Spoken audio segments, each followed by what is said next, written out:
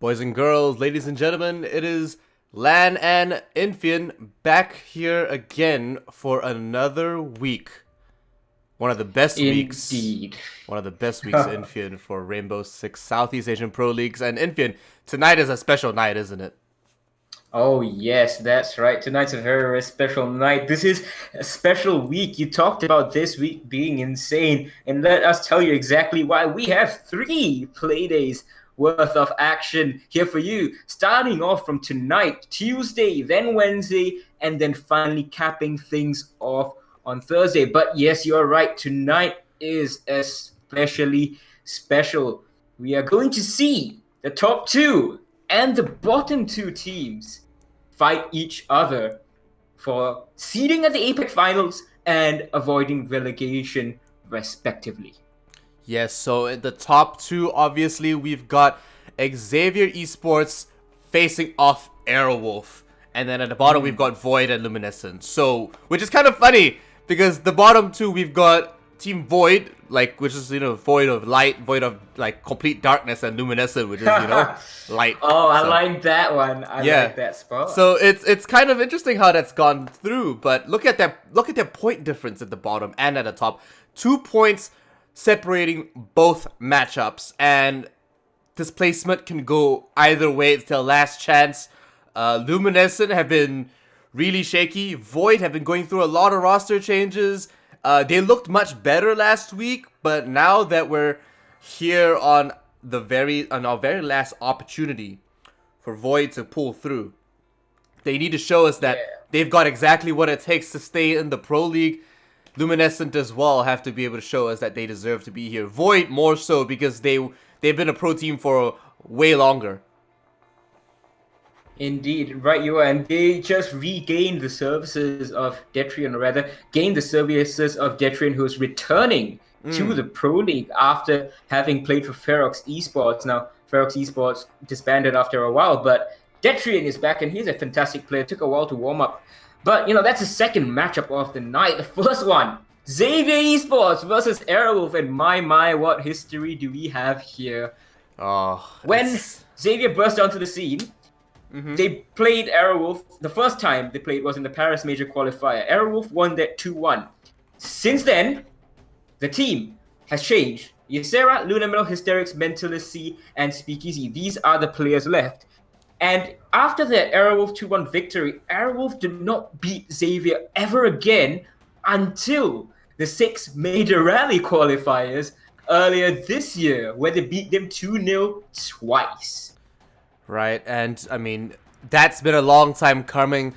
Looking at Xavier as well, we're seeing an Xavier that we've seen for this entire Pro League so far, but a different Xavier from when they first came on. Red Sun is no longer in that lineup and is now actually playing for Next Esports. So I'm not sure why he didn't go back with Xavier. Maybe they were just like, you know what, Scatman's been performing well, we don't really need you anymore. Yeah, we don't quite know. Maybe he didn't want to return to Xavier in the first place. Not quite sure how the team dynamics works in the background, but Scatman, he's your man. Yeah, and he's been performing out of his mind so far for Xavier. Can he perform and do that one more time? That's the question, and we're going to look at Scatman and how he keeps up, because really he's going to help determine whether or not Xavier stay at the top as the dominant force, as the apex predator they are, or will Aerowolf show that their win for in the qualifying for the qualifying rounds of the major?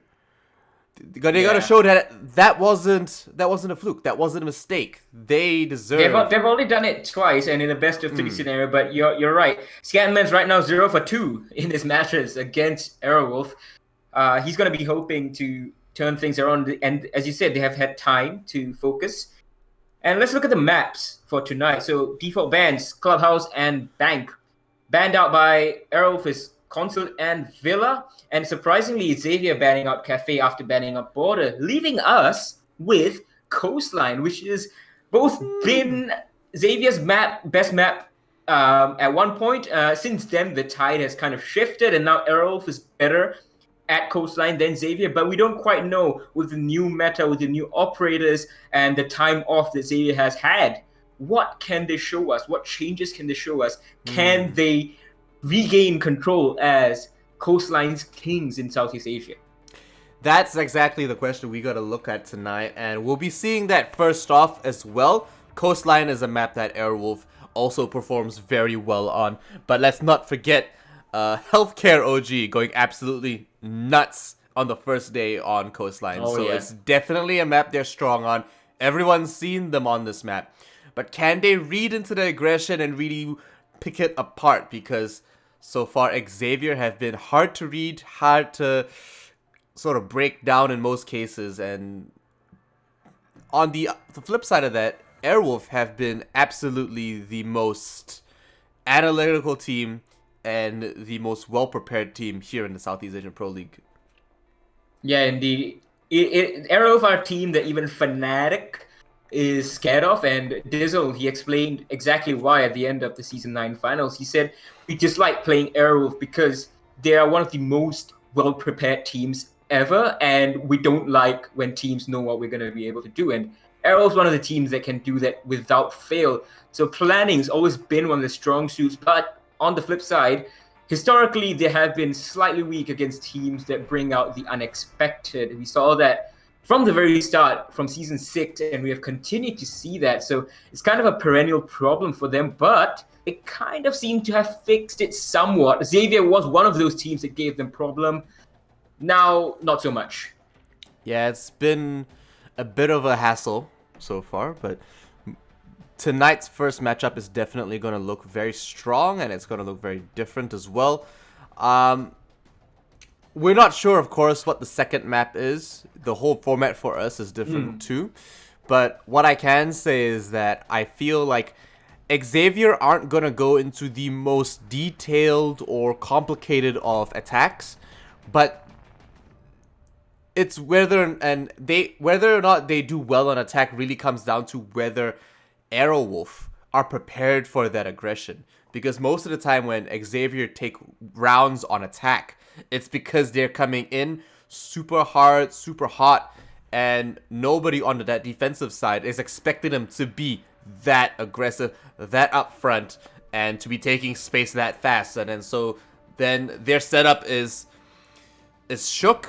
They feel discombobulated in some words or some ways to say.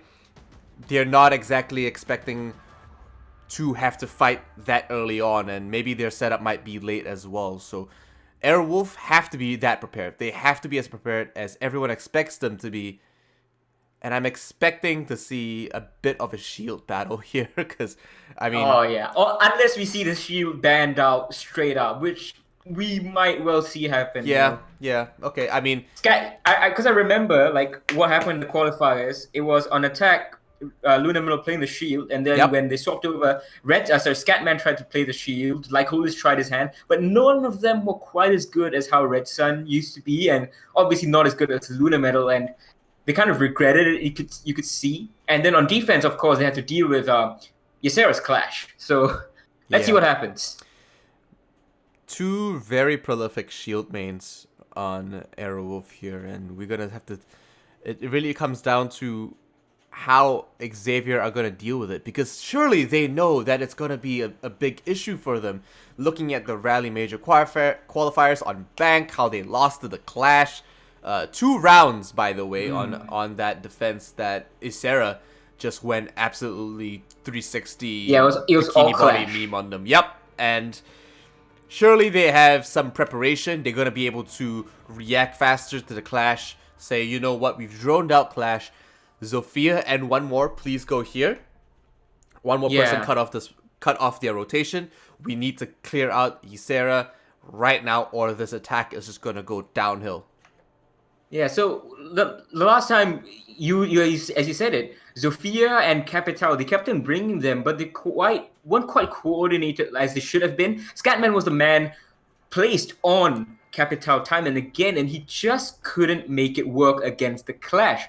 Maybe that was because Scatman was pretty new to the team at that stage. Since then, of course, he has run almost the full gauntlet of the Pro League and other practice scrims and other practice together with Xavier Esports. So we might see him be a lot more influential in dealing with everything that Airwolf has to throw at Xavier Esports. But honestly, you can't quite see who's going to have the upper hand. I would still lean towards Airwolf slightly, but the pick of Coastline, a confident pick of Coastline no less, from Xavier Esports, makes me kind of reconsider.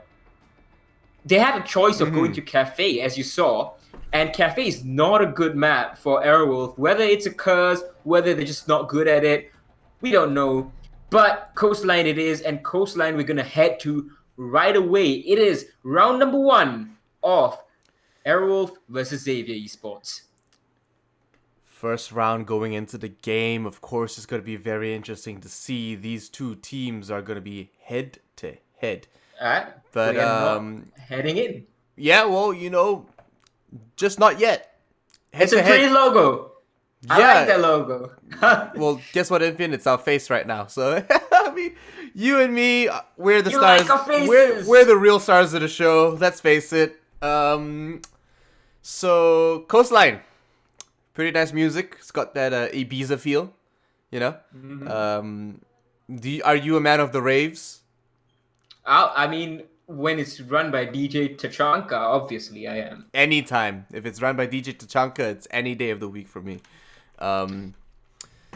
But, okay, I mean, so let's go back to Xavier. So you said they didn't really coordinate their Capital and Zophie. That way, or maybe it was... I feel like they're not really focused on these things, though, because I feel like whenever we do watch them, they coordinate maybe crossfires, but... Yeah. And they're really good at picking up kills, cutting rotations, and refragging for one another. But I feel like what's not really there for them is their maximization of utility. And that's what separates a lot of teams in the Southeast Asian Pro League, because we see a lot of utility being maximized over in the other regions like Europe, ANZ. Yeah, in some instances, definitely looking at Oddity, Wildcard, and Fnatic for maximization of utility there. But for certain instances in Southeast Asia, we see that an injured Doc would rather just take the focus on taking the gunfight than biding time to heal up, or let's say a Capital using the right utility for the right spaces. I feel like there's a consistent theme with a lack of knowledge when it comes to utility and how to maximize it for every scenario for a lot of our players in our league. But don't get me wrong, it's not like Southeast Asia and the Pro League for Southeast Asia is without merit.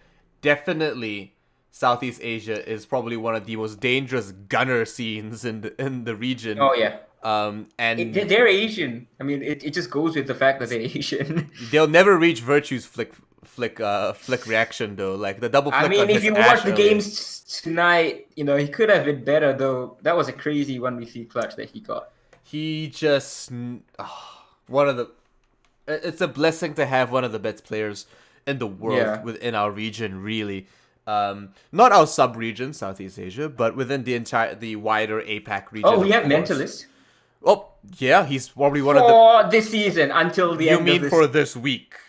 This week and APAC Finals, of course. Yeah, for this week and APAC Finals next month. That's about it. Then we'll have to bid Mentalist adieu. Maybe for Tokonami, hopefully. Oh, I really hope so. You know what? If he goes to Tokonami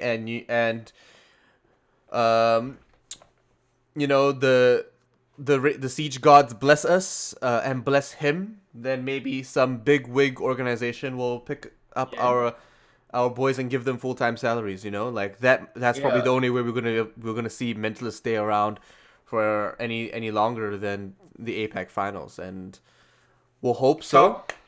Talking about sticking around for finals at the APAC Finals. So these two teams, of course, qualified. Xavier Esports and Arrows. No matter what happens, both of them are making it. Locked so tonight is just for seeding. Yeah. But it's quite important seeding, relatively. It could mean the difference. Yeah, it could mean the difference between facing Fnatic first, or the difference between facing a team like, I don't know, Ageless. If Scar Z now, actually. Ooh. Scar Z, yeah, okay, I can see that. They do have a matching sort of level of skill there. Scar Z are pretty Yeah. good. Have to say that. So I think right now it is Trippy who's leading them in the race to APAC finals. Cloud9 Which is obviously really number one in surprising. Korea. Yeah, Yeah, which they is have really surprising. experience, I'm surprised but we haven't seen more of Trippy really, yeah, and hopefully we they've see done them go well through. Yeah, in the Korea Cups and stuff, like the weeklies and the monthlies, but not quite APAC wise. just not making that land seeding just yet. Yeah, Definitely maybe they gonna be. will this week. Yeah, I mean, when you have a small circuit like you do in Korea, there's only one way up, one way anywhere, and it's up. There's Right. close, like um, you don't have too much competition, and your skill level is going to match up eventually. So surely it's anyone's game over there in Korea. And now that we are most likely going over into Coastline, my dude, finally. Yeah. Going into our game. That's right. Yeah. I'm not gonna say it just yet until the round starts and see the picks. But there we go.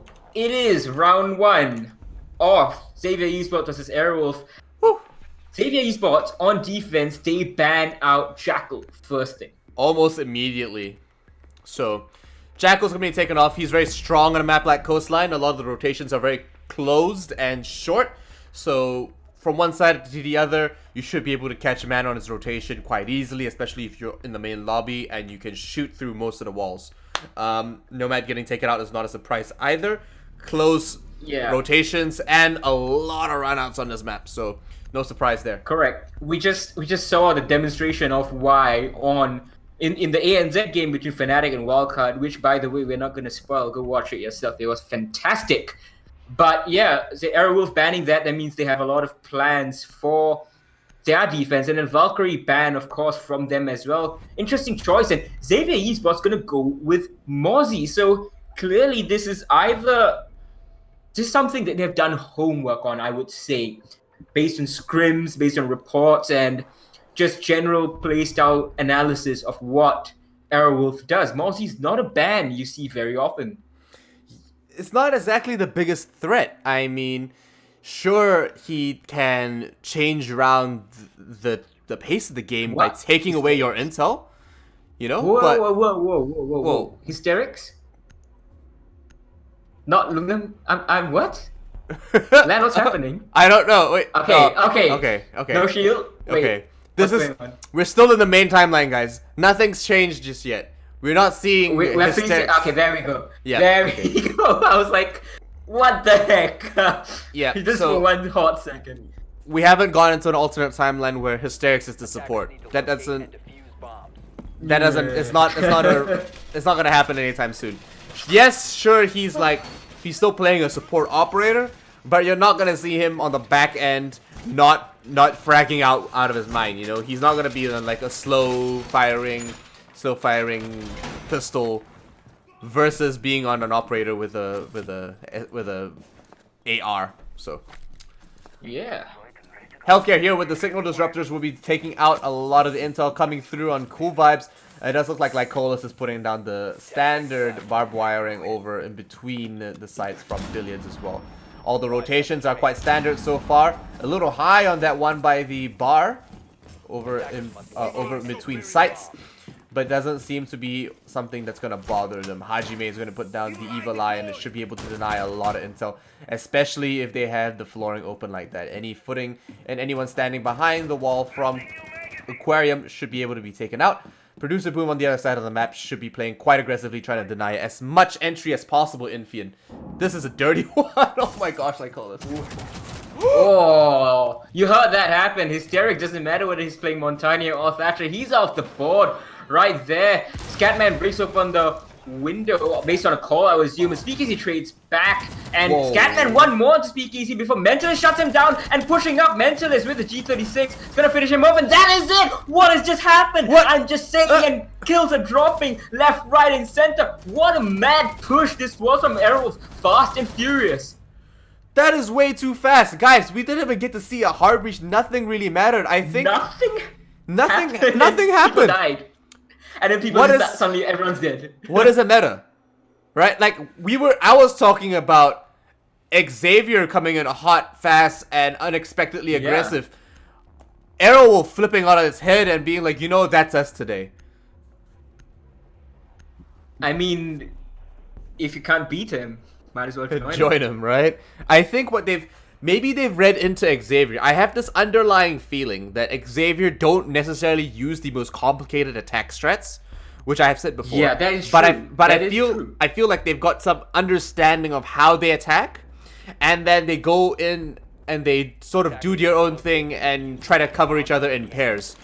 It's sort of rankish, like that's kind of how you would play in a rank scenario, but at the same time, you have to be more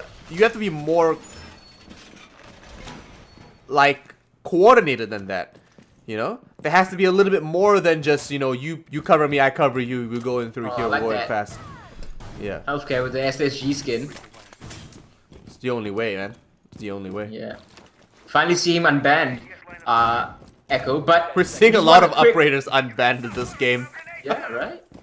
But just quick touch. Look at the composition from Aerowolf. They're bringing the Capital again, and they brought it last time. But I think the choice for a rush was just based on the drone call. You don't bring a Capital if you're gonna rush. You bring him when you want to strat everything out, burn them out, smoke them out, and what have you not. It's a very methodical clear. So that is very good.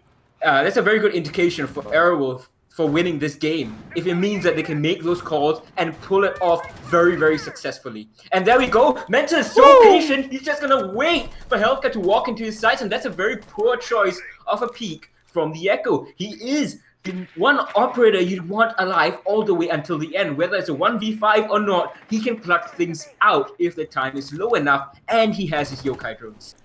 Now, to be fair, Infian, I honestly do think that if you're a skilled player, you can actually take Echo into an aggressive position and really deny entry, really deny the enemy team, and control them by multitasking over your Echo, over your sort of your yokai drones. There we go, that's the word. But like you said, it's Aerowolf. Can you really take the risks on these type of things? Oh, that is speakeasy. Getting very, very close. I think that is Hajime inside of the... No, it's like Colis. He's taken about 50 HP of damage. So Hajime has lost HP elsewhere. And this is looking like a very strong clear from Aerowolf so far. Half the round, they've picked off the Echo. They've done so much damage. They are slowly inching closer to the defenders. And from behind, Lunamel's coming in. He doesn't know where this guy is. He's going to peek in. He doesn't know at all. Unfortunately, it's going to be Lycolis collecting Mentalist. Yeah, so he's collecting one over. He's going to dodge the flashbang here. Almost picks up Lunar Meadow, but he refrags quite cleanly.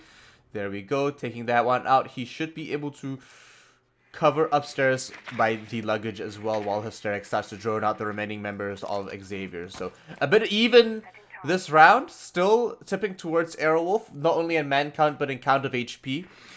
Hysteric's, of course, going to be trying to gain a little bit more intel for his team. He's somehow now the main intel gatherer. They don't know that he's right next to Scatman. No, they have no clue at all. Oh, Sarah, he's so close to one more as well. I think he's moving off angle, in fact. So yeah, he's moving off angle. He won't be able to see him at all. Hajime picks one up, and it does look like Speakeasy might be able to pick up a second here with this breach charge coming through.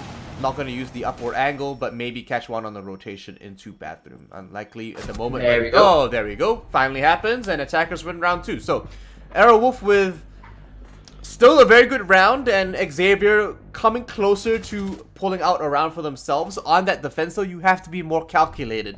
You have to be more reserved, because right now they're taking way too many risks that they should be. And Aerowolf are coming in so not just aggressive, not just like in your face, but they're playing in a very different way we've never seen Aerowolf. Any plans Xavier might have had or any data they might have had on Aerowolf is just being thrown out the window right now because none of that matters. Yeah, right you are. And look at that. Hysteric going once again, using the 6th pick, going to the Thatcher. Attacking onto hookah and billiards. Again, last time it was a rush. This time Scatman, he goes on to the Ella. And Ella is an operator that we don't normally see on a map like Coastline. While it is a small map in general, some of the angles and some of the line of sight on this map can be very long, and that's not very advantageous for an operator like Ella with the FO12 shotgun and the Scorpion, which has a fair bit of damage drop off and doesn't exactly have the most accurate recoil. You know, the most stable recoil is what I should say. Yeah. So I'm expecting Scatman to be playing super close. He does have the Scorpion Evo. That's going to allow him to play at least mid-range if we assume, and that we are right in our assumption that he is a skilled gunner and he should be able to control it. But can he maximize it, and in what space is he going to do that? So Scatman priming his Ella mines. They want to deny this rush again, but I strongly doubt that they're gonna pull off the same thing. Aerowolf, don't think they're gonna risk it, so might just be for naught. But it's an immediate response from Xavier Esports, trying to fix their feelings, and that's a good sign. They've recognized easily what went wrong, but Mental is once again patient. If the Jaeger pops up, he's gonna lose his life like Holis. Mental is waiting. Yeah, well, he might just pick this one up. Oh, and, no! Again, how do you do that? Oh Why? my gosh. How? Patience is a virtue, and exactly this is what pays off. An easy free kill for Mentalist on the G36C. The thing's a laser, the man is a monster, it's a match made in heaven. Hysterics now on that roof, over the rooftop, looking over into the hookah lounge, realizes that it's reinforced, will be able to rotate around, and Isera is going to get to work on those reinforced walls as well. Honestly, like, this is exactly what Airwolf is so feared for, the planning. They know that Xavier does that every time. They put someone inside of Sunrise Bow based on, like, wherever they're attacking, whether it's kitchen, whether it's hookah, and Mentally just goes there and he waits, and he's like, I know he's there, he's not appearing yet, I know he's there, I'm gonna wait and wait and wait, and look at how he's been rewarded 2 rounds in a row. 2 rounds in a row, this guy's been allowed to do the unspeakable. He's now rotating over through Sunrise, soon up Cool Vibes, but Producer Boom should be able to catch whiff of that rather soon. He should be in the range as we speak, but until then, Isera is going to be droning it out, trying to find a nicer angle for Speakeasy as he rotates all the way through into the aquarium, takes out the camera, rotates back over to luggage so he keeps himself safe, and maybe reconvenes with the rest of his team. So, Luna Metal, he's getting a very nice angle all the way down onto top of Cool Vibe. So, Ysera, he can look away for a bit. Speakeasy is going to take down Scatman. So, that's going to be helpful as well. So, they're going to see the Maestro spot him out. They're going to see the last 2 members as well. So, they know exactly where everyone of Xavier's players are. Hysteria's going to open the window. That's a weirdly and very obviously placed Ella mine. So Hajime is going to clean up Luna Metal, so that information not quite useful if you can't capitalize. Mental is waiting to push up. I've never seen Mentalist play that safe before, and oh my god, he flashes him. He almost flashes himself, has to rotate off. Doesn't want to risk that one, but it does look like he's going to push back up again this time around. Producer Boom won't be able to pick it up. He does not on his cardiac sensor. Free kill for him. No! He actually reacts to that one. Xavier coming on top of this trade. Right now, Hysterics has to pull off a 1-2, and he doesn't have any time. So Xavier with round 3 on attrition. That was so very close. It was honestly just a millisecond away. Hysterics had already cleaned up Hajime inside. He was ready and coming. And if not for the team kill, actually, Aerowolf would have probably lost anyway. But oh, is that a lion that Aerowolf's going to bring? Maybe. Or is it going to be tease? Maybe. But I have to say, if I think if Mentalist didn't, if he didn't whiff that flashback, he would have got the pulse, and it would have been a different round as a whole. Airwolf most likely a 3-0, because when you give Mentalist that position on an operator like Ash and a free kill, it's just done. You won't be able to contest that anytime soon. So unfortunate that he didn't get that kill for his team, but now that we are moving on, it does look like they will be moving over down into the kitchen and service entrance. Don't forget, boys, pick up your Pro League skins.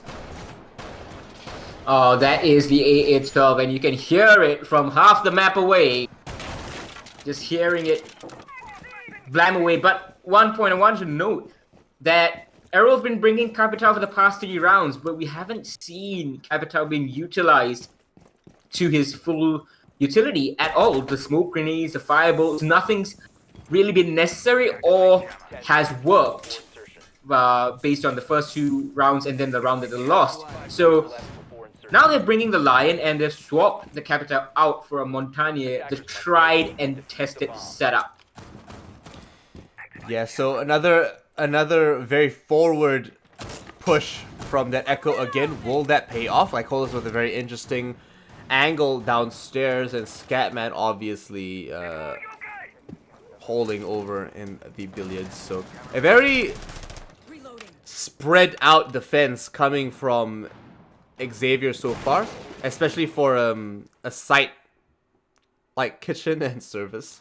They are holding very far, very wide. I'm not too sure if this is the best thing for them, because if Airwolf read into this and they've done their droning, they could just rush onto that side right now and 3 members won't be even near.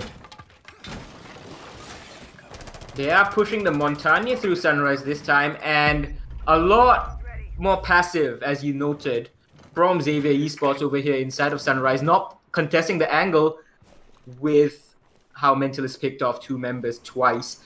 Mentalist himself, though, he's very, very low, taking a gunfight, come out worse the wear, likely against Healthcare OG, who can stim himself back up.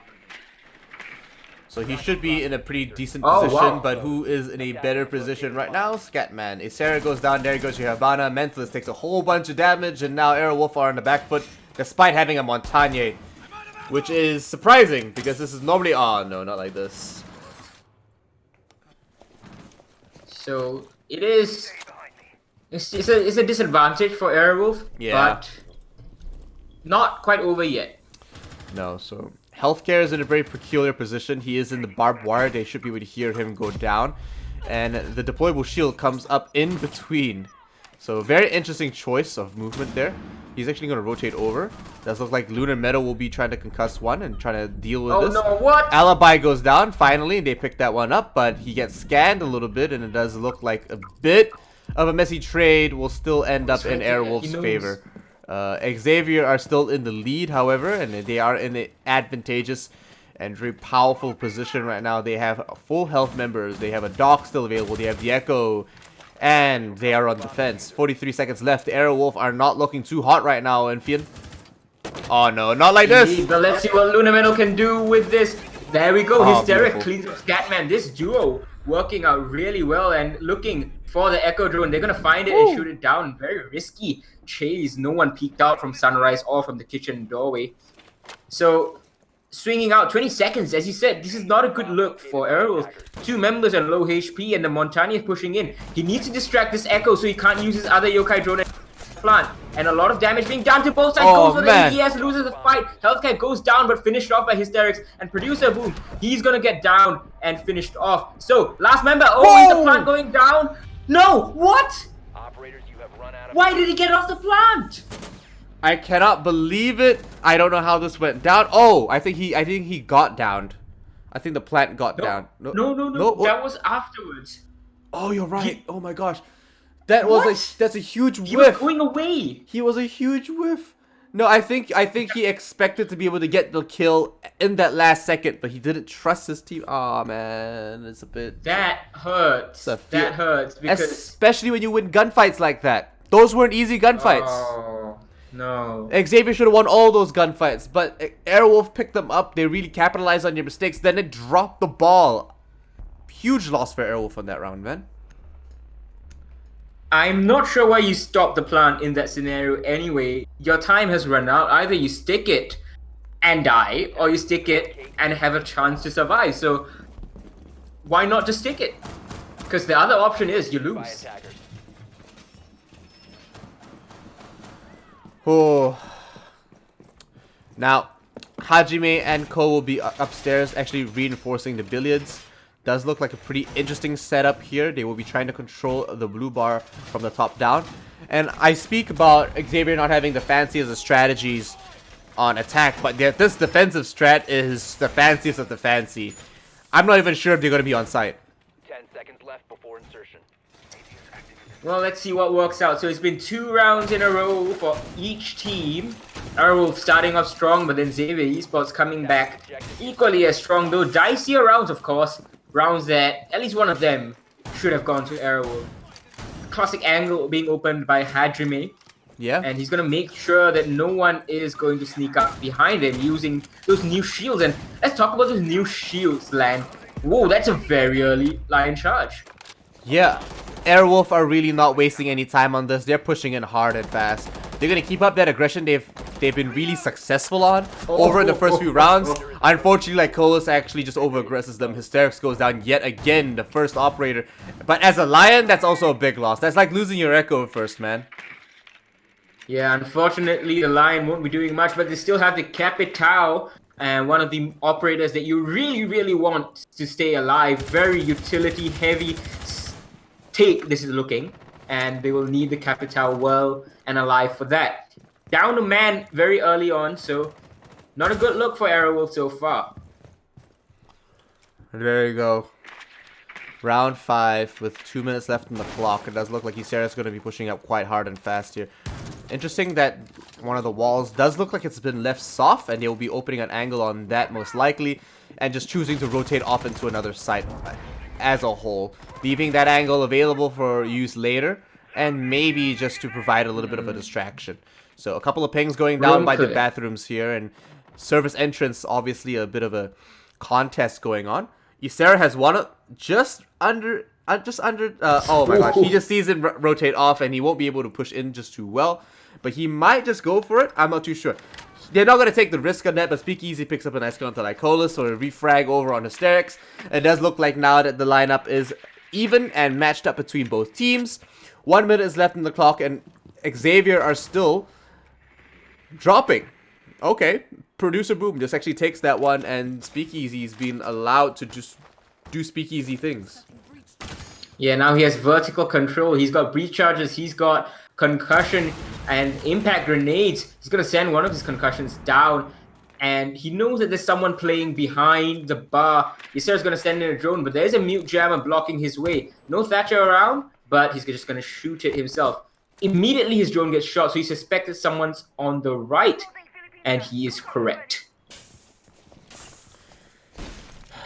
Taking out a lot of the gadgetry upstairs. Oh, a bit of an accident here from Speakeasy, unfortunately. That second concussion does go down. The Gamble 9 won't be able to pick up this kill just yet. Rotates over into the corner. It looks like he just whiffs that one just by a second. Hajime picks up a double kill with the SMG-11. One more as well from the other side of the map. SMG-11s are going off, but it does look like Xavier wins round 5 yet again with an SMG-11. So that was a 3v2 recovery from Xavier Esports, and arguably it also came down to just one gunfight. Ysera missing his shots over there onto Scatman, and Scatman just turns around and responds pretty well. So that was unfortunate. If just like in the previous round, if Mentalist had won that gunfight, he would have been in such a strong position. Same here. If Ysera had won that gunfight, he had the diffuser, was in such a great position to make things happen, and could have been the round. So 2 rounds, Airwolf will not be happy with at all. Airwolf are going to be kicking themselves for dropping it like that, unfortunately. But this is their hardest matchup, and it is one of the most anticipated games of the season here for Southeast Asia. 2-3 right now in round 6. Airwolf versus Xavier Esports. Mentalist is doing fantastic. Everyone on Airwolf is doing fantastic, but Hysterics still somehow dies first. That's unfortunate. Tanjiro, I mean, sorry, he's reverted to being Glenn again, is surely calling a lot of the shots and making all the right choices, but right now Xavier are just exceeding his expectations, and they're just playing in a way that he's just not used to. Or is he used to it? That's the real question. Well, if you talk about the 50-50 matchups, you know, the gunfights that in the past 2 rounds really should have gone in Airwolf's favor. That would have been a 4-1 scoreline right now. So the plan is sound, the execution maybe not quite. Sloppy on the roam clear as well over Airwolf just now. They lost 2 members before they were able to bring things back, largely on the backs of Speakeasy. So Mentalist, he went off solo, wasn't very successful. Let's see what happens in this round. Mentalists continue on the Ash. He's swapping between the G36 and R4C based on every round, and I think he saw someone there. He's most likely swapping between the guns to match the kind of aggression he's trying to bring. The G36C for longer, more patient angles, as we've seen him pick up those kills in almost a free manner, where he just kind of just holds an angle. He knows someone's there. He's just waiting for the right time. He doesn't have to go anywhere. He just holds it with an ACOG. That's all he needs. And then he brings out the R4C if he's expecting to take closer, more aggressive gunfights, where he needs more stopping power and more kill power. So Hysterics that is a free will kill. Will be picking up this kill here. Like you said, absolutely free. Like Kolos is going to go down right there, and that's your Jaeger off the board. Not the biggest loss, but that is a 3-speed roamer that will be able to rotate back to site anytime soon. That's eliminating the map threat and essentially allowing them to focus onto a more concise space of the map. Speakeasy already has control of that 90-degree hallway, of course, and now he's just going to control anyone trying to rotate through that hall, and it's going to be hard because now they have to force themselves through the hookah lounge. And if they force themselves through the hookah lounge, then you know, sure, that's what it is. It's going to be harder than that. But now that Speakeasy now has the diffuser, I'm interested to see how they're going to try to rotate this and where he's going to push. Most likely all the way through the luggage. But with a couple of flashbangs going through to burn the ADS, it does look like they're still biding their time on this. Who's in kitchen? Oops. Someone's in kitchen. Someone's in kitchen from Xavier Esports right now, and the roam clear isn't coming out from Arrow. They've chosen to skip that after the disastrous take the last time, and he's just patiently waiting. Not sure if Mental is going to be going for it soon enough. Luna Metal has a drone, so they're setting up flank drones instead and a flank watch, hoping that the coverage from the blue bar side, sorry, the blue stair side, will be sufficient from the rest of their team to prevent anything untoward from happening. 40 seconds, C4 flies out and not going to connect.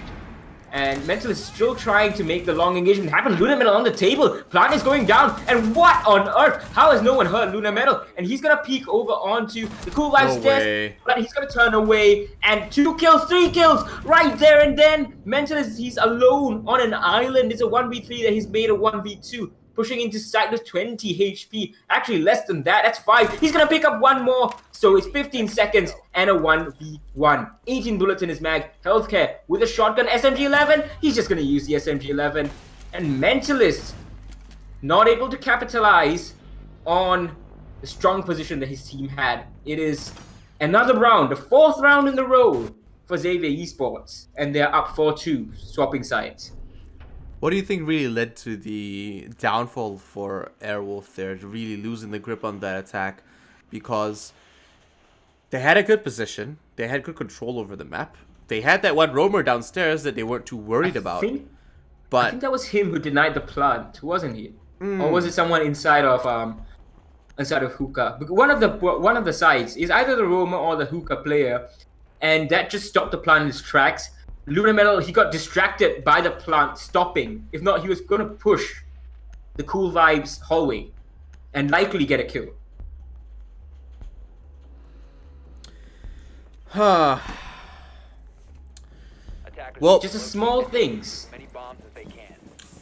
Yeah, it really is about nitpicking and everything right now. It does look like Airwolf, now that they're on defense, may just bring in something a little bit more different from their current pace of being very gun-ho, should I say. Hysterics on the Ella is something that we've already seen today here on this map. I mean, in terms of Ella being used, but Hysterics in particular, that's new. So an interesting angle, a couple of angles being made here by Hysterics to try to control over that theater room. Just really interested to see how this is going to turn out, because it's so different so far. Infian, I'm not sure how to plan and how to yeah, I just don't know what's going to happen. I really don't know.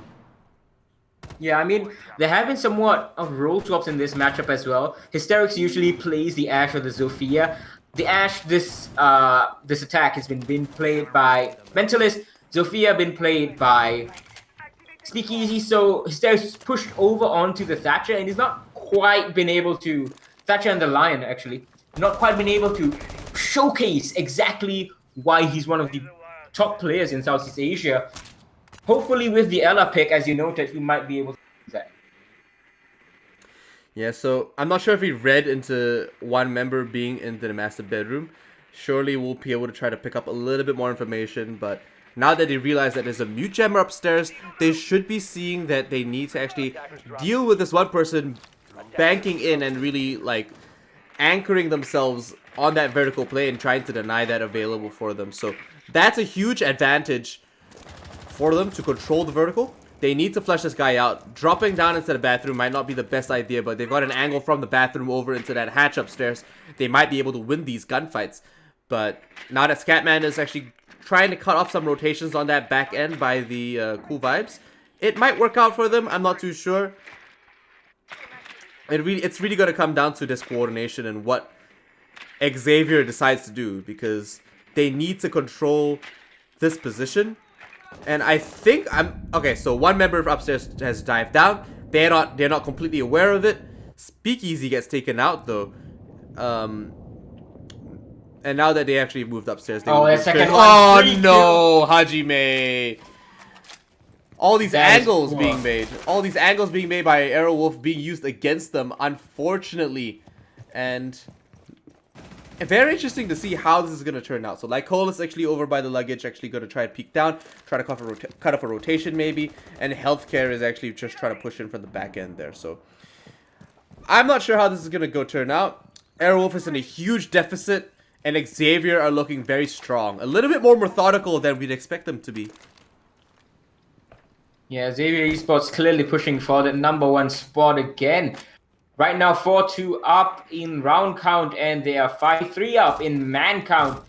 Producer Boom, he's trying to push in, but he's got his drone mute jammed, and that is an angle. Like, he's going to collect the kill on Lunar Metal, just peeking too wide and unable to capitalize on the peak. It's still 15 seconds, though, and no one's really made their way close to sight. It's just up to Mentalist C. And he is going to be going for the jump out. He's not going to see anyone. He got tagged from the back. He's going to collect one, but that's about it. Xavier Esports, these guys are running the show right now. 5 rounds in a row. And it's so dominant as well. These aren't small margins in most cases. Airwolf are on that back end half the time, and whenever they do get an advantage, they're just dropping it. I'm not too sure what it is on Aerowolf's side. I think they just... I don't think they're neglecting any of their strategies being used. Oh my gosh, do it. No! Producer Boom, don't... No! Go back! Aw.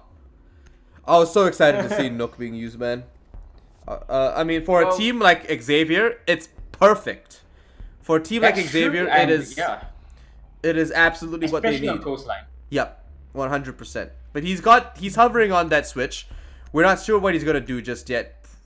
Okay. Oh, it's gonna be an that's an alright swap. It's still a very frag heavy team, and they still have some utility available to them. If Aerowolf go on that, okay, Aerowolf have decided to go to bar. I didn't read before, sorry.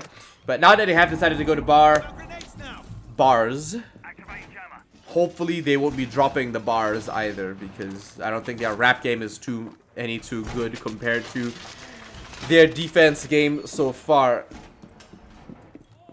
So over here, you usually see Aerowolf bring out the mirror, and you have the double mirror set up in the corner of Sunrise Bar, the southeast corner to be specific.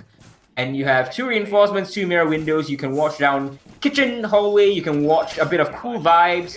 You can watch into kitchen itself, and you can also watch into the entirety of Blue Bar. So that way, you don't have to play anyone inside of Blue Bar, and you can reliably throw a C4 over the counter if someone tries to plant.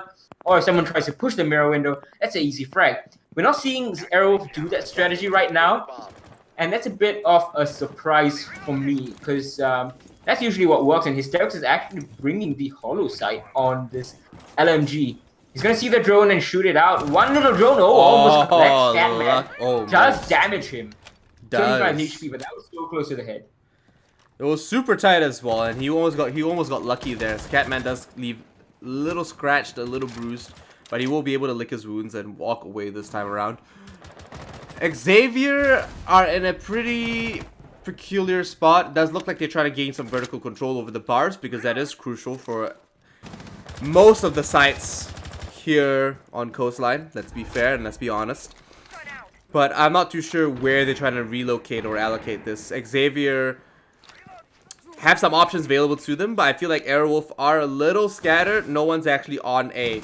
And I'm not too sure if they've got too much available for that. Sure, one member is by office and he's going to try to deny entrance for that. But if he goes down, then it's a free push right on there. Especially if they get aggressive enough. Speakeasy is going to bail on out of there almost on the dot in halfway through the round. Colas is still going to waste some time and utility trying to clear that second floor out. He doesn't have information. Speakeasy made sure of that, taking down 2 drones. So that's really crippled Xavier's attack, and they need the information to make that push in safely and reliably. Of course, they can go gung-ho and do it, but that's a risky choice. Speakeasy, instead, he's collected Hajime, and this should give an inkling to Lycolis that the Jaeger that he was fighting is gone. Now, Producer Boom is gonna go on the drone. Do it. He's gonna bait it, and Ysera, so close. He wanted to go for the run out. Producer Boom knew exactly what he was doing. What a bait, so smart. Ysera as well, reading into that bait, unbaiting the bait, but he might just peek this here. This visual might get, as you say, iffy and punchy, but he's decided to just hold it out and just be patient because they have the man advantage. They don't have to pick up any more kills, and Producer Boom's really got to make a decision. He's pinging one to be on this wall, this little half wall here. He's gonna push it. He's gonna get more aggressive. He's gonna look the wrong way, and I'm not sure where Ysera went. Ysera has been taken down by Scatman through the window, so that was the ping that Producer Boom was. I didn't read the name. And the Plant's gonna go down. Scatman's gonna take down Mentalist, but there we go. Hysterics goes up onto the counter, and it's just the Ash of Producer Boom in a 1v3 with 10 seconds left. He can't do much right now. He's gonna push in and gonna get cut to pieces. That is Airwolf arresting the slide and collecting one more round to make it a 4-3. Hysterics with 5-3. Oof. So Hysterics making it quite the round there for himself as well. Almost picking up one on the Scatman and now clutching that round. Well, not too much of a clutch, but does close it up for them on Airwolf. Bringing the scoreline closer, like you said, and Airwolf did play their cards well, and we're seeing that Xavier are far more coordinated now. Yes, I totally didn't realize that Ysera was the one that died. Forgive me, boys and girls, I'm colorblind. I cannot see the outline sometimes. But Ysera did go down, and they did call out for that kill. So very good coordination coming out from Xavier, and really bringing that through. And Finka being picked up here is very interesting. Attackers need to locate and operator, we don't really see that much. Could we see a rush from Xavier Esports, much like how Airwolf rushed in the very, very first round? I don't know if Airwolf will be ready for it. We have seen Airwolf receive rushes and repel them very successfully in the past, no matter which team it has been. So Xavier Esports, I don't think they're going to go for the rush. We have seen them use the Finka a couple of times before. It's usually the LMG. Not quite a rush strat, but it's definitely hard and fast whenever the execute comes out. 5 seconds remaining. So, talking about rush strats, Legion is the perfect counter, yeah? Yeah. Yep, should be able to deny anything too aggressive, provided he puts the goo mines in the right places. If they completely go past that, then it's off the board anyway. Luna Meadow in a very peculiar instance and a very peculiar spot.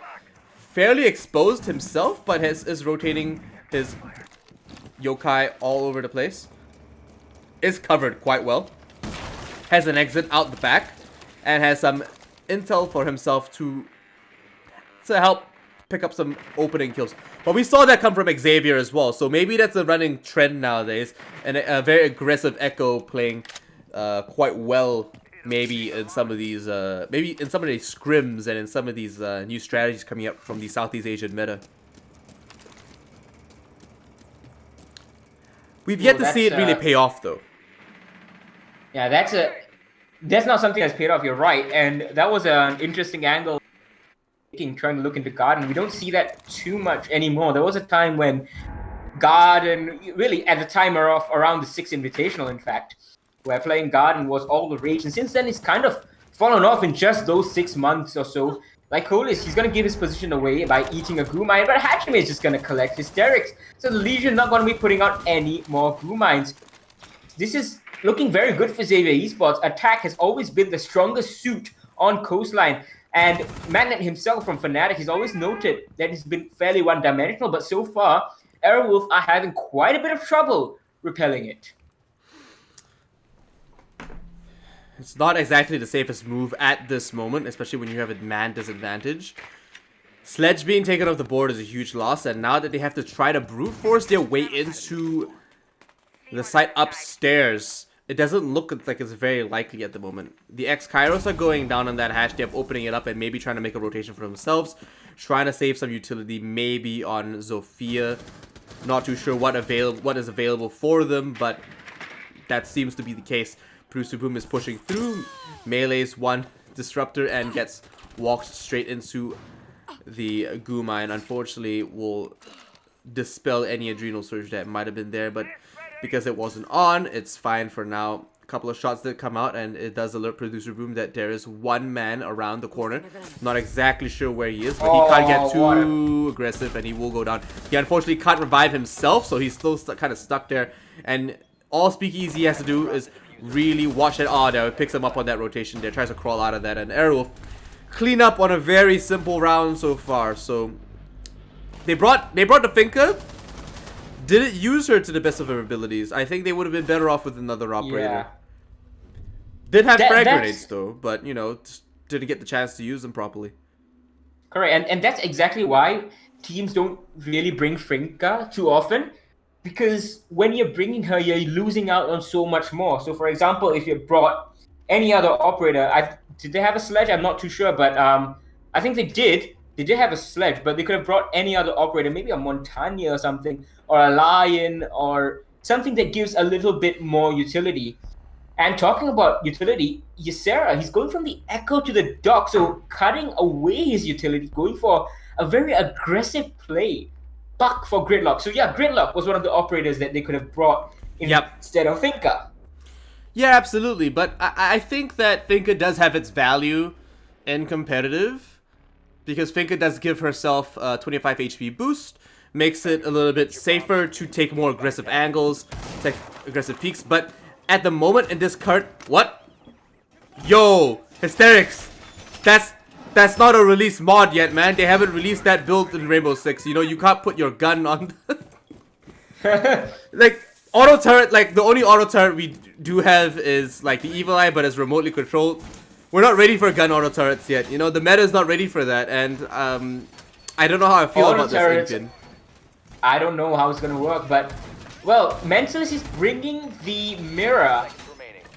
Very interesting choice of player on the operator. The mirror is fairly standard on Penthouse Theater, which, by the way, is the first time we're seeing a defense of this match. And ooh, spawn peek by Luna Metal on the Maestro. Ooh. And what on earth? He's gonna see the feet and he's gonna start lighting him up, but not gonna do any damage. Unfortunate for him.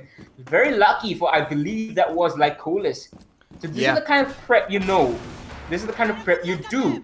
This guy, he spawns here and he moves left after this amount of time. And that's why you are confident for going for the spawn peak in this situation. Is that a silencer on that Vector? Oh my gosh, it is. Yeah. That's amazing. I love that. I love that so much. One more note about Finka and what I think about her position in the whole thing.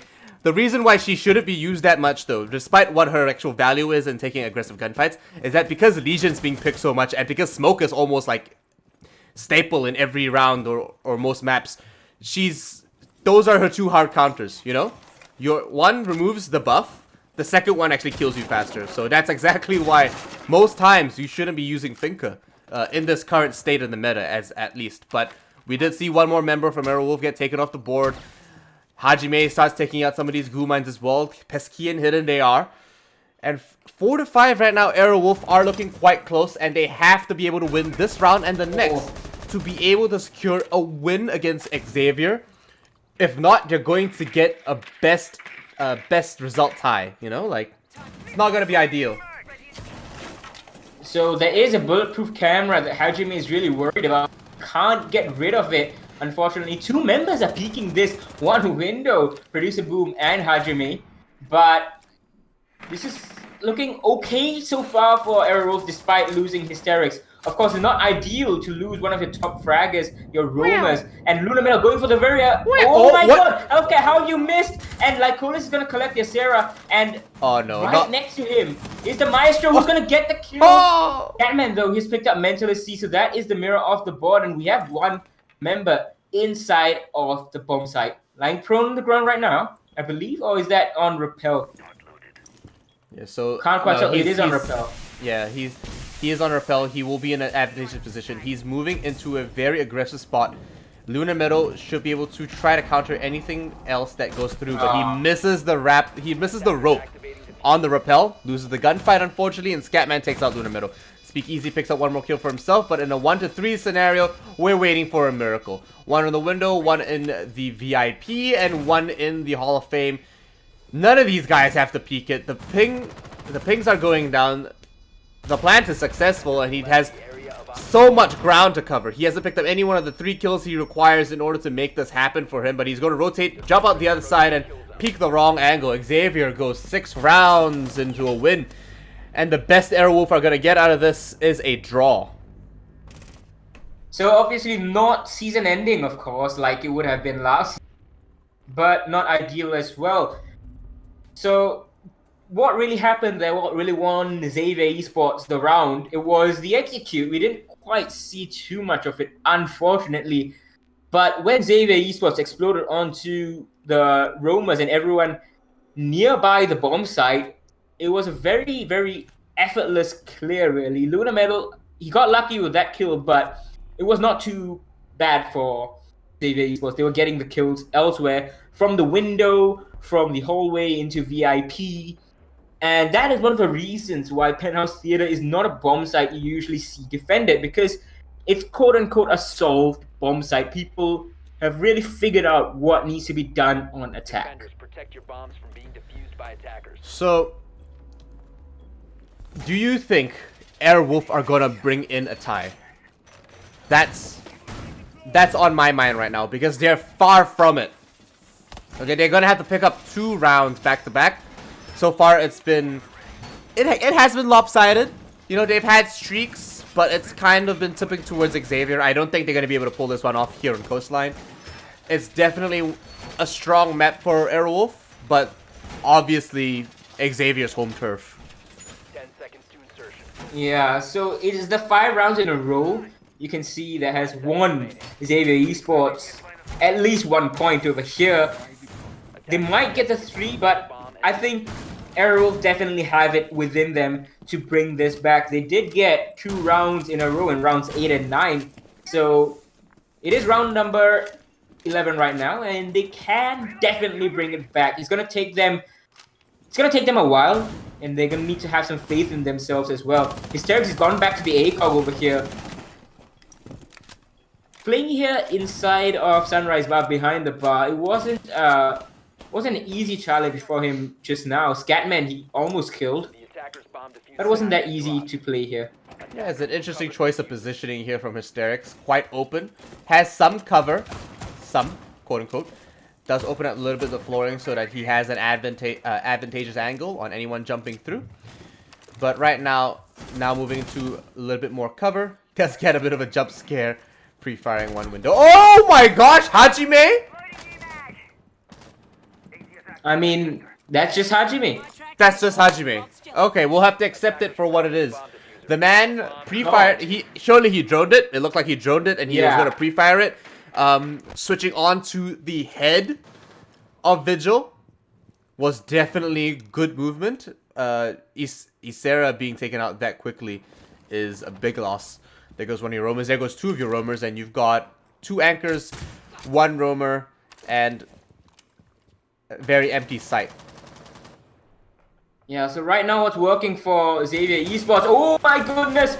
There we go! It's the info game, and it's just a bit of luck as well over there. Mentalist C, he just caught out on a very, very poor position, trying to rotate away, and you know that you have the saying, you make your own luck, and certainly that's what Xavier has been doing. You have to get into advantageous positions, get the defenders antsy and what have you not. Get And it! right now, Get it! teardrop. Diffuser. There we go, Speakeasy. He's trying to level this. He's got 2 and very close. Nearly loses his life. He's gonna go prone over here. That is Pretty Boom with a gridlock. So he's a 3 speed versus a 3 armor. If Pretty Boom decides to peek it, he's not gonna do too well, but Speakeasy's gonna fall off, and it's probably a better choice if he got droned out. He doesn't know exactly when Pretty Boom would push, but Healthcare pushes over here. Hysterics goes down. Only thing that is going for Speakeasy right now is the fact that he has Diffuser. Yeah, so we're looking at... Oh, no. There we go. Xavier take out round 11. And there we go. There's the first half, boys and girls. Coastline going down to Xavier Esports, taking it out over longtime rivals, Aerowolf. A lot of the times, I felt like Aerowolf got taken out from their own angles. We saw Hysterics die to the exact same angle that he created for himself. Right, so he wanted to use that angle down below just to take out anyone that might be by the window if they vault through, and he moved himself into that line of sight, and then got taken out from someone else peeking the same angle he was holding. So, and we saw a lot of these angles work backwards as well, upstairs, in the earlier rounds when Aerowolf are on defense. A lot of the times, I feel like Aerowolf not only are having bad luck, but aren't really capitalizing or thinking about the angles they're making, because they work 2 ways. And I feel like they're falling off on that aspect. Yeah, indeed. That is one of the key reasons why Aerowolf lost, but also the information gained from Xavier Esports, both on attack and on defense. It was just so strong both times. Sure, they took a while to warm up, going down 0-2. But when they kicked on, it was 5 rounds in a row from them. Made some mistakes like feeding Mentalist kills over on Sunrise. Took them 3 rounds to correct it, but correct it they did. And all the strategy that Arrow tried to implement, it didn't quite work out. They kept on bringing Capital, never could quite use him to his full effectiveness. Xavier Esports, they made a mistake with the finger, immediately swapped her out for Gridlock, and that seemed to be working out a lot better for them when they went on an attack. And of course, Xavier Esports so fearsome on attack on Coastline. And these guys have just shown Arrow that, you know, just because he beat us twice doesn't mean you can think we are gone and we're done and dusted. No, we've still got one more matchup. Aerowolf still have to prove to us that prove to themselves, really, that they can be this force to be reckoned with. Xavier are just... I don't know what it is about some of these pro teams, man. Doesn't matter what region it is. Some pro teams just turn up huge in majors. Some teams just turn up huge in pro league. I don't know what it is. It's all... Most of the time, it's still in a online setting. But we're coming into these very consistent themes, I would say. Consistent themes for unfortunate turnouts. And I feel like Aerowolf really needs to bring something in for the second map. We're not sure what exactly that is, boys and girls. We're going to find out real soon, but Infian, if you had to put a bet on any one of these teams for the next game, would it be Aerowolf? It all depends on the map, to be quite honest, and we're going to have to see. But Aerowolf, they could have made things work. Those 2 rounds on attack that they lost, pivoted on one gunfight. Obviously, you can't blame the player, but you can just imagine, like, what if, you know, that one gunfight had gone our way, and those 2 rounds that they lost, that would have been a 6-5 right now in their favor. The game would have been continuing at the very least, so they would have gotten at least 1 point. But the loss right now means that is it. Xavier Esports, they are confirmed to be the top seed. Well, pretty much confirmed to be the top seed from Southeast Asia. And they're dominating. It was a big difference in that scoreline. Not just a 7-5 or a you know, like a 6-6. It was a very stark 7-4. Very big difference there. And they were really losing out on some of those attacks. Like, Xavier pulled it up real hard. They yanked it in, and they just really took that lead, especially in the earlier rounds as well. So, we're going to a short break very soon. Not too sure exactly when. But what I can say for now is that Airwolf are still not done for the week. They still have a match against Lasay. So, I'm very interested to see how that plays out as well. Are they as consistent as we've been hoping them to be? Because every time they come through and they play against Lasay, it's a very close win. It's not the biggest margin, and then this is going to be looking towards the next season as well. So we're going to go into a short break, ladies and gentlemen. We'll see you guys soon for Airwolf vs Xavier one more time for the night. Don't go anywhere. We'll be back in 2 minutes.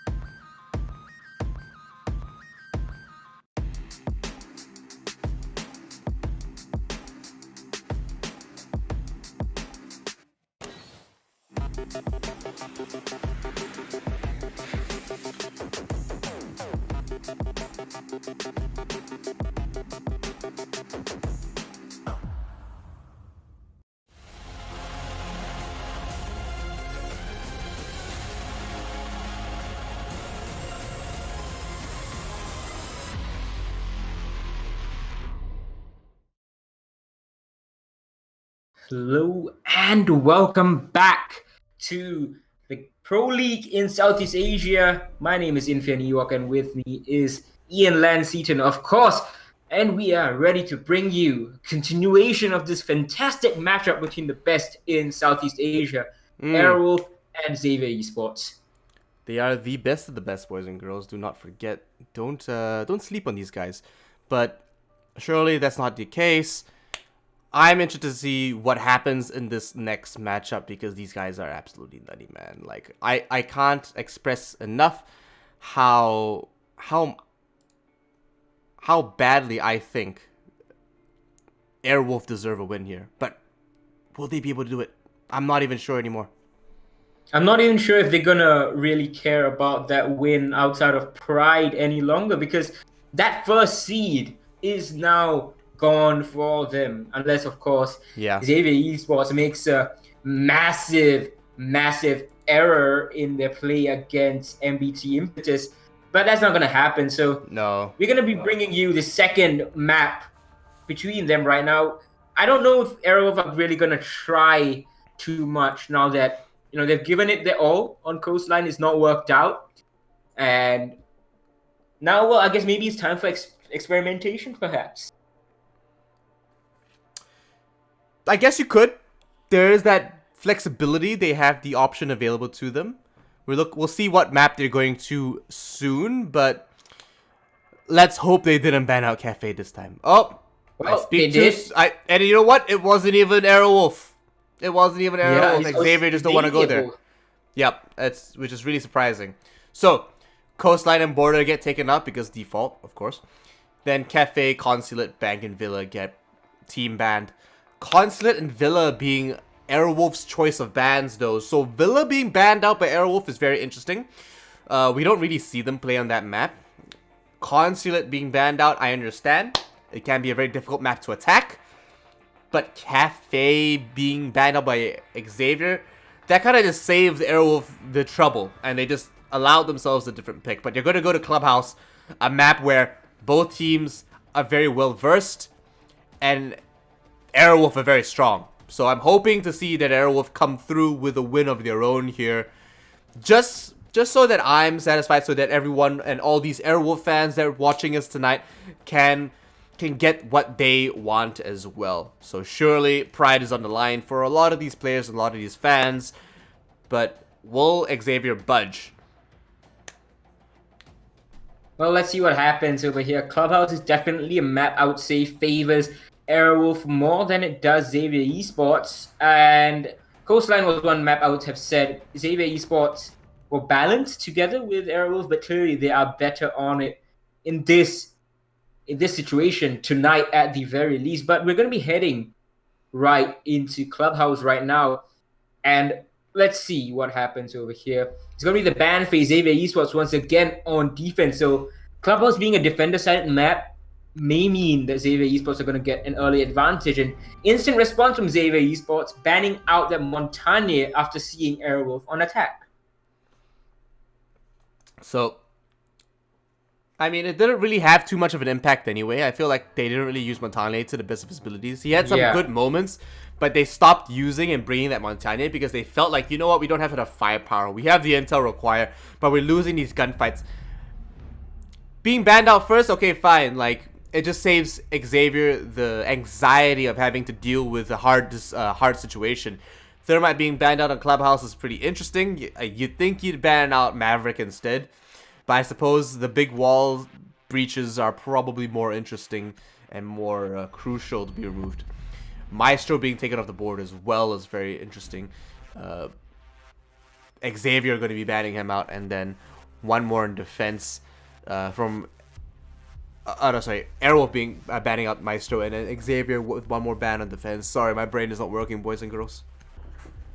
So the Thermite ban, it's very interesting from Airwolf. They clearly are very comfortable on multiple maps playing the Hibana Maverick combo. And it's going to be a Morsi ban again from Xavier Esports, so not much change except for the Montagne ban this time around.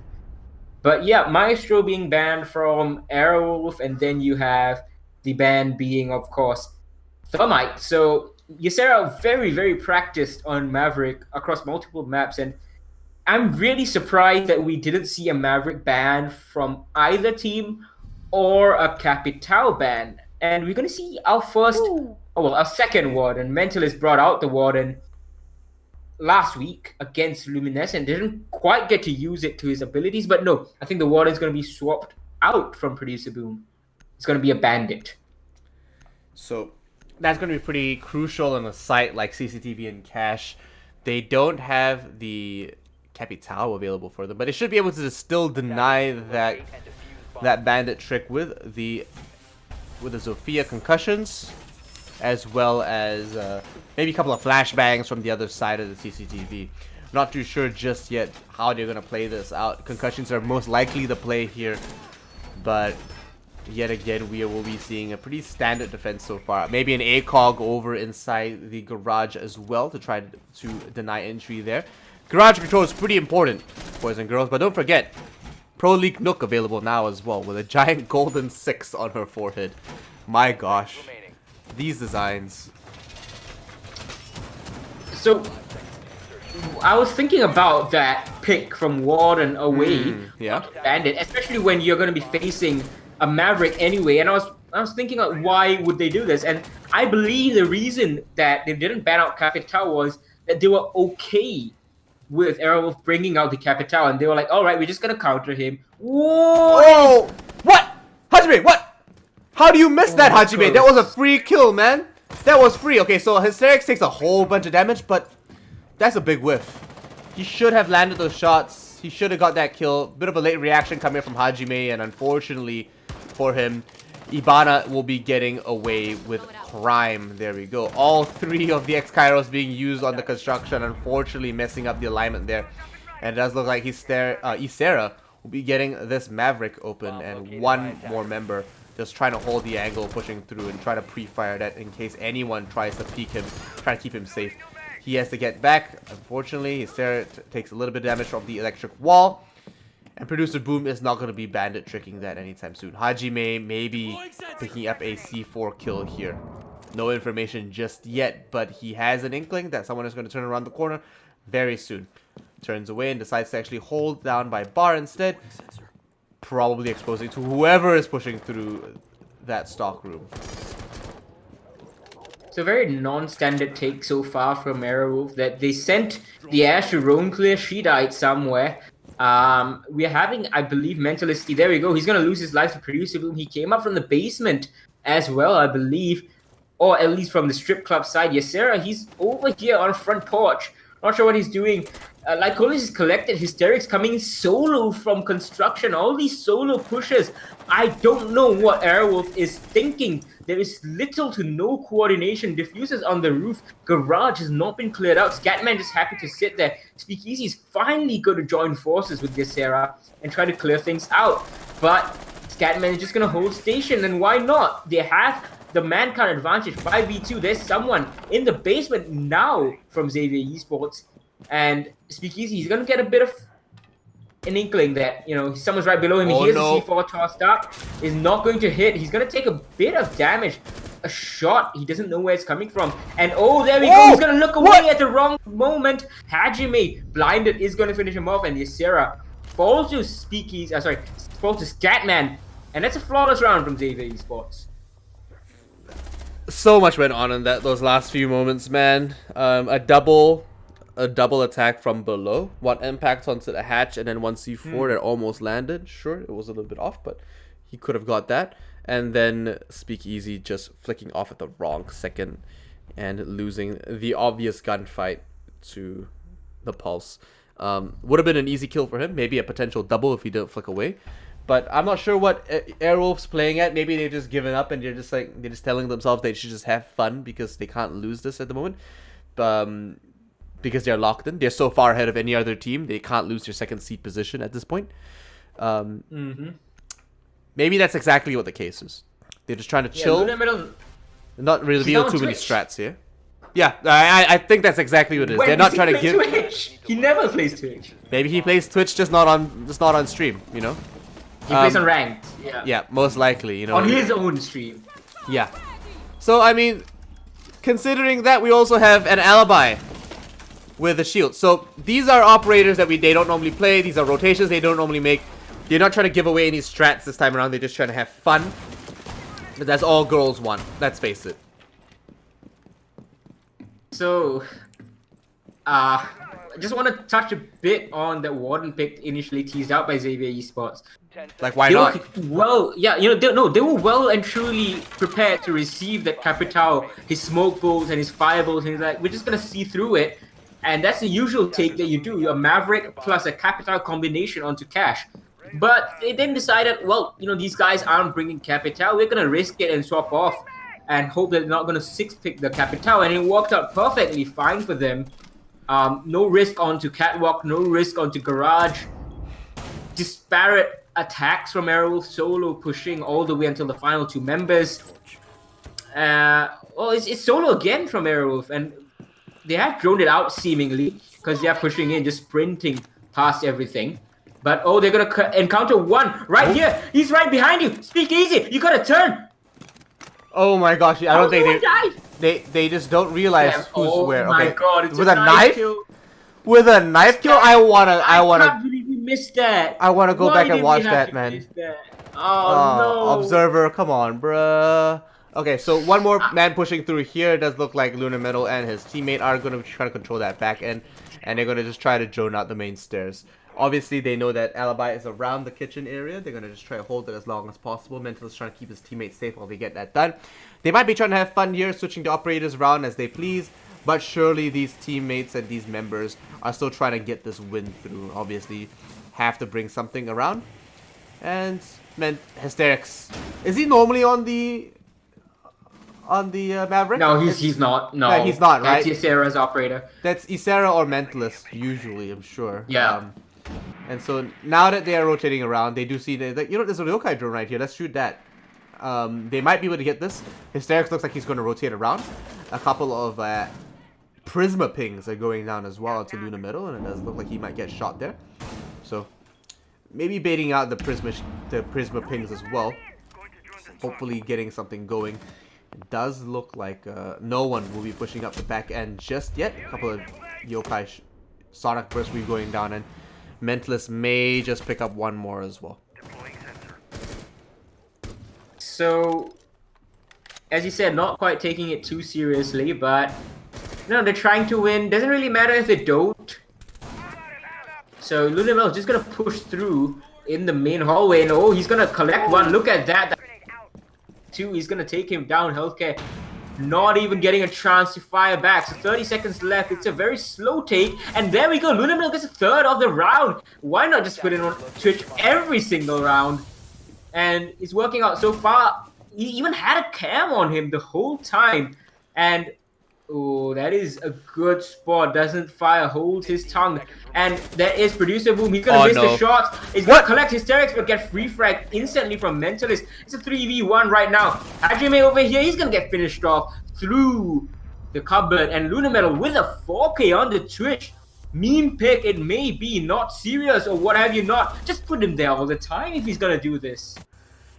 It's shocking to see how this is unfolding, really. Unfortunately, the smoke didn't pick up the kill downstairs. A lot of the bullets from the SMG-11 don't have high penetration strength, so they didn't go through the chairs in most circumstances.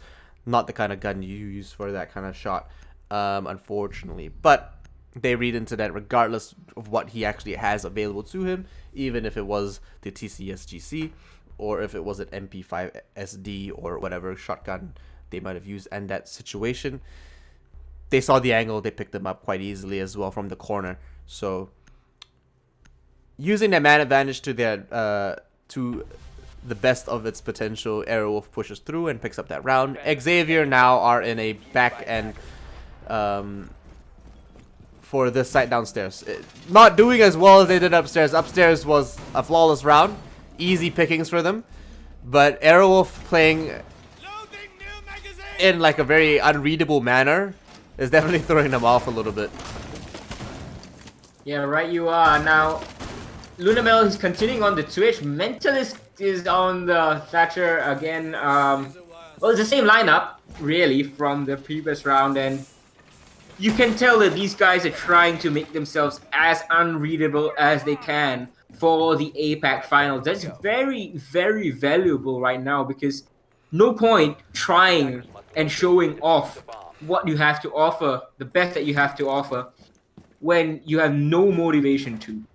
no reason to, and it's actually probably going to work out better for them in the long run. Xavier Esports, they're also kind of having some fun. The dog pick coming out from Lycolis with the rest of his team is still playing it pretty standard to what they usually do.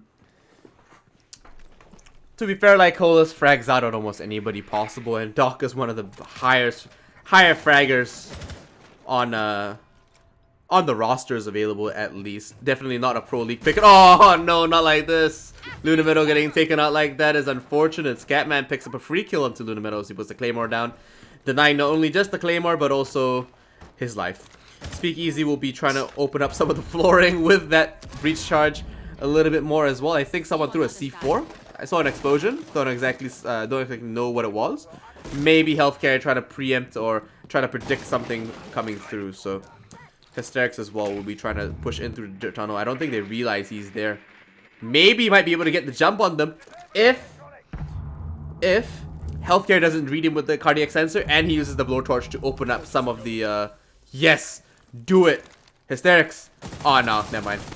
That's no fun in that. Oh, that was close actually onto Producer Boom. Yeah. And yeah, once again, it's just poor droning on the upstairs. First it was Speakeasy.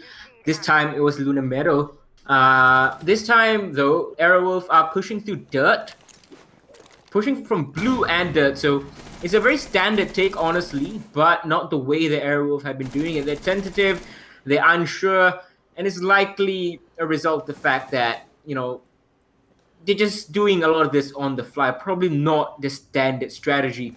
Speakeasy over here still trying to get picked from above. He's not going to see anyone at all. He still has breach charges left, but he's just going to save them for later, I guess. 50 seconds left, and Flashbang goes in. Hysterics not pushing, not capitalizing on that. Box play is still there. Producer Boom is going to take on Mentalist. Hysterics, he cleans up Lycolis to the wall, I think it was. And Flashbang goes out, and he's going to peek in, but looks the wrong way. Healthcare OG, he's going to take down one, but Yasera refrag. That's a good shot from him. He's going to get finished off by Producer Boom, though, with the shotgun DMR, and he's going to clean up the last one. No way he gets a kill like that. He just completely white peeked them, white flanked them, and they just weren't expecting him to be in that position. They knew he was there. They called it, they pinged it, they flashed him a couple of times, but they just weren't able to clean that up. Very well played to cover each other. Xavier Esports saving that round, just barely, really, because in the end, it was still Kaid versus the world versus 3. So, well done by Xavier to clean that one up as well. Moving into round 4 now. Airwolf still on the back foot. Obviously, they don't care too much. They're solid either way. But right now, it does look like Xavier are pretty sussed with where they're sitting. They've got a little bit of a swap coming in. Mirror being swapped off of Valkyrie. Not bad. Not a bad choice. Wider intel. And you're not really too worried about these gunfights either. So, round number 4, it is 2-1. Xavier Esports in the lead. And it's going to be the same lineup, except the Mentalist is going on to Zofia and Speakeasy on Thatcher. So, really, they're just having fun, being flexible, trying to see whether anything even sticks, you know. Time for experimentation, this is. We might see Airwolf take, like, 1 or 2 of the strategies that they've, you know, the fun strategies that they're bringing out as maybe a pocket strat or something else in the future. But all in all, it is not being taken too seriously by Aerowolf. So Xavier Esports also going to try and have some fun. Hopefully, try to save some strategies. Yeah. Because that's going to be important for Xavier Esports. The last time they went, they got to the semifinals, but over there they were figured out by... And when I talked to Norarengo, after that, they said that, well, we prepared solely for Xavier. We just looked at them, what they were doing, and they made it look so easy when Norarengo took down Xavier. So that kind of readability, that is what Xavier is a bit weak in, and they need to be a bit more unpredictable, try and hide more strats. Hysterics is losing so much HP right now, and that's unfortunate. He's going to try to Maverick trick this wall, and unfortunately will be taking way too much damage. Does successfully remove the hard breach reinforcement on that wall, though. Very well done. It's not easy to do that sometimes. Although it seems pretty fairly elementary. It does take a little bit of oh no, using a little bit too much utility there. Mentalist has to open the wall a little bit too aggressively. Won't be able to take on that shield in return because of that. Flashbangs go through. Does reassure him that he's going to be a little safe, but he's still a little exposed to that corner there. He's going to try to push through it. Oh my gosh, pick up a free kill as Scatman wide peeks it. Yeah, exactly. He tried to get real punchy there and real ballsy. Unfortunately, it just didn't work out for him. So Mentalist with the pre-fire and the wide peek really worked out to counter the wide peek from the wide peek. So wide peeking it as well. Hysterics will pick up Producer Boom and his now move on into the lounge area, pushing up from this main staircase. I'm not sure if Lycolis will be able to counter this with an angle on the yokai. Seems like the battle of the drones right now. Battle bots. Oh my gosh, battle bots. But yeah, 1 minute in the round, it's a 4v2. Hajime and Lycolis, the Echo and Bandit, left alive. If Hajime doesn't get too aggressive, he should be fine. But oh, he almost sees the Sophia right there, I think. It was Thatcher EMP comes in, he's gonna take away what? Mentalist, he gets that kill as well, and Speakeasy finishes Lycolis as he comes around from the peak. And that is a very clinical round from Werewolf. Unorthodox for sure, but clinical nonetheless. So better overall coming in.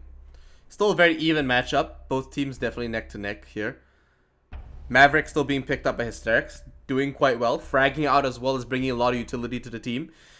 Isera on that Hibana, sure, and Lunamero on the sledge. I'm not even sure what to think of Lunamero's position anymore. The guy's just having fun. He's playing all the roles that he's not able to play any other time. Yeah. He's testing his new role, by the way, for next year's roster. Now that we have, I mean, like, he doesn't really have to. Jordan's gonna replace Mentalist. But yeah, we'll see. And we'll he's see a what fragger. over there. He's a fragger, Yeah. but maybe Lunamero's just thinking that, you know what? I'll just get him to drone for me. I can do this. I can be main fragger. You know, like who? Yeah, they're just having fun right now, and they decided, like, you know, I'm the IGL. You do what I say. I'm gonna take this operator, and I'm gonna have some fun. All right, you all better listen to me. They've got no opinion at the moment. They've got no opinion in the matter, let's say. So, regardless of the situation, there we go. Producer Boom will be throwing a couple of Valkyrie. Cam. Yeah, well, I mean, it's black on black. They won't be able to see it very well, surely. And he's got a 4th Valkyrie camera on his gun, don't forget. So, an extra perspective for those that they won't be able to see it. Couple of interesting cameras going outside as well. They won't be able to detect him. But they will probably hear that he is over by the stock. So, one taking out the camera upstairs. Maybe picking up a cheeky C4 here. Maybe. He's safe though. No one's pushing him at the moment. Okay, he hears it. So, Producer yeah, Boom. he's gonna take out the C4. I'm not sure if they've heard the rip. He's just gonna walk out, send out the C4. It's gonna hit. No, No. It's actually not gonna collect anyone. And the camera, the default camera, is giving so much information right now. How is the camera still alive? They want to play with that handicap, you know? They're just saying that, you know what? I'm gonna let you try. Unfortunately, Hysterics does do the top breach line. That means that he is exposed to the bottom breach line and he needs someone to cover him. If you dangle upside down, you usually do the bottom one first. What happens is that you actually cover your bases quite well and you don't have to expose yourself and put yourself in danger. Unfortunately, that's not the case this time. I'm not sure if he actually got that down. We didn't get to see, but they are going to be pushing into construction quite aggressively. Lunamero with the sledge will be trying to take point. Sees one more. Almost picks off the head of Hajime. But the remote gas grenades will be thrown out. The grenade is cooked. Doesn't pick anything up this time. But Hysterics and Isera pick up a couple of kills for themselves. Flashbangs goes out. Healthcare rotates into sight. Picks up 1 kill. Gets the diffuser drop. Picks up... Oh, nope. Gets the down in the second. Picks up the second as well. And there we go. A couple more kills for Airwolf. And Xavier Esports are tied up on the man count. So 1 to 2. Get this. Yeah, he's going to get a free kill here. Scatman with the pings over downstairs. Oh, he sees him. He sees him. the That's foot. it. Oh no. Oh, he misses that. Oh, Healthcare cleans it up though for a triple kill on the Speakeasy. Nice teamwork and tag team there, but now that he's moved off, he's going to try and focus and heal up, use the utility as much as possible. Hysterics is in a 1-2-2 situation. Flashbangs go out. He's healing himself up, and he's probably going to get this free kill, pushing into a double contested angle. There we go. One didn't get it, the other would have. Scatman picks up the last one. Xavier Esports wins round 5. So Xavier Esports, these guys want the second win very seriously, very badly, and they're taking all the steps necessary to ensure that happens. And I think that's a bit too much, you know. I think they need to dial it back. There's no reason to try so hard. And yeah, Airwolves, they're having fun, they're doing okay. They almost won the round, but they're not going to be too fussed about, you know, about having a loss here on the second map. It's a 0-2 loss, fair enough, doesn't matter, not going to affect the season at all. Xavier Esports, though, you have to understand that their first position is solidified no matter what happens today and on Thursday for them. And they need to try and hide some more strategies, unless this is, of course, them hiding strategies. It's a very, very controversial decision to do so. A lot of fans don't like it when teams are not pushing themselves, but this is essentially a dead rubber, this map, so no reason to showcase more than what you have. In fact, it would be prudent to do what Aerowolf is doing, save strategies and prepare for the APAC finals itself. I'm actually quite excited for the APAC finals. It's going to be one of the biggest events of the region as well. Don't forget, it's going to be hotly contested. These guys are neck to neck. Hysterics, sad face right now, unfortunately. Not too sure why. We have no information on why he's sad face, but he's sad face. Probably because he dies first half the time. Yeah, I mean, that is the unfortunate result of being an entry fragger or one of those aggressive roamers.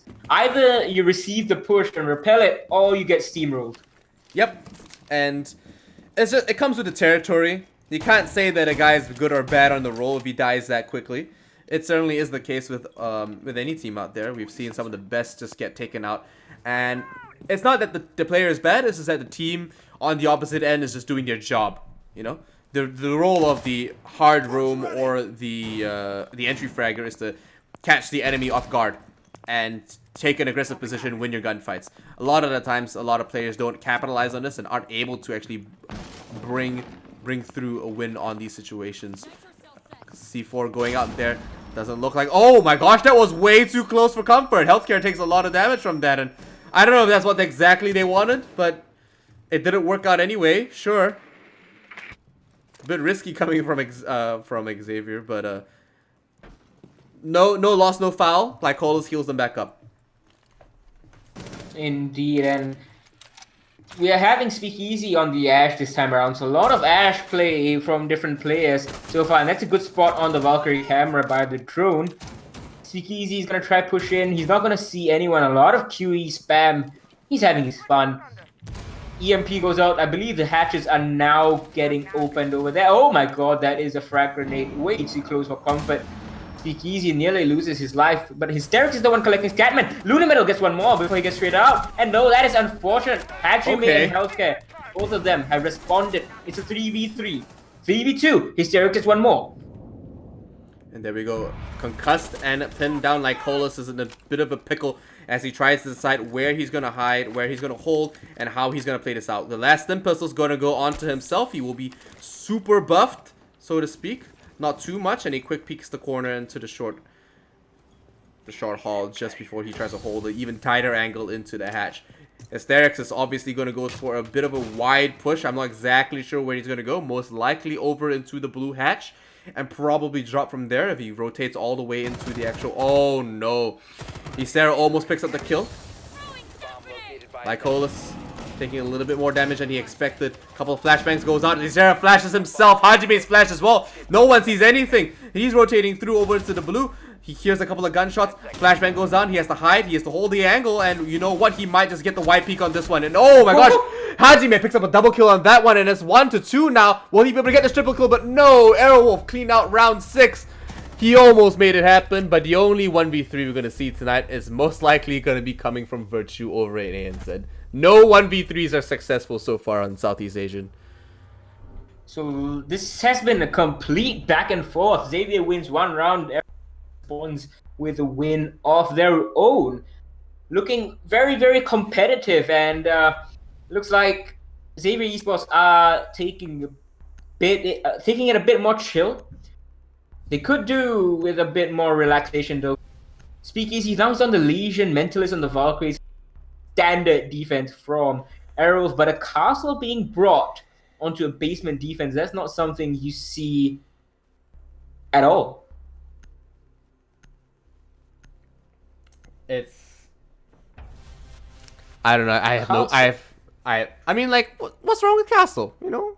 I mean, but why would you bring Castle? What would you do with the Castle downstairs? Let's see what Luna Metal is doing. And he's just gonna go up right now and disappear. We've seen Castle being used on the motor, the little shrine in the corner here. Say Castle both walls up so that if anyone drops into that hatch, if they ever get it open, they can't. It becomes.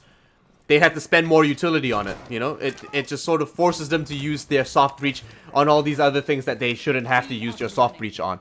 So that's most likely what they're using it for. I don't see any other reason why they anywhere else they'd use it downstairs.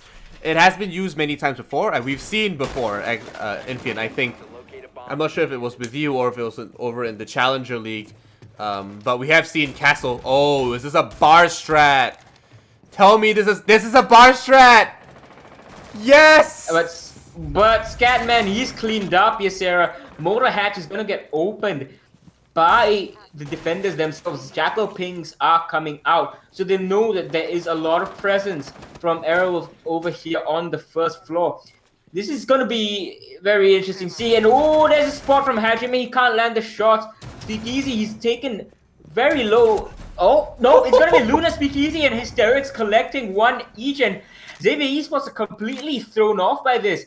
He took a tickle with that bullet that Hajime sent his way, but now it looks like a slow peak is gonna come out, and ooh, it's just one member left. A Speakeasy, he's collected Lycolis, and it's gonna be no way! Just goes full aggressive, and what on earth was this round from Arrow? The first floor defense completely bamboozling Xavier Esports. The castle strat worked. Oh my gosh, I can't even believe it. The thing is though, right? I'm not trying to like say I came up with it. I actually stole it off someone else. I saw this castle strat being used, but in a very different way before. What they did last time was that when they defended the bar, they used it for a bar defense.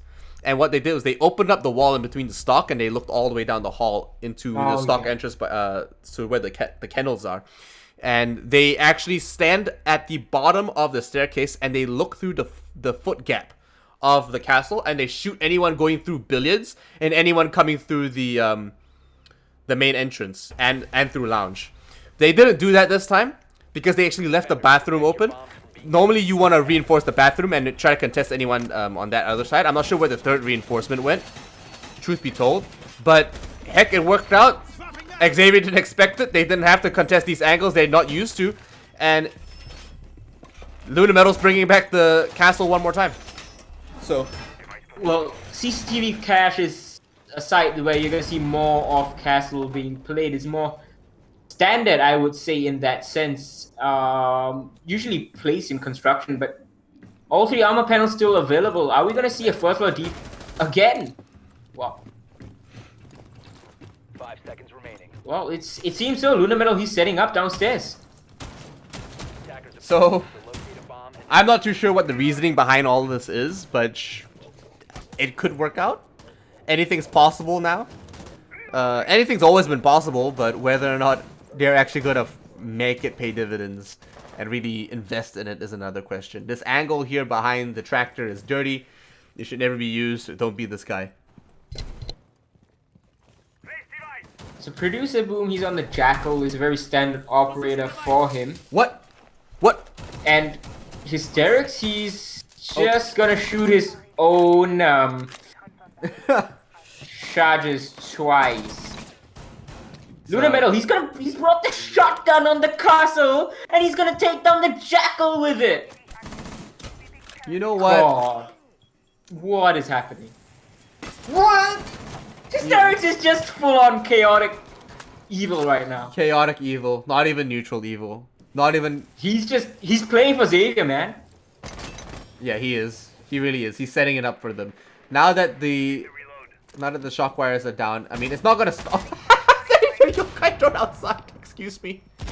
Amazing. Yep, so the Claymore gets taken out there. They're preparing for a run out. Are they gonna do it though? That's the thing. Castle pulls his own barricade down from over by the bar into the lounge, sets it back up again. I don't know how he gets away with that, but sure.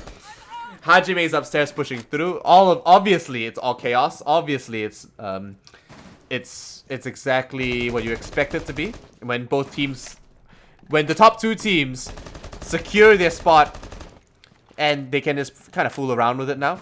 So we had the more serious map over by Coastline, sure. Xavier won it by a mile. Lunar Metal and Co. Speakeasy in particular right now really paying out in dividends when they start taking things less seriously. Scatman on 1 health. Oh, getting a nice cover fire and crossfire from Lycolos over by the breach. Does pick up the kill. And Hysterics goes down there, so they didn't even successfully open this wall. They're just using this as a rappel point to try to fight any. These are actually interesting angles. If you think about it, that's a pretty good spot.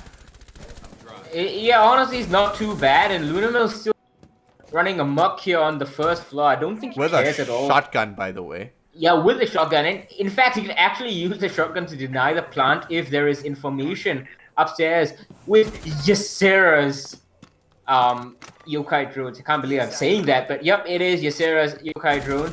And Speakeasy, he's just having fun. He's jumping out over and over again. Healthcare though, he collects Lunar Metal.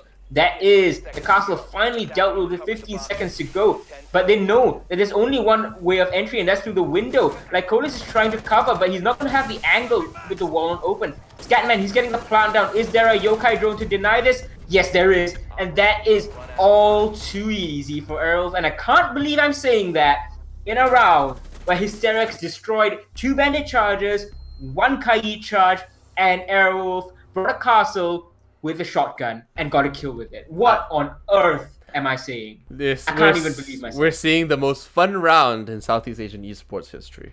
So, or at least for season 10, in my personal history of Southeast Asian esports. So, they're going through now. Everything's all honky-dory. Producer Group still on that Jackal. Xavier Esports still taking this quite seriously, but I don't know how they're taking this seriously and then Airwolf are just mucking around and still coming up on top.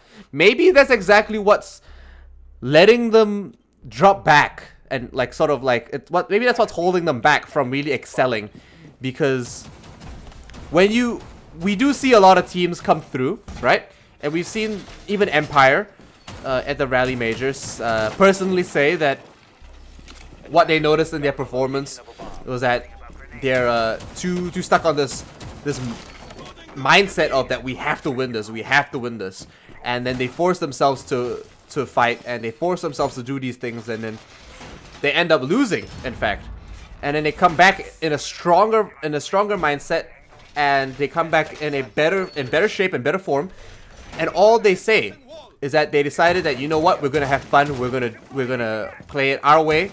And we're going to just, we're not going to stress over having to win this and having to take out rounds. So, maybe that's the secret, you know? Also enjoying what you do. Well, it's going to be interesting nonetheless. Ysera over here, he is on the Kaid and just jumping in and out, as you said, just having his fun. Xavier Esports also, they're not playing this like they usually do, but I can't quite tell if it's them, you know, taking the foot off the pedal. And oh, Scatman, he baits out Ysera well enough. But yeah, I can't quite tell if Xavier Esports are also letting the foot off the pedal, or if they're just not as practiced as Arrow are in Clubhouse. I would still say Clubhouse is by far and away Arrow's best map, except for perhaps Border. Oh, Scatman. no. He gets a second one, and Lunar Metal, he's the one to fall. Healthcare is caught in the crossfire. There's What? a Jackal Ping coming out, helping him along, but there is one member on the stairs. Now Speakeasy's gonna join on the stairs once the ping finishes off, and oh, almost pre-fires perfectly onto the head of that attacker there. Yeah, he was definitely in a very bad position, but he's recovered and didn't drop too many mistakes there. So it's good that he's rotated off. We see that Speakeasy's actually taken a little bit of damage, and he actually has to push back and try to get picked up by a teammate. Mentalist might be the one to actually do this, and he has to rotate all the way around, cover all his bases, and pick one up. Concussed twice. Has to. Oh my gosh! Reads into it. Picks up healthcare under a free frag, but no, Producer Boom's there to tally up and pick up the double. Xavier Esports wins round 9. So good cover from both. Definitely didn't expect the second man to come up the staircase, although he did turn around and he did hear someone push, just wasn't in time. I think he couldn't quite turn his mouse in time. You lose a lot of your fine aiming. So he went full 180, and he's like, oh wait, he's on my left, I need to correct, and by the time he's dead. Yeah, it's not only that, it's that you also, I don't know how it works, but your reticles also turn off. Your reticles also turn off, and it's actually harder to aim. I don't know how he got the kill onto the Zofia, but I mean, like, obviously you know where the center of your reticle is. It's just obviously not easy to turn as well, like you said. Kavera being picked up and not being swapped off is a very interesting choice here. Luna Metal and Co just going all out right now. They've got nothing to lose. Attackers need to locate and defuse bombs. I mean, if Aerowolf pulls this off and, you know, can even get a point from this, I wouldn't know what to say at all. Xavier Esports are looking a bit lost, to be quite honest, but it's hard to tell right now. Aerowolf are very obviously not taking it seriously. Xavier Esports maybe, but, well, they're not having the best of times either way. So,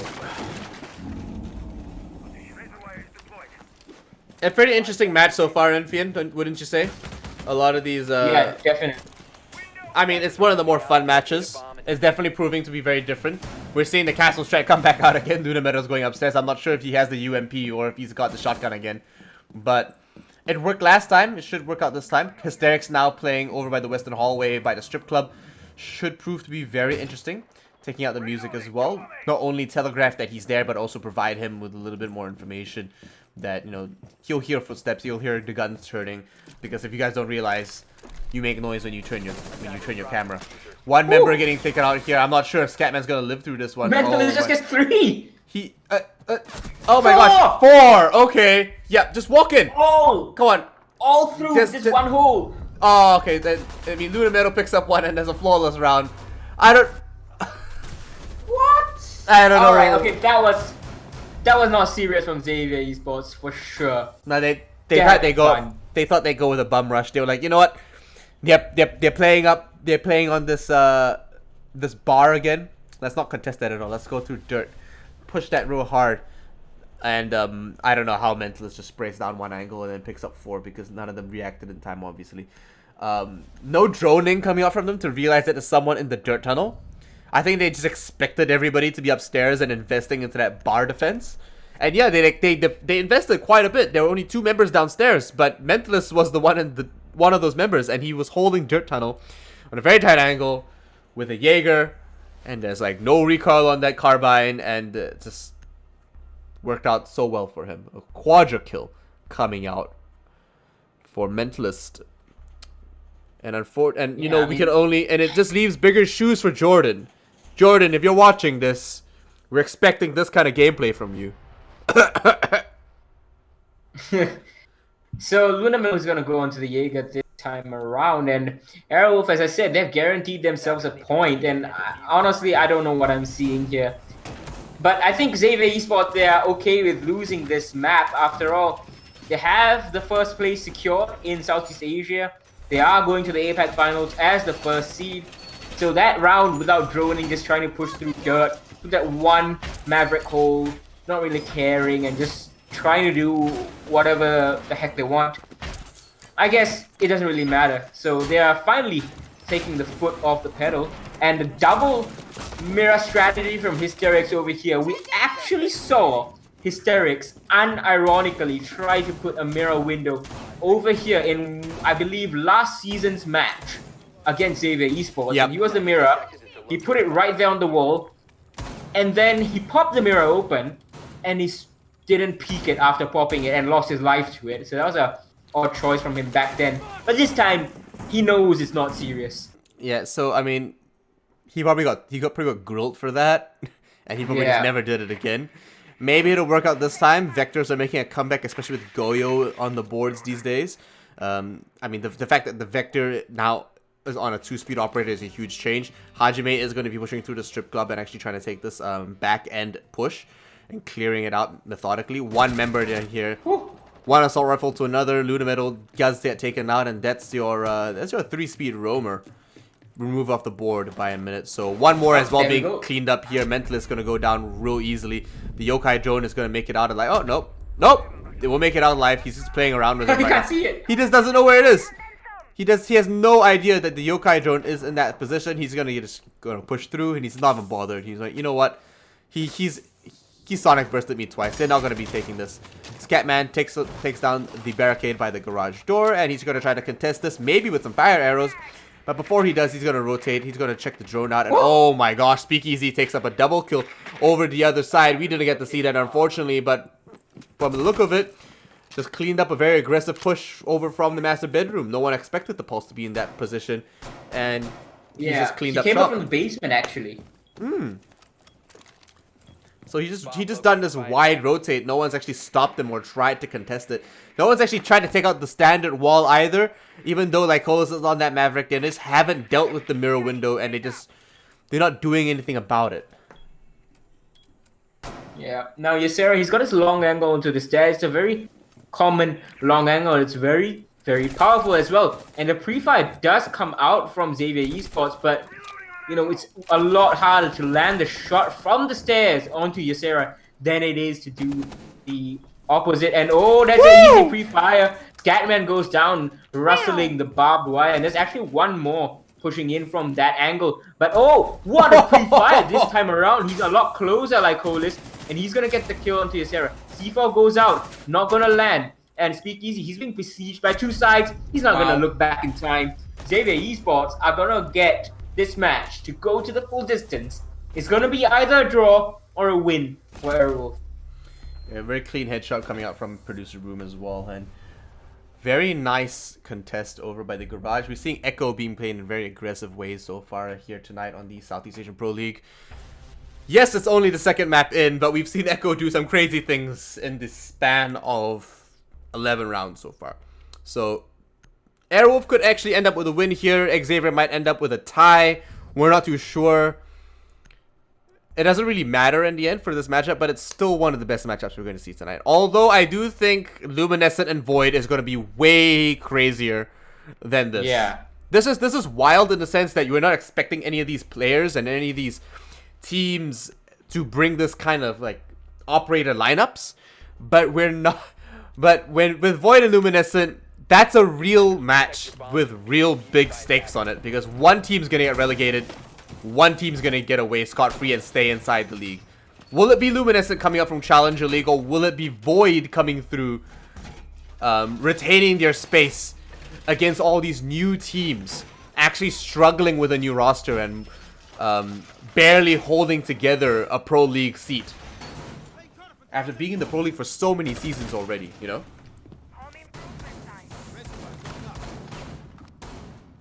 So, back to this final round. Hysteric is bringing the mirror again. Ysera is bringing the Echo again. Luna Middle on the Kaid, Mentalist on the Smoke. Speakeasy, this time he's on Jaeger. I guess fair enough. Why not? Why not?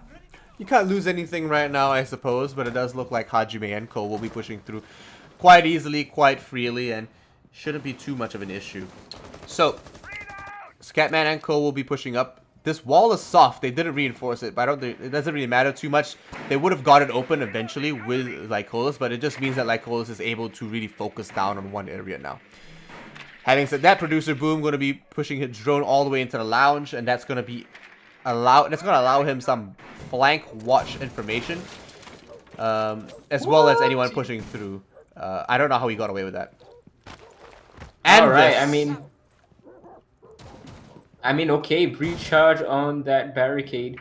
That's new. Lucky that he, lucky that he didn't have anyone playing close by. If not, there's gonna be an easy pre-fire for the defender. But Airwolf are content to just play all over the place on the second floor. There is a roamer instead of master bedroom. You can hear the concussions going out. Healthcare is gonna peek over here from the construction window. Not going to see anyone, but Speakeasy is going to collect Hajime, just holding the angle, and Speakeasy doesn't even move. Oh man, Healthcare in a pretty advantageous position right now. I'm not sure if he's going to pick up anyone. He does see the impact go out, holding an angle now. Oh, he just misses it, and he doesn't pick up any foot. Oh! What? He misses all his shots! Oh my gosh, Healthcare, have you ever potatoed this hard in your life? If there was ever a mashed potato in though, nothing really is gonna affect him. And Lunaman, I don't know how he didn't even turn. He gets away with his life, no less. Lycolis is trying to make his way through with flashbangs. He's gonna send out another one. Pre-fires. Oh, actually, he almost hits. Actually, I think he's down Lunametal over there. He doesn't quite know it yet. I don't know if he's seen the feed. No, I don't think. Lycolis, I think he just have to pre-fired. look. He just pre-fired it. He does. Oh, there we he go. sees it now. There we go. He probably didn't even know he downed him, but he gets the kill in the end. Healthcare picks up another kill on the Speakeasy, finally getting one more kill. There we go. Mentalist takes a whole bunch of damage. Healthcare has to rotate out over into the central subroof. And it does look like maybe Healthcare might be able to pick up one more kill if he holds his angle well enough. Inox model hasn't picked up anything just yet. Hasn't seen any footprints. Fire arrow is going to go down on some interesting positions here. Misses the second one on the hard breach, and they won't be able to get to work on that. Unfortunately, Scatman missing it. You gotta work on that accuracy, buddy. 15 seconds remaining. Yeah, Producer Boom trying to push up the main stairs. Hysterics is gonna be the one push. It's a 3v3 with 10 seconds to go.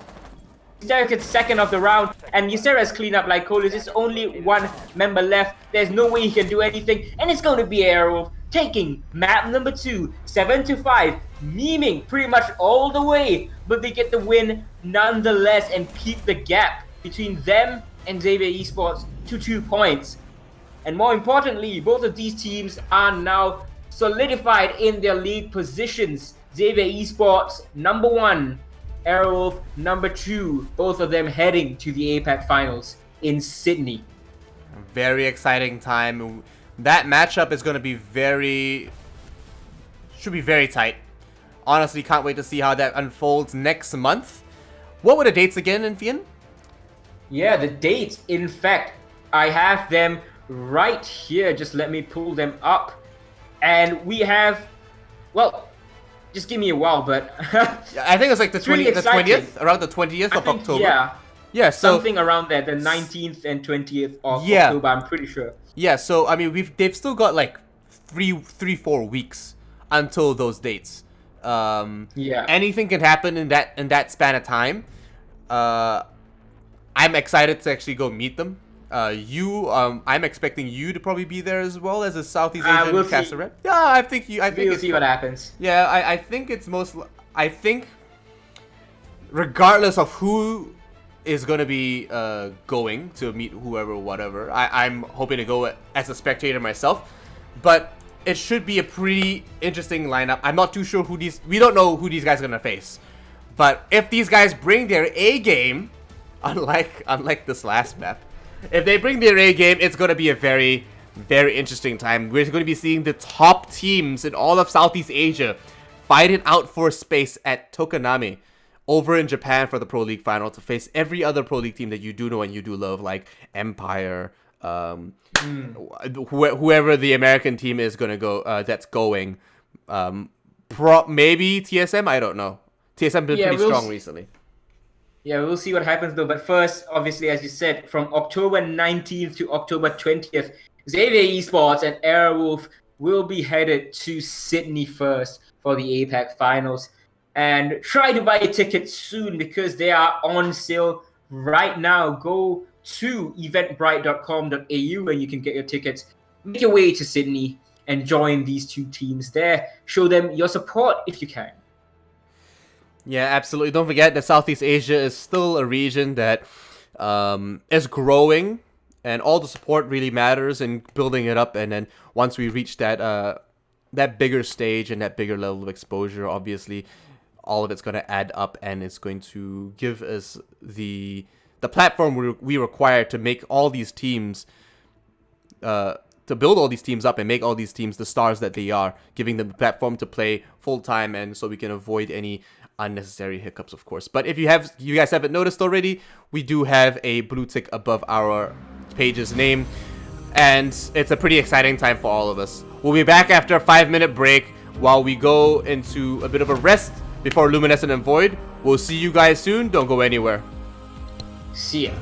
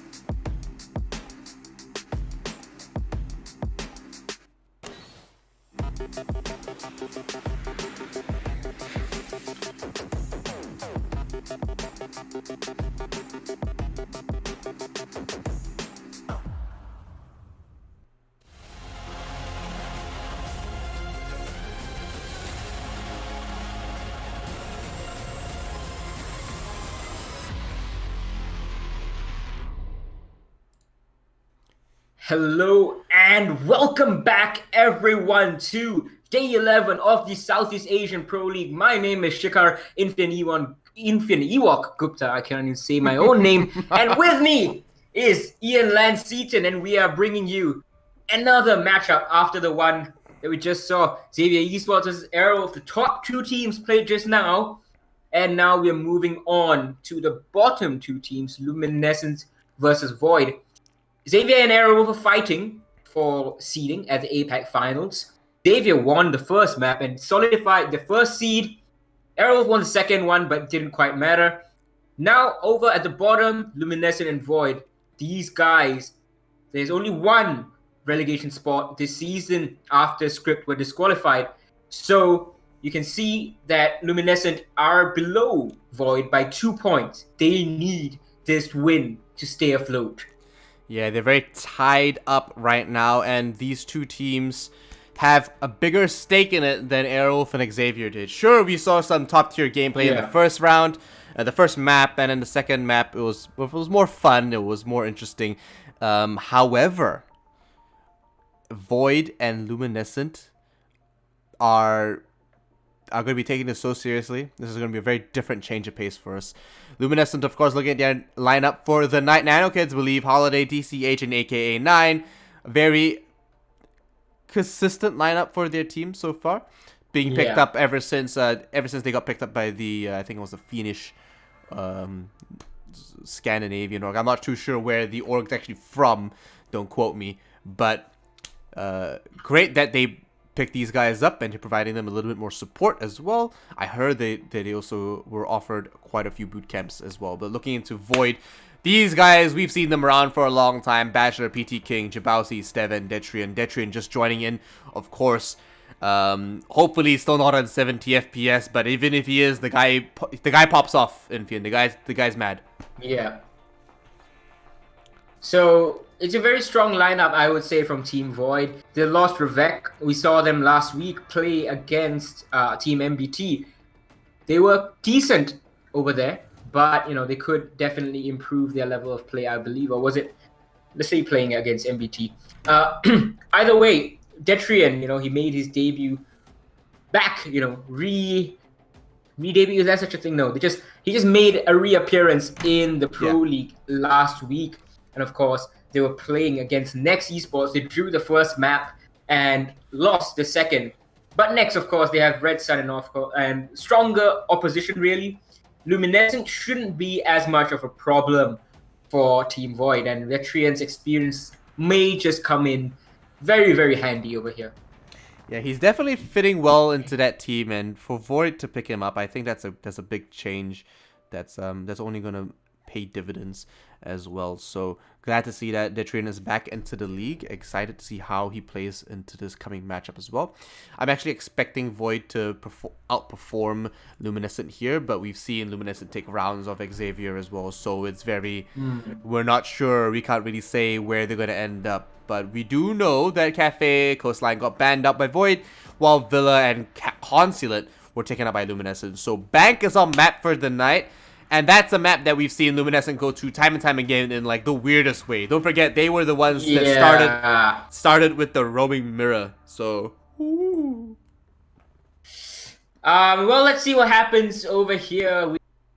Bank gets a map for tonight, and hopefully we will see some good level of play. Luminescent obviously taking a bit of a risk, as he said. They have not had the kind of success that they would have liked on Bank.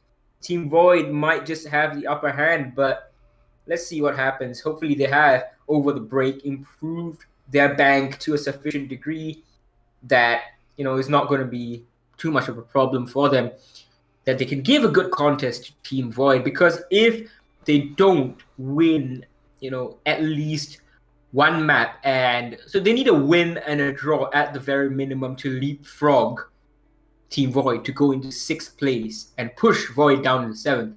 Void, on the other hand, if they win a single map, that is likely going to be the final standings for Season 10. Void in 6th and Luminescent in 7th. So hopefully we do see a very tight matchup tonight, and these two guys, these two teams are going to be... I really can't predict it. It's one of those matchups where both teams have their strengths and their inconsistencies. I feel like Void are still the better team here, but their performance in the Pro League says otherwise. In saying that they're pretty much in the same boat. They've technically played better, but Luminescent somehow still have a similar scoreline. So yeah, just 2 points behind. Yeah. Do take into mind though, and into consideration that Luminescent actually they got here for free because only 2 teams normally get into Pro League, and they were seeded 3rd in Challenger. It just so happened that Pro League had 3 slots, so they needed 8 teams. They took the third team from Challenger. They got it for free. They did work their way to the 3rd slot though. Don't get me wrong, they still did their fair share.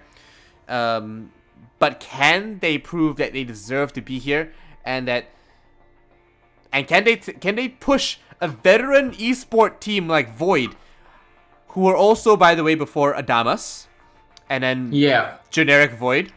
Can they push these guys out of the Pro League while they've been in the league and in these slots for so long? This is huge for them. They have everything to lose, and they have everything to gain. Well, I don't know. I'm not quite able to anticipate what's going to happen because Luminescent, they were okay against Airwolf last week. Like, of course, we expected them to lose, but they weren't too bad. It was 7-2, 7-3. So those 5 rounds that they took off of Airwolf definitely shows that they have some amount of skill. The question is that going to be enough? Yeah, it's not going to be an easy choice this way around. And I'm not sure how it's going to play out on a map like, where are we going again? Sorry, my brain is not working.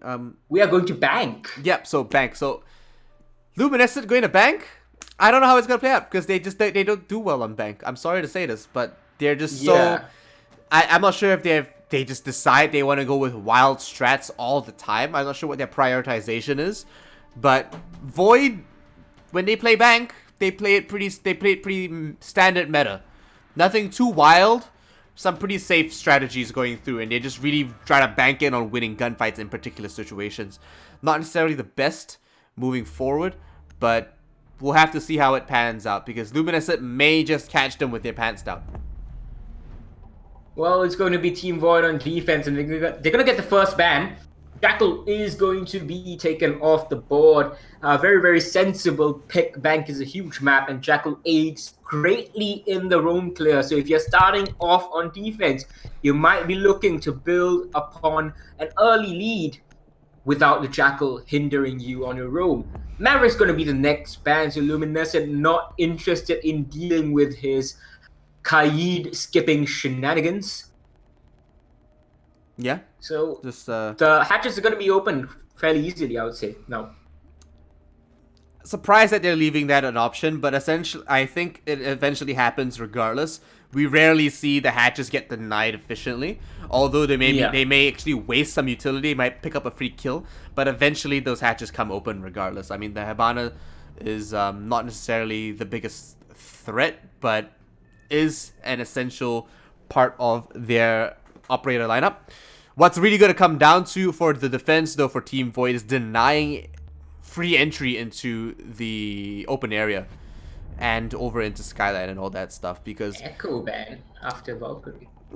Lots of anti-info ban over here. So both the defensive bans have been targeting those info gathering operators, but they still have the Maestro on the board, and it's likely they're going to bring a lot of that Maestro, especially on that second floor and basement defenses.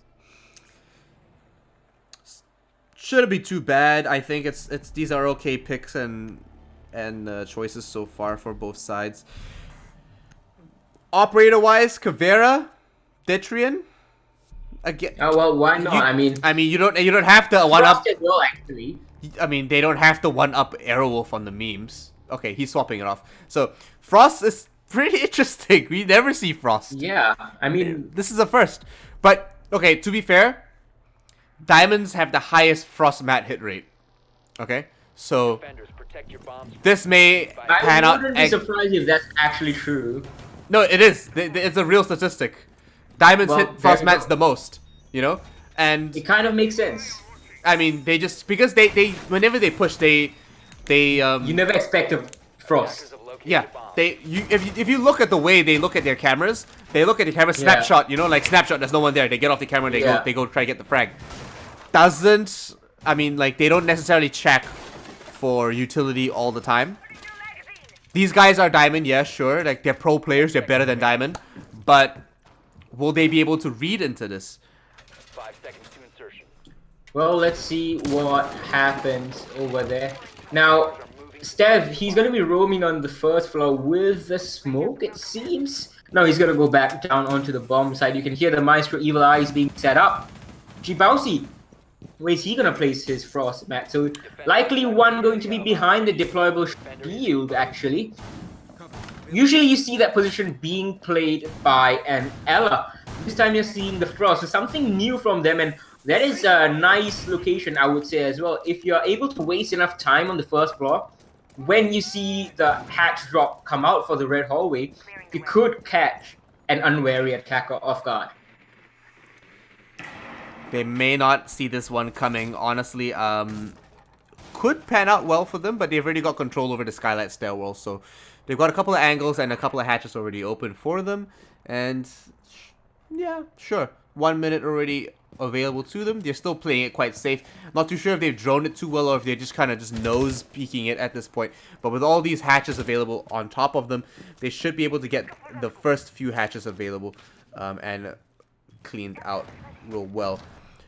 Surely upstairs they've got the whole counter diffusing going on. Surely you see some particles come from upstairs as well. Couple of test shots go down on the main stairwell, and it does look like finally they clear up the second floor. So now, DCZ, he has his drone over here waiting to pick up, but Jbalti's not going to pick up. He brought the Super 90. So shotgun is very common. You sometimes see Jaegers or Bandits even, if you're not playing the Ella with the shotgun. But the Frost shotgun is just something completely new, and I'm very interested to see how this engagement plays out, if it ever comes to a head, because look, we are 2 minutes into the round and no one has even bothered pushing server stairs from Luminescent's side. It's kind of just leaving it be at the moment. Just happy to have it where it is. Shusty trying to contest some of these angles here. Has one air jab left. Decide to probably from the sewers. Probably pushing from the sewers. Has all the flashbangs available to her as well. And it does look like maybe just a little bit more preliminary droning onto site. So a drop coming from Believe here. Knows that the vault is clear for him. Doesn't realize that one is rotating through. Oh, picks off the head of PT King. Maybe pre-fire another one over into the site on B. Into the lockers. Doesn't realize that one more is actually inside the vault. Replacing PT King on that position. Stev picks up one kill for himself on the Nano Kings, and he pre-fires all the way into this through the railing into the elevator. There we go. Frostmat picked up one more. And you know what? Shusty is the one to get taken out as well. The shotgun isn't enough. DCZ gets taken out on the rotation on the vault back in. With Another Frostmat. And there we go. Like I said, Diamonds have the highest hit rate for these Frostmats. They don't expect it to happen. And boom, Yakasha. All these guys are just stuck on the ground, and Team Void win the defense in the most unethical, most unorthodox manner possible. What? Those were two Frostmats that I predicted would work exactly how they did. Late game, not clearing it, and as you said, Diamond level, Pro League level, they don't really check for that too often. And and they just dropped the red hatch. It was covered by the barbed wire next to the stairs as well. The guy tried to go for a defensible position, got eaten by that bear trap, and that made that 1v3 into a 1v1. Steph had such an easy job after that. That's a clip and a half. If that doesn't go into Rainbow Six Esports as like one of the most interesting things you're gonna see tonight on any Pro League screen, on any Pro League region, I don't know what is, because that never happens, boys and girls. It never happens. And look at where Detrian is right now. He's just balancing, and he's plays a very nice Evil Eye. He plays in a circus, by the way. He's a stuntman. You know, he's a gymnast. I didn't mean that in the sense that he's a clown. Sure, you know, we've seen him do some whack stuff. Sure, I've seen him pull off some weird things, and he's clownishly played before in some positions. But the man has experience. He's definitely pulling in for his team quite well, and he's a fantastic addition to the roster. So, Jabasi going to be putting down the Artilla Claws in between the flooring. That's going to keep it nice and safe from anyone so they can't shoot it.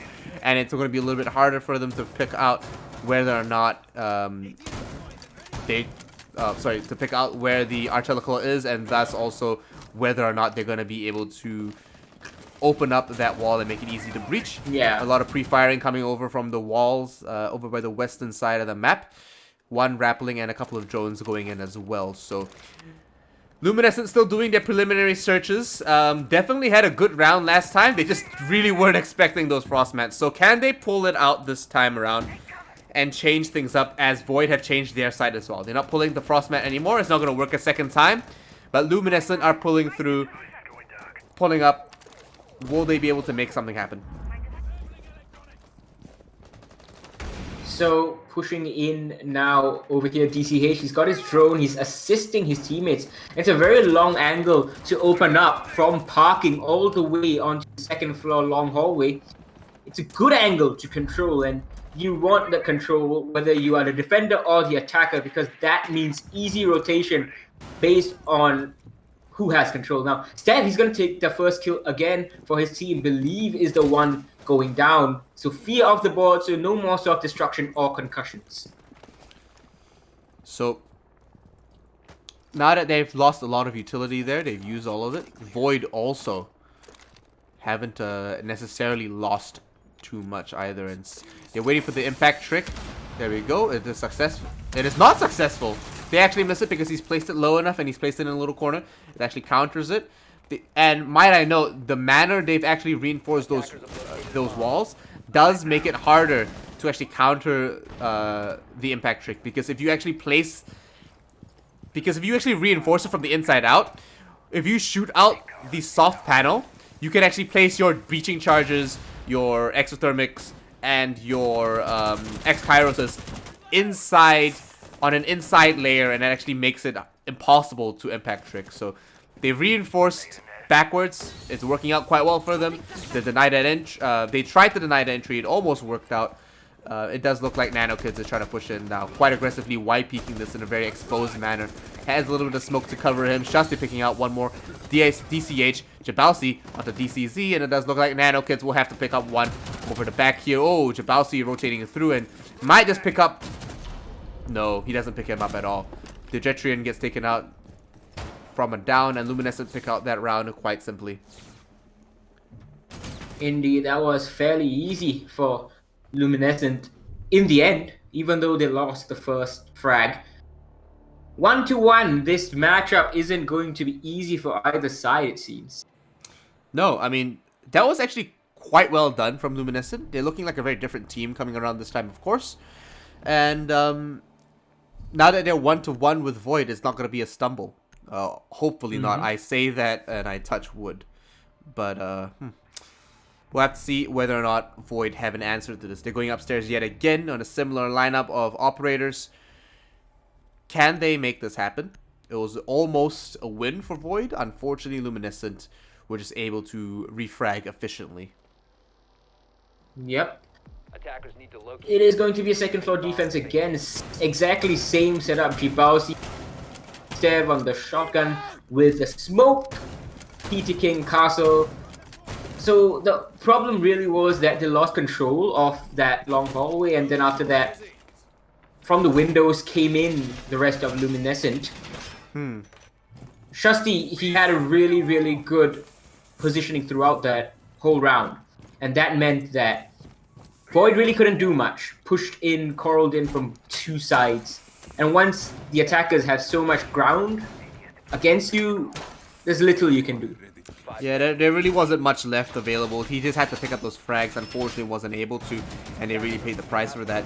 They had a good run and actually got a good breach open as well. So, despite what I said about the whole impact check thing and countering thing, it just didn't work out for them. They just weren't able to counter the counter, really, should I say?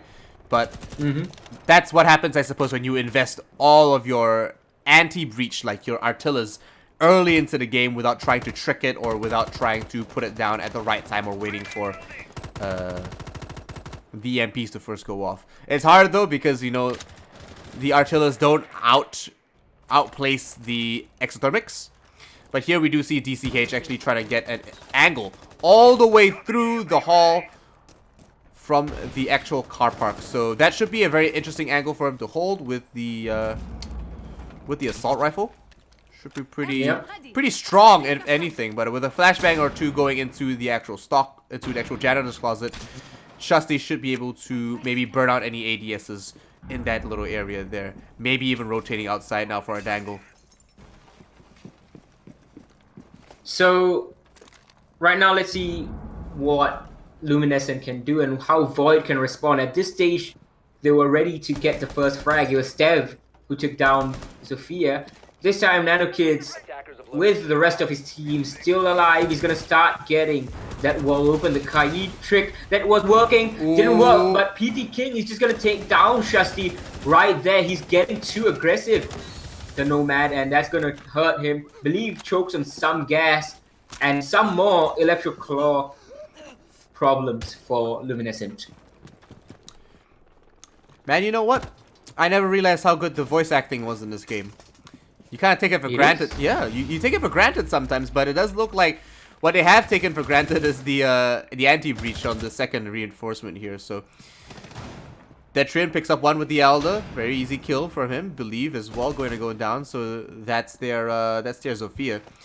NanoKids has to cover himself while he puts this one down. And it does look like the exothermic will be popped while they take cover, and Jabalsi picks up another DCZ. PT King picks one on NanoKids as well. Luminescent has DCH all by himself outside, and it doesn't look like he's going to be able to get this plant down at all. He has to go get the diffuser, and it looks like he's in a bit of a pickle. Surrounded on all sides. If they run out now, he doesn't realize he got the down. If they run out now, they might be able to clean this up. And don't forget, boys and girls, he doesn't have the diffuser on him, so he has to make a bit of a rotation. With 19 seconds left, he's better off with the frags, but there we go. He's fragged instead. Detrian cleaning that up to DCH for the refrag and the round itself. Oof. So, a good response from Team Void over there. They realized that the problems were really... A lot of them were down to Shusty on the window. Once PT King shut it down, it allowed them to play on site with so much impunity.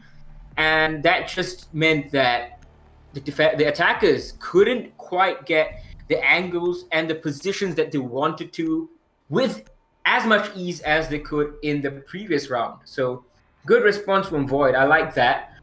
And it's going to be a basement defense yet again. They have run the gauntlet, tried the second floor bomb site twice. Now they're going to return to the basement, and no Frost pick this time around, but it's going to be a Kapkan pick instead.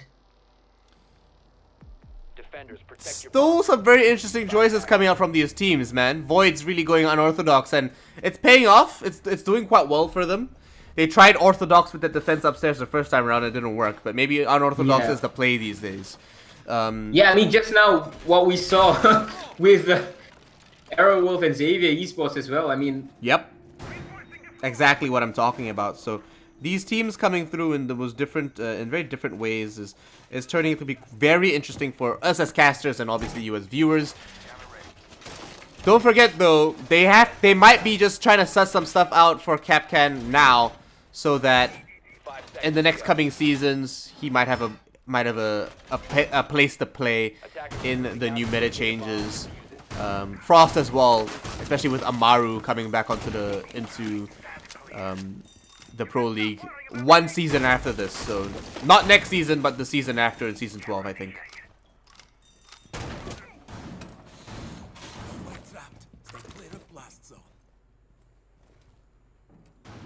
Now, Jibausi is going to be using the sausage to hold the server stairs. Last time it was Super 90 on the Frost. So either way is not something you'd ever expect. It's either Jaeger or either the Ella. And most of the time it's actually the Ella. She has the concussion mines as well as the FO12 shotgun, both of which are a deadly, deadly combo in the choke points such as the server stairs doorway. Shusty's going to be able to push through, pick out one Capcan EDD here. Here's the signal disruptors, and realizes he needs DCZ to get onto those hatches as well as Nano Kids. So he's going to rotate out, try to cut off some rotations, do nomad things while Nano Kids is already getting to the hatches. Does look like it's going to be a very Teller-sided push. They've got a lot of droning going on here, Infian. I'm not sure exactly what their plan is, but this might be the play. It is a site that is quite neglected because it's dangerous to push in, but can pay off quite well if they play it and they time things well. Now, DCH has gone up to the second floor, taking out that mute jammer. Well, Shasti, he's droning in. The mute jammers downstairs are going to provide of problems for him. He's trying to shoot the camera that isn't there. He's going to eat a good mine.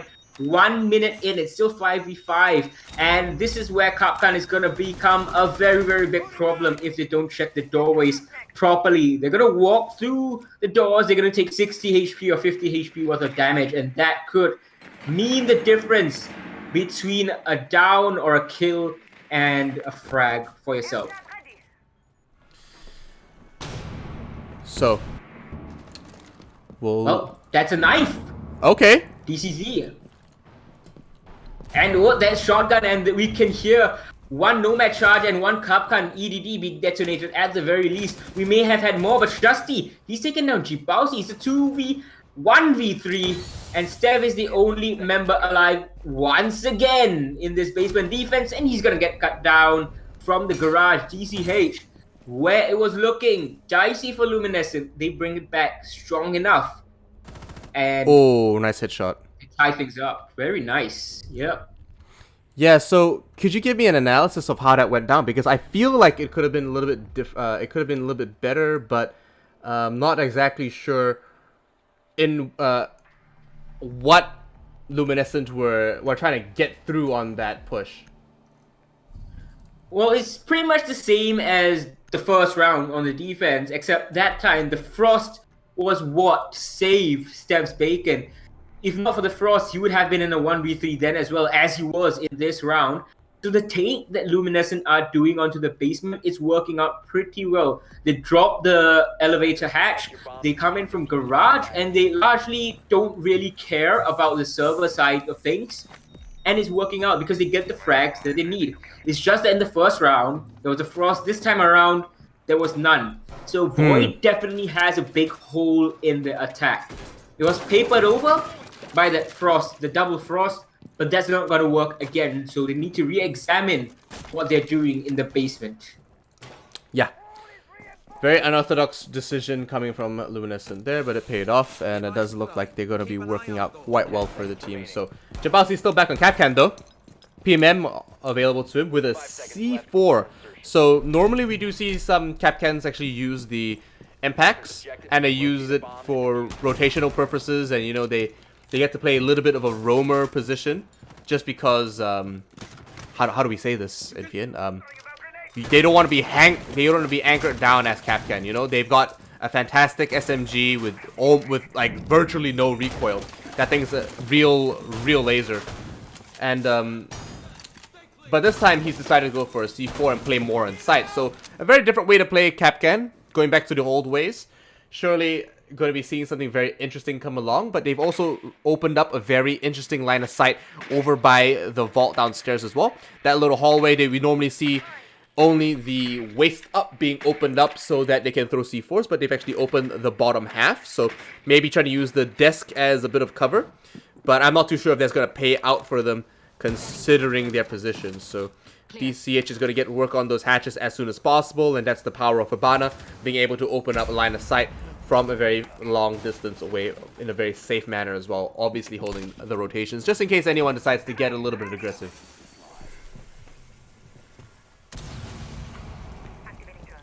So now we are continuing on over here in this round. Nano Kids, he's gotten the vault hatch open again, and it's the same take. As I was talking about earlier on, they always manage to flush out this player behind the stacks of cash, and there's a player on stairs, but they flush him out as well. The concerted push down the main stairs and from the garage. So it's a very rearward focus take, and that's not something you see normally, and it seems that Void aren't quite prepared for it as well as they would have hoped. And Believe trying to keep things a bit stealth, but I'm not too sure why. Because PT King knows he's there. There is a drop to his right. He hears it, and he is very, very afraid all of a sudden. Yeah, the guy has to make a decision. He's going to get pinned down real soon. He's decided to put himself in a very open spot where he's very exposed. But I suppose if you're getting cornered on all sides and you get droned out like that, maybe you don't want to exactly be there. Doesn't actually get concussed being on the inside, and he will win this fight here on to Believe. And it does look like a 3v5 right now. DCH actually gets hit by the Guma and on the push in, and most likely will be pushed out and cleaned up there. PT King picks up a double kill for himself, and he's so low on health, I don't even know how Shasti got into the site. So he's on the actual site itself for B, but he gets caught on the rotation in. Flawless round for Void so far, and very well done from PT King from denying that push from the backside. So what worked for Void there, the hole that they had and the hole that they patched, is the placement of the goo mines. They had clear and ample information where the push was coming in from Luminescent, and they placed their players in angles and locations that was perfectly set up to receive that push. And of course, they won the gunfights. That was very important. Doesn't matter how good the setup is if you're going to lose your gunfights, and that's not something that Team Void usually does. So winning the gunfights was important. Having the setup was also very important. The information with that Legion really saved them in that round and won them a flawless basement defense when the previous two times it was a 1v3. Attackers need to locate and defuse as many Round 6 now, the last chance available for Void to win, to take this to a 4-2. Definitely a more favorable position looking at the standings. They are in defense. They need to maximize this as much as possible. Detrian with the alibi is going to be very interesting to see. I don't know how he's going to play into it now that he's got a very aggressive position. He should be able to play this well, I suppose, but going upstairs all the way to stock is going to be very, very brave. Oh, he's reinforcing it. Never mind. So PT King is going to be here reinforcing up that one. And I'm expecting Detrian to actually hold the open area, because now that we do see Bank actually play quite wide into open area, it actually works quite well for most teams to actually cut a lot of rotations. So hopefully we see this progress and we see something very different. Bachelor is going to be taking a very aggressive forward point here by the police car on the garage shutter. Well, Bachelor is being very aggressive with the Vigil, no less. Do it. Banking on the fact that his ERC won't give him away.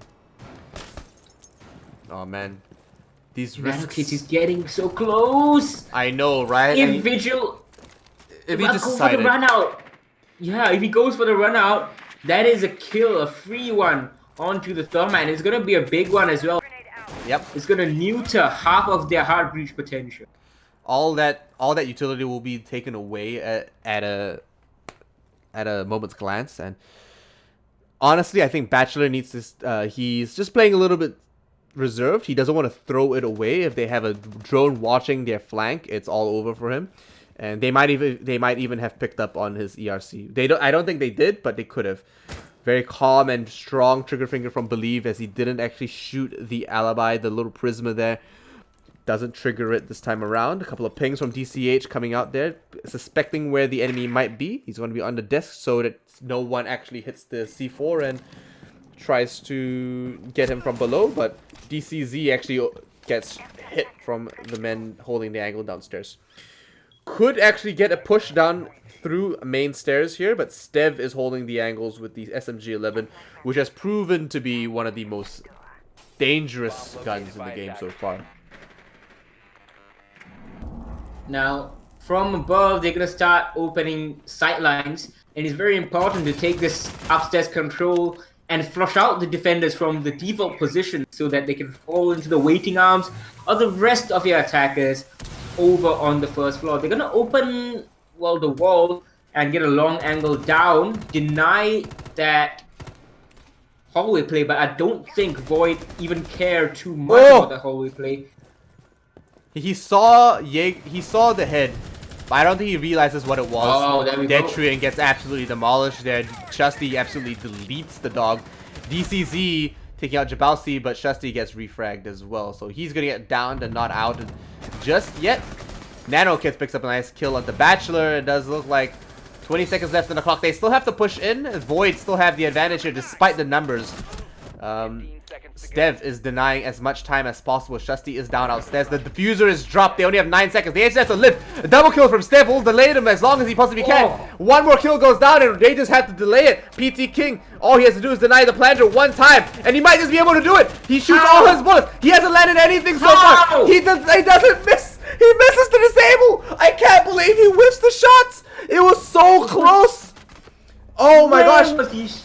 Oh no, he was behind the printer. We didn't see that he was behind the copier, and the copier just blocked half the shots. I cannot believe it.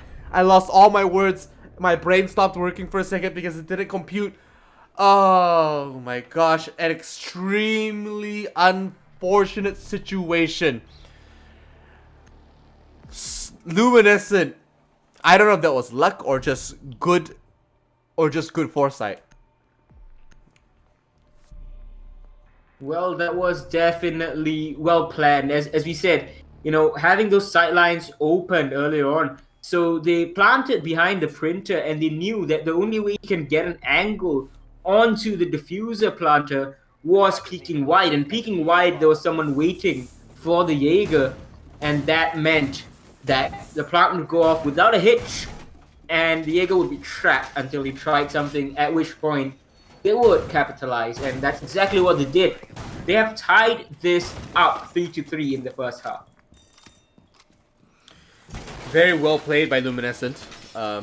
Definitely turning up very differently as well. We're not used to seeing this orderly Luminescent. This Luminescent with actual regimen, and that makes sense. You know, like I like it. I'm happy that they're turning out this way and they've actually developed and evolved as a team coming into the Pro League. Definitely adds value to our scene and it definitely adds value to them as a team moving forward. So looking forward, in addition to that, to this current setup here, Nano Kids is most likely going to be playing over by the garage, Evil Eye holding the long angle, and then using the line of sight to peek and try to cover the default plant all the way in CCTV. So very good so far, coming out from both sides. And now that Luminescent are in defense, will they be even stronger? Or will Void actually turn up quite big on attack? So we'll have to see how that turns out in the end. But it looks like Bachelor is already clearing upstairs in some record timing. Yeah, that's good timing on the clear from upstairs. But, you know, I hope it's supported well by the drone. PT King is bringing his drone, making sure that Stev isn't going to get surprised. And no server stairs hold, surprisingly, very, very surprisingly, from Luminescent. They have someone playing the server stacks itself, but that's odd. It seems that Luminescent on attack, they were ignoring the server stairs, and on defense too, they don't really want to do anything with the server stairs. They are like, all right, you can have the control if you want. We know what we're doing. We know what we have planned. Jabausi is going to be holding the angle all the way through to the blue. Has a man droning for him. Detrian with a very interesting drone gets caught there, but now has information. Located a bomb. Will be able to send his other drone through into the garage to bring a little bit more info on the roaming Maestro. The soft anchored Maestro.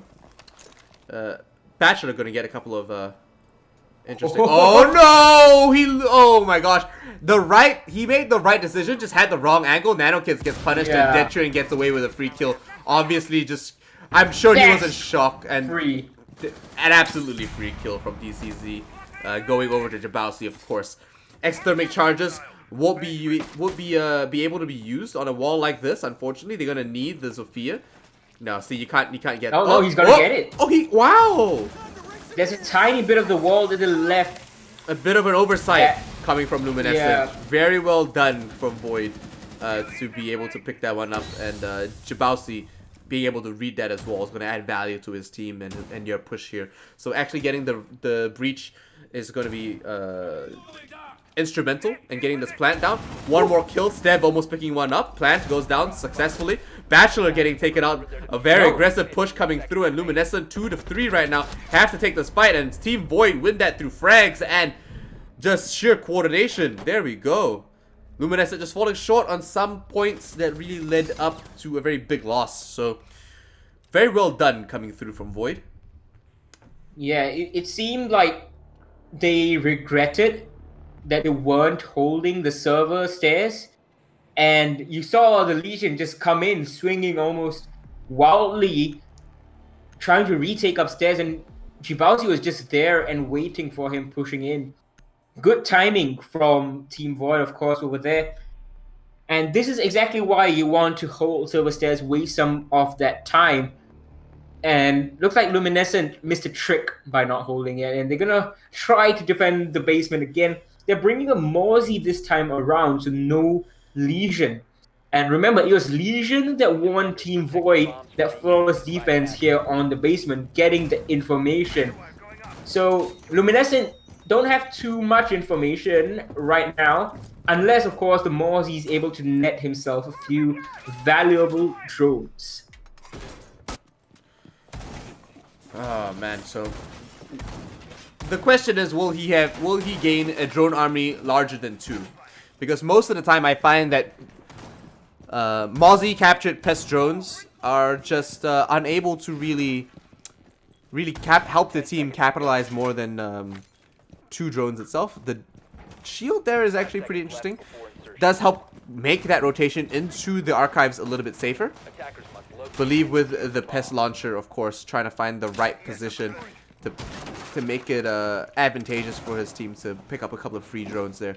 I don't think they're gonna expect them in those positions, but they're not gonna expect Believe on this kind of rotation either, you know.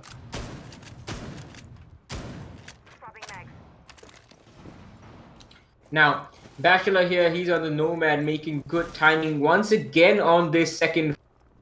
It's not often you see a team make the second floor roam clear happen, because it's very, very risky. It's such a huge map. You might just end up wasting too much time, especially if there is contention coming out from the defenders. You might even lose some bodies, and that's going to put you at a big disadvantage. But Void, they are sending out the drones in first and then sending in the bodies, so mitigating the risk a bit, but still definitely an odd choice. And Bachelor just using a flashbang.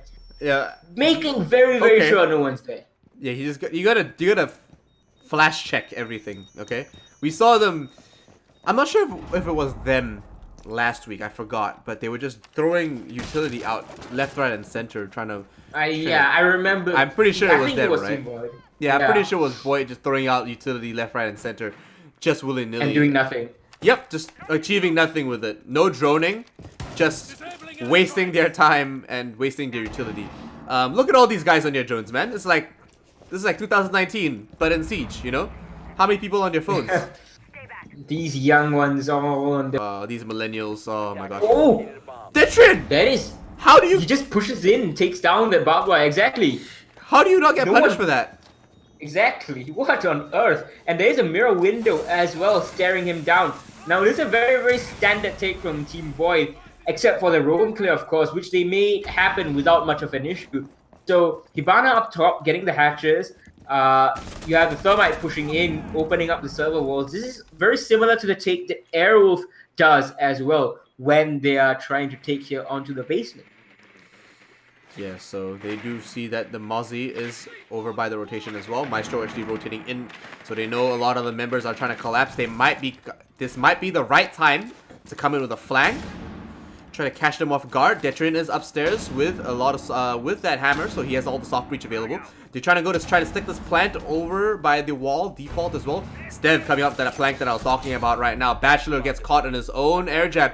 Might be able to pick up one more, trying to pick up the other, and it does look like, oh my god, Bachelor picking up a big bunch of kills for himself. No, actually, a bunch of players. And NanoKid's upstairs. How did he get upstairs? He rotated all the way top into the hatch. Oh, that's too easy. Denies the plant, and it does look like NanoKids will be able to deny this. They're gonna have to find him, catch this out, but Shusty and NanoKids survive this last round on round 8, unable to get that plant down. It does look like they will capitalize on that positioning. How did they actually allow him to rotate all the way to the 3rd floor? Yeah, I'm not quite sure. I didn't quite catch that. Maestro going up all the way to the 2nd floor. So all that roam clear was for naught. And when they made the push happen, it was 30 seconds, no picks on either side, and they had not baited almost any utility except for, I think, one smoke. And that team kill didn't help, of course, and NanoKids with their rotation just put the nail in the coffin. So a lot of different factors coming in to give Void that loss. Wasn't too bad of a take, but as I said, everything starts adding up after a while. Attackers need to locate and defuse as many bombs. 4-4 right now. Luminescent and Void on your first map are turning out to be an extremely tight matchup. Both teams are having fantastic rounds and very good turnouts, as we saw in that last round as well. A very good move by NanoKids upstairs with the Maestro rotating all the way up. I wouldn't say necessarily Void didn't do well. Stev actually pushed through, and he's turned out quite big for his team. Unfortunately, didn't live through that push, but I suppose it's because they didn't get to see that the Maestro was rotating. What they did see, though, that the Maestro was rotating from within the garage out into the main foyer, into the hallway, and they assumed immediately that he was actually going to be rotating into site and playing on the same level, where he was actually deciding that, you know what, I'm going to move upstairs. No one's going to need me here. Very good decision making from him. Don't know if that came from the IGL or if it was his call to rotate that far, but it worked out fantastic, and they really brought it in 4-4 right now. So Void unable to bring it into a 5-3 lead. Does mean that Luminescent are that much closer to bringing in a tie or a win for themselves. So it's anyone's game right now, and honestly, DCZ gets taken out. That takes out Detrian with the T5. Yeah, you heard the window break right next to DCZ. He took a lot of damage, but for some reason they're unable to capitalize. And the jump out fails to take him down before he dies himself. Yes, he gets traded out by the Claymore, but through the drone hole is going to be a free kill for PT King. Yeah, I can't believe it. First, Detrian failing, then you had, Bachelor failing. So it's been traded out, and health advantage is in favor. But one more kill for DCZ. How's he doing this? I'm not sure at all. DCZ takes out Steph with a nice headshot. Jabalsi dodges the damage from the impact. EMP goes down. He might be able to pick up a free couple of headshots here, but he misses it himself. Obviously has a lot of intel being drawn onto him. Shouldn't be able to take it out. Should be able to take it out quite easily. And oh my gosh, a flag from the back gets covered by PT King. Cover. Yeah, exactly. And you know what? NanoKids against the world right now. With the Aldo on 81 rounds, he should be able to take out both these team players by himself. But DCZ has a tight angle here behind the bomb with one more goo mine in his back pocket. Now that they've used the EMP, it might be a fantastic time to actually use the nanotoxin to actually cover that rotation and maybe just focus down on that right wall that's being opened up here. So it's 1 minute left. It's a 2v2. Health is pretty much even right now, and PT King, he's on 3 kills already. NanoKids, he might get this frag right now. Is it close? Ooh, no, he's he not doesn't. gonna connect. And Oh my gosh! Oh no, it's PT King actually coming in from the hole. down. So it needs to be either an ace because it's already a 4K, or he needs to go for the revive onto Jibausi. PT King is actually going to get it done, and it's a Frost Mat that has got Jibausi down, not a stray bullet. I can't believe what Frost Mats are doing in this game. Now, the diffuser is not picked up by either member. Jibausi finally gets it. 15 seconds. He needs to start getting this plant off, and DCZ is playing very, very, very defensive. He's gone all the way out, and Jibausi is successfully going to get the diffuser plant because of this. I think DCZ has misplayed this very, very terribly, and are we going to see an ace? DCZ and PT King are right next to each other, separated by one unbreakable wall, and looking up, it's going to be an ace for PT King. DCZ goes down, and PT King knows it. He's happy about it. What a huge round from him. An amazing turnout, and they definitely gave PT King that kill as well. And they definitely gave him that ace on that last one. We did see that the last member actually rotated all the way off, and they actually decided to hold an external angle, allowing PT King to be the one inside, even though the one outside was the one with lower health. Normally it's the other way around, but you know what? PT King should be able to clean up that ace, and he certainly did.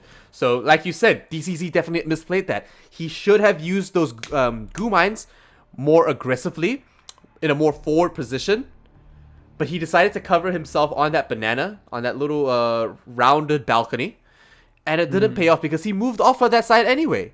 He moved off it as soon as he put those goo mines down, and because it didn't pay dividends, it didn't really work out for him.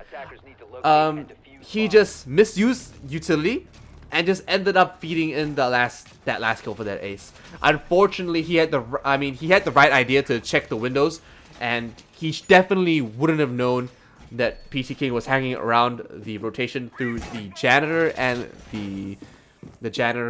the sorry, my brain is not working, the meeting room.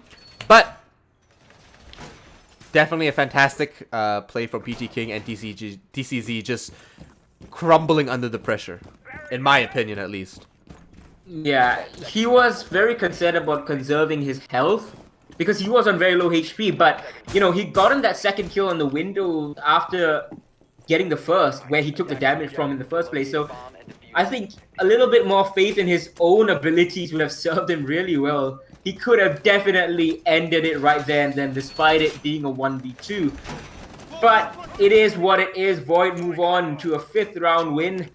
Luminescent, right now, first they'll have to tie it before either one is... oh, that is poor, but Detrian, he can't finish him off. He's gone on to the Blackbeard this time, no less.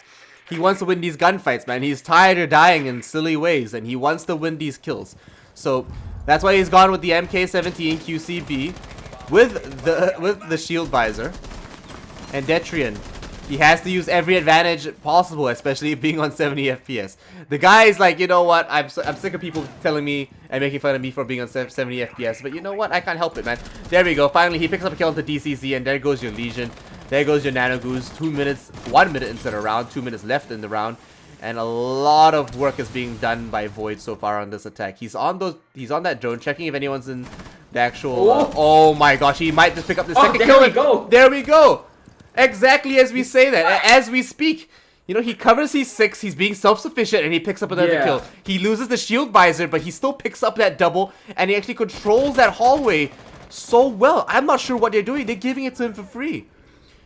See, that's the problem with the Blackbeard. He hit the shots, did the bandit, right on the head. But on the window especially, there's such a small angle for him to look. And, the Dokebi calls are ringing. Bachelor's going to clean up Nano Kids, though. And going punchy. There we go. DCH, he gets punished by Stev. And Shasti's going to come out behind this totem machine. He's going to collect one more. And what a brilliantly played round this has been from Team Void. They are looking unbeatable against Luminescent right now on Bank. The attacks have been a joy to watch in the past 2 rounds.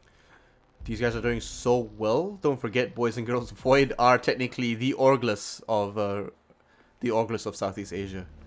So, these guys are fantastic players. Definitely consider these guys into your new roster. They are looking for an org. 4-6 right now. Void are looking strong against Luminescent, and this is the way it should be. They are a pro league team with seasons and seasons of experience. Luminescent are obviously pulling up quite strong, and they are bringing in some good rounds, but on defense, they should be performing much better than this. So, Void, right now, if they get one more round, aka they get the win, that will consign Luminescent pretty much to relegation, dropping back down into the Challenger League. The only chance that Luminescent has, only realistic chance, is to come back against Void right now, at least tie this map up, and then beat Void on the second map. There's a bit of a job It's a tall there. order. It's a bit of a mission. Not gonna lie, but it's possible. We've seen crazier things happen here in the Southeast Asian Pro League, and we're seeing Shusty bring a mirror onto the archives and lockers on bank. You know, that's a pick we don't normally see. That's an operator, and this is a setup that we don't normally get. So let's not take this for granted and appreciate the little things right now, because DCZ is going to be playing over by the server room, trying to hold it for as long as possible, obviously using the goo mines to as best as he can. And an interesting angle from DCH actually looking from the bottom of the stair, from the elevator as well, while Believe uses his own drones to provide a little bit more information for the rest of his team. So opening up as many hatches as possible. It does look like they will be trying to bring in as much information and creating as many rotations as possible. We may see these rotations being used again. We might see Nano Kids go upstairs on that Maestro, pull off the same stunt. But we're not too sure just yet. Detrian is going to be pushing through, and it does look like they have cleared out the open area, and Detrian has this all pushed in and cleared out. A couple of flashbangs available, stun grenades available for him, with a tactical crossbow still fully loaded. Dodges a couple of shots through. Oh my gosh, and they just miss each other. Detrian rotates back into the open area, and it does look like they still need to get work done on these hatches. Yeah, they are afraid of the top hatch right now after Nanokicks punished them in that basement attack, and this time I think they're gonna be well prepared for it, and the drones for the flank are being set up. The breach charge coming out, and Jibausi is gonna eat one goo mine. Risky to pull it out there, but he's gonna take the chance. Believe though, he's gonna take the C4 kill onto Detri, and Bachelor is gonna trade it back. So capital off the board, that is massive in this basement attack. They would have really wanted him there. So now that the lights have turned back on in the server room and the hatches are being popped open, Bachelor is trying to take out as much utility as possible and peeking anyone hiding behind that wall. So the second breach goes down as well, and it does look like Bachelor is going to have a field day with all these angles, especially with these concussion grenades that he should be able to bounce off walls and maybe just pick up one more person. Goes prone just to keep himself a little bit safe, and Jabausi might just get started on this plant. Oh, you can hear that the mirror is looking very, very aggressive. And they're going to disable that mirror window with the X-Cairo. So that's the benefit of having two hard breaches on your team. You can use one of the X-Kairos to do that. DCH, though, he's going to clear up Dev and put the man count favor back in his team. Back to the what with the impact grenade. He's going to kill DCH. And over into Red Hallway. Bachelor is going to peek, not going to see that mirror just yet. Close to the window. Ooh. It's going to be a peek. And Bachelor is going to take down Trusty. It's a triple kill from him. Are we going to see another ace? And PT King has to follow the diffuser. He's scared of the upstairs flank. But from upstairs again, it's Nano Kids and the Legion of DCZ. Plan is going down. This is going to be all too easy. And, well, Luminescent boy, they fall off the plant themselves, yeah. I cannot even believe it. They just didn't stick the plant in time, and unfortunately, Void just didn't. They just couldn't get it. Luminescent are too good on that downstairs defense. They really are. Second floor flank yet again. Then this time he was even supported by the Legion. That has won them these past two basement defenses. They just can't deal with it, it seems, Team Void. Whether by putting drones or putting a member to watch up top. But, you know, they're not going to get a chance to fix their mistakes because this is the last round of the map and it's going to be a teller's office and archives defense.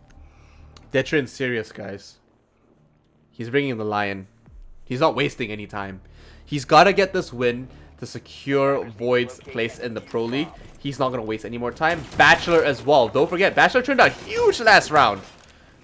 He almost got a quadra kill. He almost got it. But he just wasn't allowed to get it, unfortunately. Shasti bringing in the castle, most likely going to be expanding the play area all the way into the opening area as well. And Believe going to be opening up a lot of line of sight here over into the main stairs. So interesting to see how they're going to play this one out. It's definitely unorthodox. It's definitely not easy for them to push in. But it's still rotatable. I'm not sure what the play is here or what they're trying to achieve. But this is definitely something that we don't normally see come out from any Pro League team. But then again, that could be said for almost everything we see here. Now DCC from below is going to send out one of his electric claws. Thinking about where to put it. No, he's not going to put it down. So it's just going to be a standard basement hold. But it's not the basement bomb site. So interesting choice, I would say, for sure. I'm not too sure what Luminescent are trying. But look, they've been doing a second floor flank in the past 2 rounds. Oh, goodness. That is... Nano Kids nearly collects Bachelor. What an angle. I was gonna say that is some angle, and that is some kind of aggression. If you're gonna peek it like that, Nano Kids with a Maestro, with your Alda, sure, you got the advantage there in terms of firepower, but you're slower, you're very open, and that is an angle and a half. Luckily for Bachelor, he was actually paying attention, and he managed to just drop fast on that rappel, saving his own life there. Obviously not exactly in the best shape, but better than he was before. So PT King's gonna be face checking a lot of these angles and throwing out a couple of EMPs to make sure that any ADSs downstairs will be taken out. I'm surprised they haven't gone with a Frost, but I suppose that might be a Team Void trademark secret. Does look like they are gonna be trying to play a little bit aggressive on these angles upstairs. Bachelor already getting to work on these vertical plays. Maybe even picking up a couple of stragglers as they rotate downstairs. Obviously not the best position for the defense to be, but Luminescent have already lost 1 member, and it does look like it's in Void's favor right now. He hears multiple phones ringing and he's trying to look for the angles. Not quite finding it just yet. And we are having a bit of a, well, Believe he's going to take down Bachelor, so trading things out. And, oh, he doesn't know where the shots are coming from, PT King. And Stev is going to be the one who needs to rescue him. And it's a really precarious spot. He's going to send out 1 smoke grenade to try and cover the revive, as well as 1 phone call. So he's going to go up and rescue PT King. And, oh, he sees the movement, sends some shots. They don't connect. He didn't actually need to go up. Jibausi was there. But either way, this needs to happen right now. 30 seconds. Sev, he gets 1 more. And not like this. And he just pushes in blindly. Shasti takes him down. Flashbang's gonna go out. Shasti is blind. And Believe has taken out 1 more. Stev is gonna trade him out. And oh my gosh! Saves him. And they need to get the plant off right now. In the cover of smoke. Nope. The smoke is gonna get taken out by the ADS. So DCH, he can deny this. He can make this happen. But no, it's going to be PT King picked up off the floor. He is gonna make sure Team Void get the 3 points. And a huge 3 points it is against Luminescent. That was nutty. I cannot believe the round turned out the way it did, Infian. At first, I felt like Stev and some of the teammates from Void were a little, how do I say this? They were a little uncoordinated, both coming in for a double revive. But when they went in and they just fragged out like absolutely crazy, Stev came in big, PT King came in big as usual. And everyone in Void is such an amazing gunner. 7-5 right now against Luminescent. Honestly, what a matchup and what a tight game that was. Can't wait to see where we're going next, Infian. Yeah, that was extremely wild. The last round, the basement hold decision from Luminescent was quite curious, and I don't think it was the right choice. They ceded second floor control completely to the attackers, and there was a buck on Void's side. Bachelor, he started getting the floor open, getting angles down, and Tribausi too, he was getting kills from below. Stev, of course, he stepped up, as did PT King. So just all in all, a very, very good team effort. Void were given the opportunity to do what they do best, and Luminescence decisions, as you said, we've seen questionable strategies from them on bank. It almost worked out tonight to get them a draw, but not quite. Almost is still not enough. So Void take out one map and they stay in the Pro League. Fantastic. Luminescent Yeah, are now quite likely. quite likely. I'm calling it now. I'm gonna assume for the best for Void. Detrian, congratulations for staying in for next season. But Luminescent still have a chance. It's gonna be a long shot, but they still have a chance to stay in the Pro League. Unless Luminescence somehow managed to beat Nex and Void do not better their result against Nex when they play MBT. So That's the only way Luminescent can stay in the Pro League right now. I mean, considering that Void did so well, so far, I think they can, but we'll have to find out how they play next round, guys. Don't go anywhere. We'll be right back. See ya.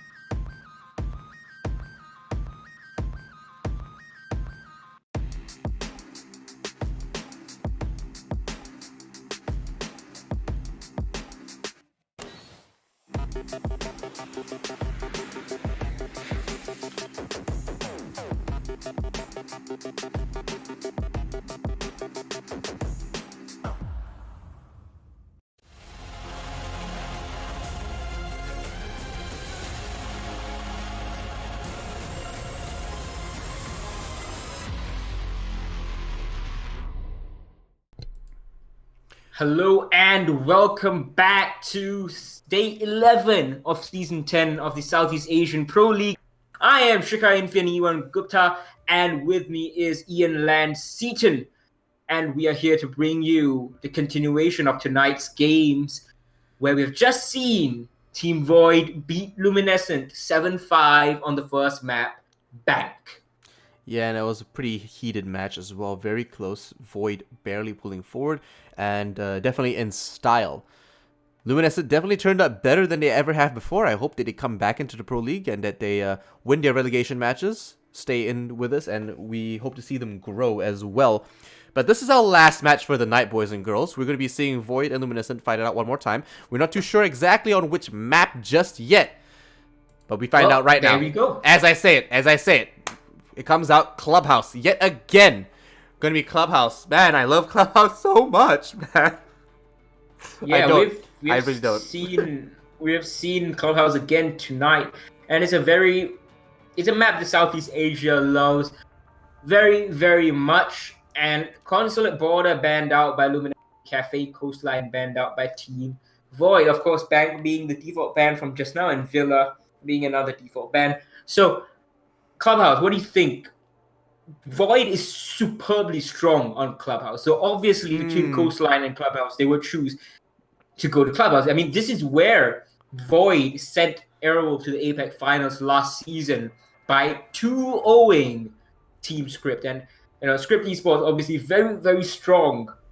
They were ready to send Aerowolf, keep Aerowolf in Singapore and go to the Sydney APAC finals themselves. But it was not to be, of course. So, what do you think of this choice? I think that considering their great performance last week on Clubhouse, I think it's only right that we see Void go back here again. Luminescent, yet again, kind of not sure how they're going to play on this map. They're still a hard team to read. I'm not too sure on any set particular playstyle. They do like to have late flanks come through. That's always good, and it seems to be working out very well so far. I don't know what else is going to come through for the rest of Luminescent on a map like Clubhouse. It is a smaller map than Bank. Bank has some of the longest angles in the entire game. But on a smaller map like Clubhouse with medium to long angles and a lot of close quarter combat inside the building itself, I think Void's going to excel a little bit here, because if you look at Void's lineup, almost all the players are known to be big fraggers. Very strong gunmen. And now that we're coming into a map like Clubhouse, sure, I think it can work. I think it's going to work. I want to consider, though, that if we are seeing Void come here, don't forget, this was the map that Detri made his return debut. His big return to Pro League. And now that he's back in Pro League and he did well on the first time he was here, I'm expecting him to one-up himself. So, Detrian, if you hear this 3 minutes from now, all eyes on you, buddy. Well, Detrian, I hope you're not hearing this, because that means you're not playing the game. So, take a time and watch as Luminescent bans out Thatcher. So, they get the first ban being on defense. Let's see how Team Void responds. Is going to be a Nomad ban. So Luminescent, obviously, they're looking to bring the Kaid, and this means that Team Void cannot ban the Maverick. It's going to be instrumental in opening up hatches, or you can simply ban the Kaid. So interesting bans coming out. This has left Mira, Echo, and Maestro still on the board. So likely one of those three are going to be removed from play, unless, of course, Luminescent follows what Xavier did and bans out Mozzie.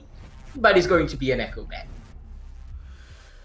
Echo is a pretty standard ban. Kaid as well for a map like Clubhouse, because of the amount of hatches you have. The strength he has over in CCTV and Cash as well, just because of the DMR shotgun with the ACOG, as well as the the Artilla Electro Claws.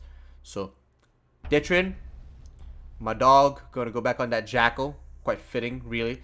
Bachelor as well, back on the Bucks. So, similar roles coming up from everyone so far. Stev on that support frag role along with PT King. So everyone here is able to actually pick up a lot of these kills. I'm actually sure who the IGL on Void is.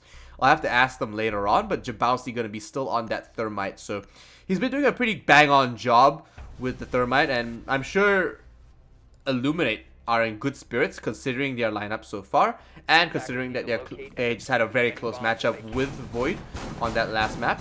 So considering that, with the first site being gym and bedroom, I don't think it's gonna throw Void off too badly because their setup for a cache does still apply for this site here, but Luminescent deciding to go for an offsite over a main default site is still pretty interesting to see.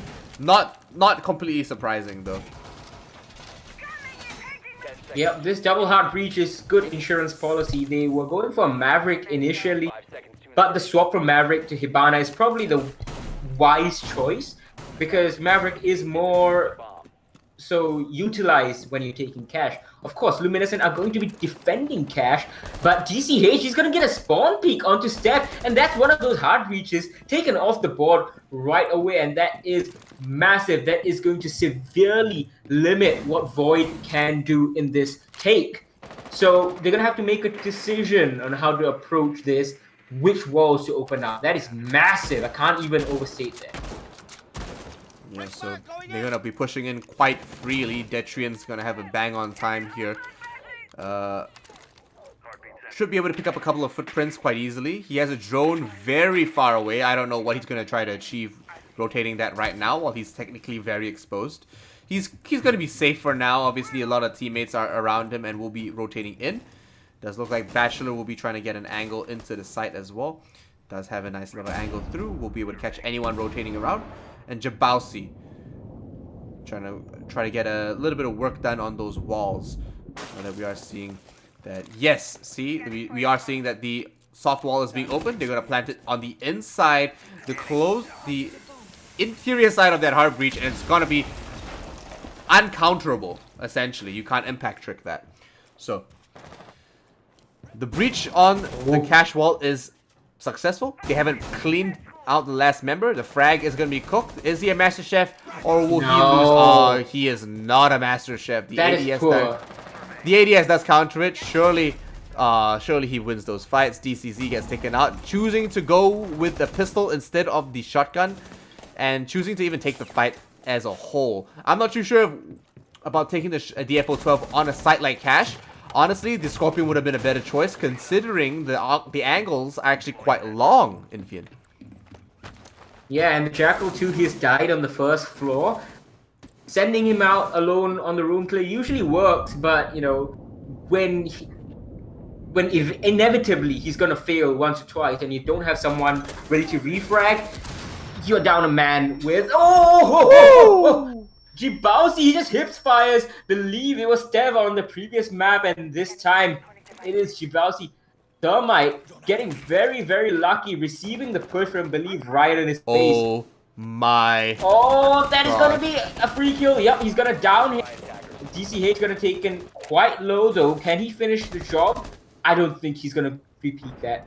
Too risky. He just missed the headshot. Obviously didn't know exactly where that head was. Yeah.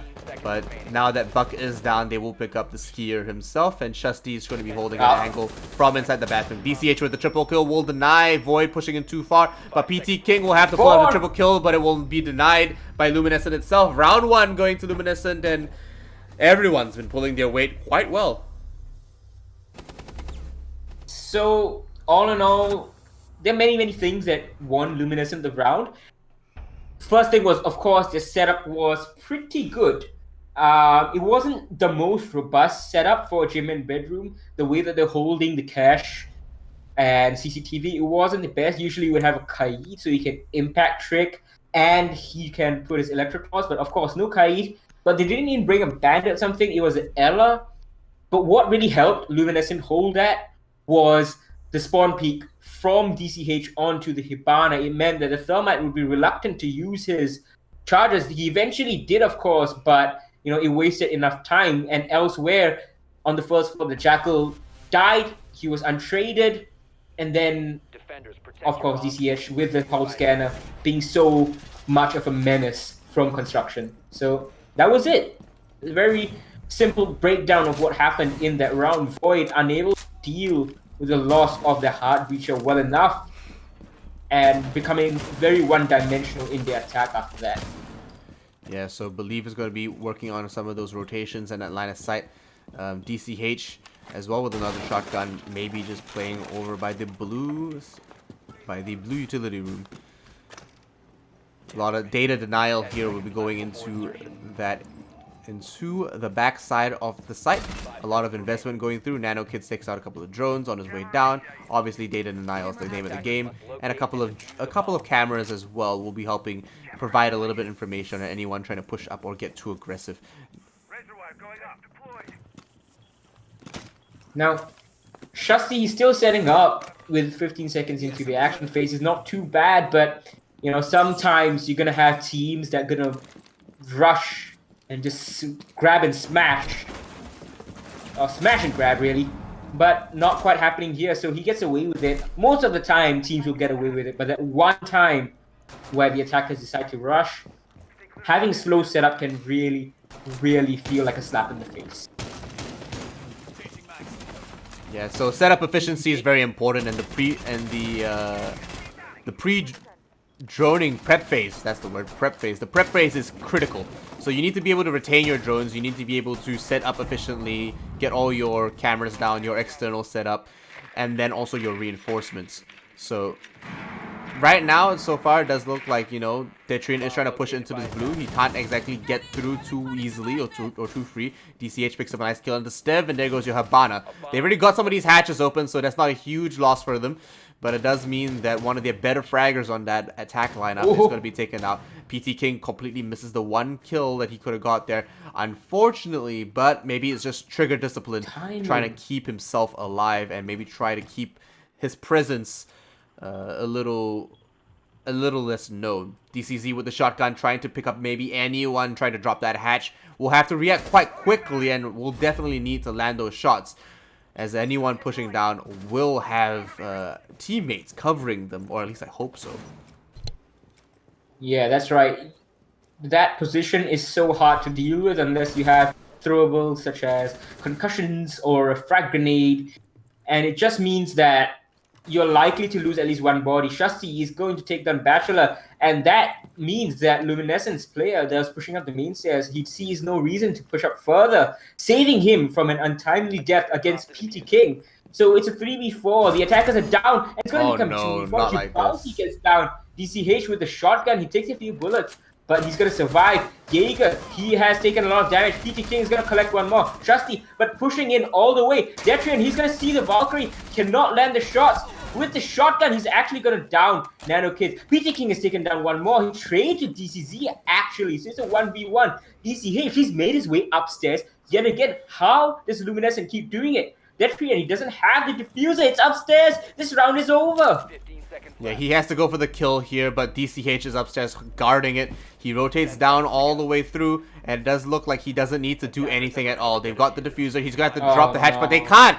He can't drop the hatch. He's way too far, and with 1 second left, it does look like it's Luminescence round. Operators, you have run out of time. That is truly unfortunate. If he dropped the kitchen, he either wouldn't have had time, or even if he did, he was ready, the smoke ready and waiting, and that would have been an easy cleanup for DCZ. So, I mean, that was just poor. This is why you got to do your job. You got utility. You've got gadgets that can contribute to a greater, longer-term benefit to the team. If you're Habana or if you're Thermite, the first thing you do is not try to pick up kills. The first thing you do is you set up, you put your claymores down, you put your flashbangs through, and then you open up the walls. Yeah, use your utility. So if you die, then you get taken out. But unfortunately, they didn't get a lot of that done. A lot of good play from Luminescent as well to deny everything. But just not enough, really. Fantastic play by Luminescent to guard the first floor and play it so methodically. Like I said before, Infian, these guys are playing very differently, and they're not the same team that we saw come in from Challenger League.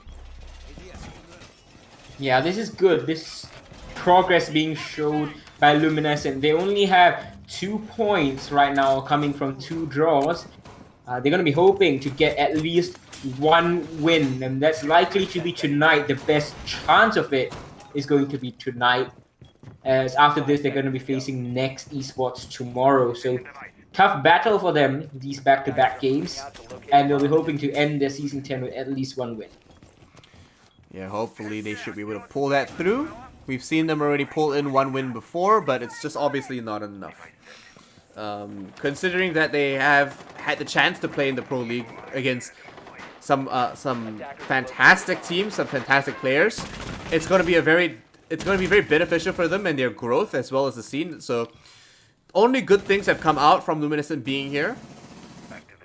Surely when they come back, they'll be a better team all in all, and they should be able to provide much better competition. And I'm more than sure they'll be able to take out anyone over in the Challenger League coming through and trying to take a spot for the Pro League themselves. Jabowski will be putting down a lot of damage actually on Shusty as he rotates out. Now we'll have to get to work with the breach upstairs. I'm surprised they're not trying to just soft breach this with a Maverick trick, but they're just going straight away for the Thermite. So not bothering with fancy tricks. It does look like Bachelor is keeping an eye out for the strip club run out, but does look like it's poorly timed. He's probably going to get peeked in from somewhere. There we go. Yeah, Jabowski picks up Nano Kids as they push through, but the strip club rotation has not paid dividends just yet, and they most likely have garage control now. Yeah, the Maestro played it poorly. He gave garage control by being too aggressive, and not only that, he has ceded a lot of control on side as well. Those evil eyes are going to be locked in place, and it's going to be easy for Bachelor to take them out. Not that the evil eyes could have survived, and you can see the pings coming out, locked in position, can only see one angle. So Detrian, he's going to be instrumental in this with the M249 LMP. Oh, he drops down, but it's DCH ready and waiting. It was a good reaction from Detrian, but just not quick enough. Yeah, DCH definitely have the advantage there. A whole bunch of flash grenades go out, stun grenades actually will go out, a whole bunch of pre-firing as well, just to try to return fire.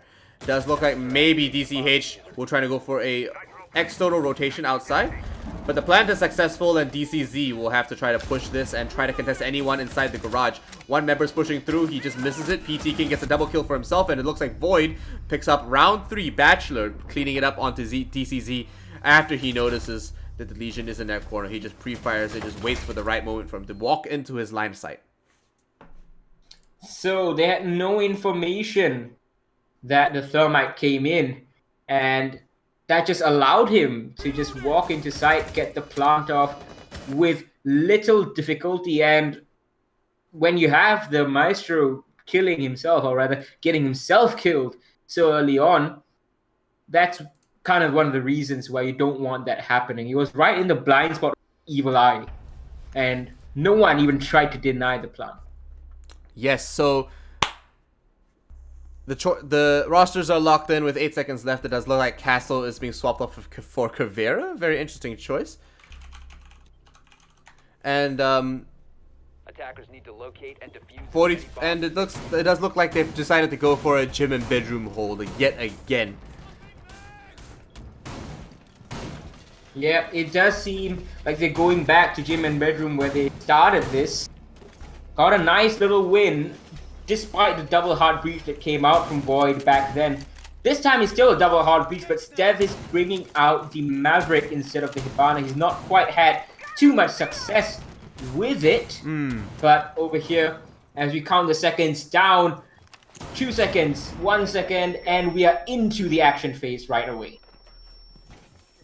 Yep, so does look like we will be setting up here, and they'll be reinforcing the cash room, and probably putting a lot of investment there this time. DCZ is going to be on there again with the FO12. I'm not too sure if they want to do this a second time around in Fien. It could just be that they're just feeling confident. Maybe he might try to hold construction instead. It does look like they swapped the roles around just a little bit.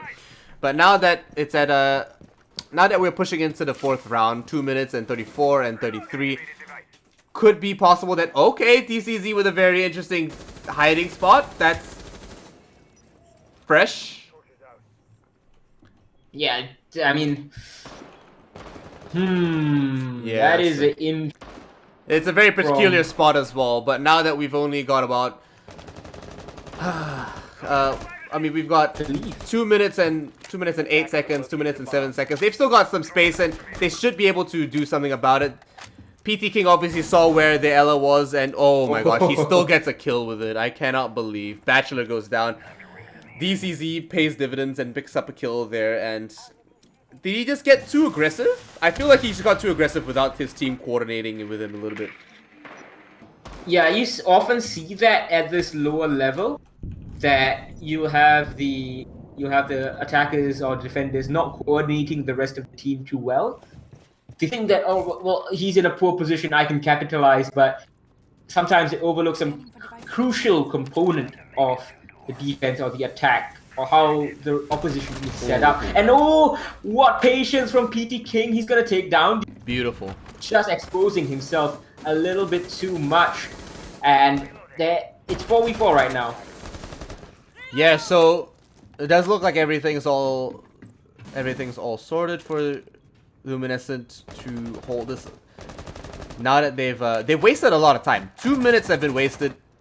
1 minute left in the clock, and it does look like Jabausi is still kind of lost. Like, Void don't even know what to do right now. Like, guys, do we open up the jacuzzi, or what are we doing, guys? What are we doing? Half the members of Void are just waiting for the right call right now. They're just struggling to make a decision. Nice kill coming out from PT King, but it does look like Jabausi gets downed outside. Stev is going to peek this dangerously, rotate in a very, very I wouldn't suggest ever doing that, but you know, he just did. So he's in a position. Oh my gosh. So if a couple flashbangs go out there, it does look like they're trying to peek this quite aggressively. He almost picks up the kill. He has to rotate off now, and it does look like a couple of pings are saying, you know what, go through this construction right now and pick this one up. He gets hit with the Grizz mod, and he pays for pushing that aggressively. PT King with a double to clean that up, though. Will it be enough? Jabausi will have to get that plant down. He's trying to cover his teammate. It does look like he picks up the triple kill.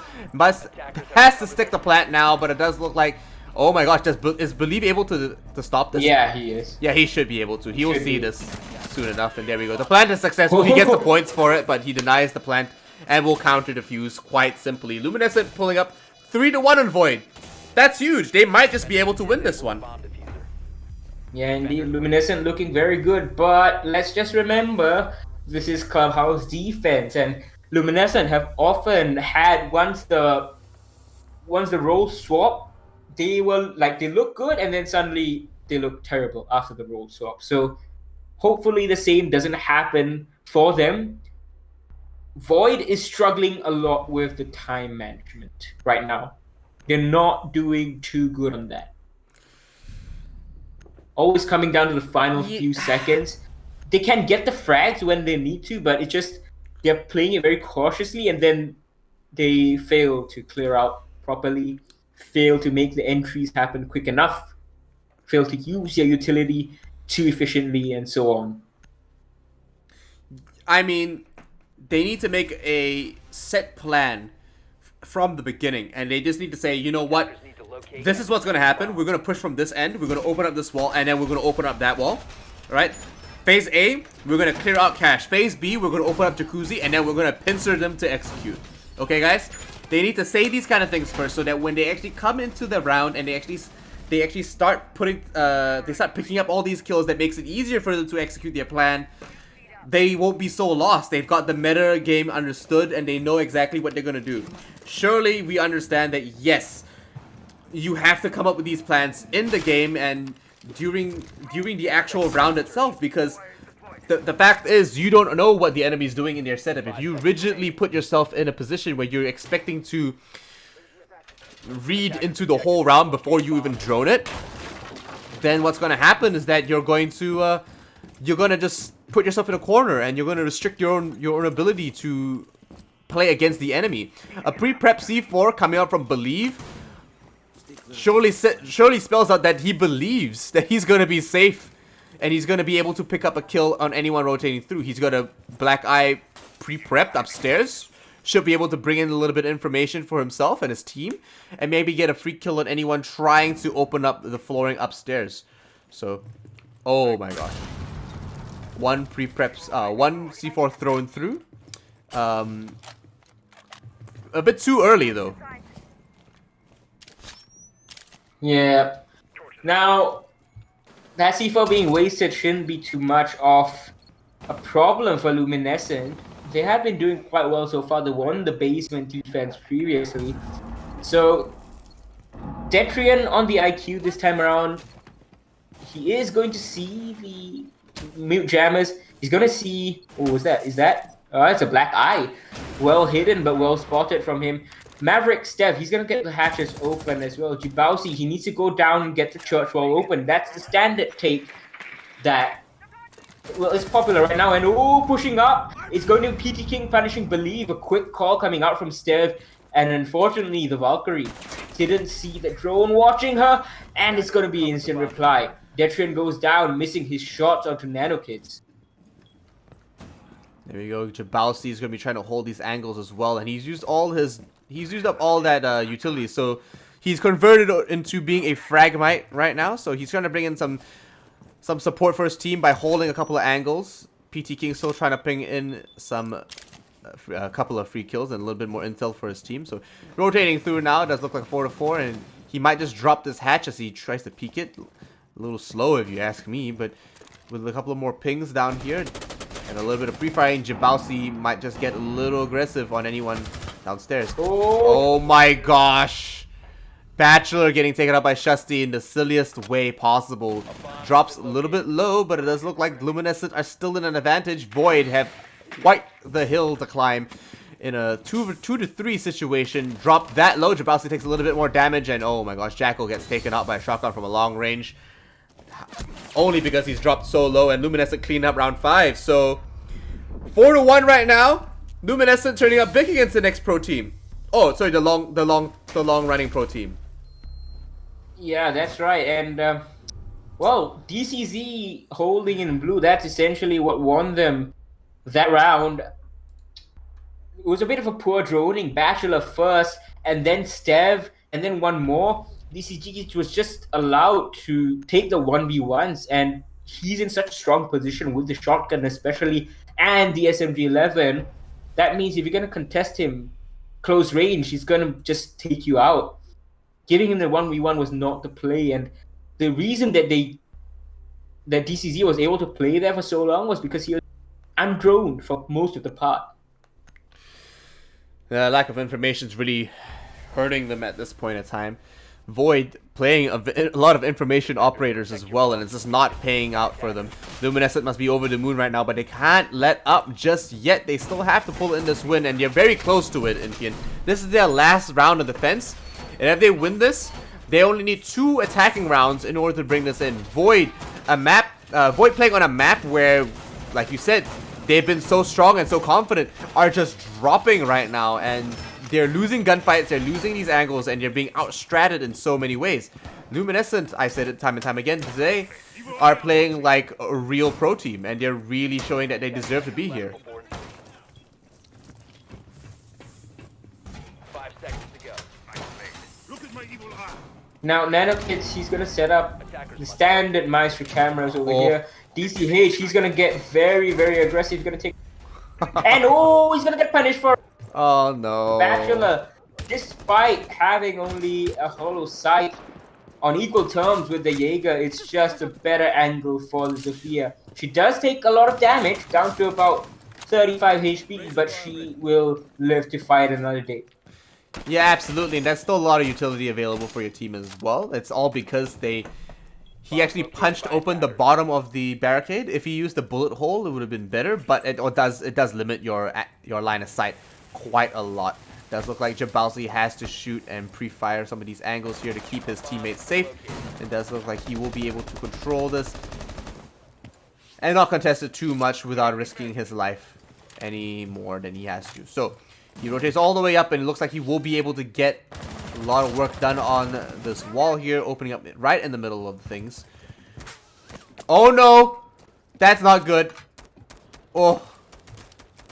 Manages to rotate up just in time before he gets taken out there. So, Detrian, the 70 FPS dog, or the R4 seed, is going to be bringing in a little bit of information as he drones for himself and drones for his team over by the staircase in the lounge. Exothermic is successful, and they will be rotating over to the construction site in order to maybe bring in another couple of angles. But Jabalsi's taking the diffuser very far away from the actual plant site. So, if he dies now, it's not going to be fantastic for a team. Does look like Stev actually picks up a couple of shots here. Doesn't get up any kills, but Shusty cleans up Detrian, rotating over on the other side there. So Nano Kids as well with the Elder 556 will be rotating and guarding the garage by himself. PT King's gonna be picking the angle with the C7E, and it doesn't look like Luminescent are going anywhere anytime soon. Void have a bit of work here before they can actually get this initial plant down. I feel like they need to take over control over the garage first, or they really bank in on that cash room. The previous time, Void won it when they got control of the garage. This time they haven't been able to do it, and I think you're right that might just be their downfall. Still have a catwalk player. Oh no! So close! PT King nearly kills Jabalzi, but Jabalzi is standing firm. DCZ comes into sight. He takes down Stev, and I'm not sure how DCZ is not being watched for. He's gonna take down one more. Wow! Jabalzi goes down, and Shusty cleans PT King up. And what was looking? It was looking so decent for for Void after that, and then it just fell to pieces. 5-1. It's official. Luminescent. Can we get a wow? Guys in chat, can we get a wow? Because Luminescent are doing so much better than Void on Clubhouse. A map that Void have been consistently strong on. Like, they're not notoriously known for Clubhouse like Empire is, where they just like 7-0 a team. But Luminescent is nearing that stage where we can just say Luminescent are strong on Clubhouse, ban Clubhouse from Luminescent. That's essentially what it's starting to look like for us, at least. So, Luminescent coming through does look like it's going to be strong. They're playing like a very different team. They're not even the same guys anymore, man. These guys are they've ascended. You know, they're playing very different, and they're definitely looking much better. Detrian putting the shield down backwards, in fact. So he's going to be trying to contest that window very aggressively from behind the bomb, and they're really expecting PT King to be able to deny all of the exothermics or X-Kairos charges on that double wall.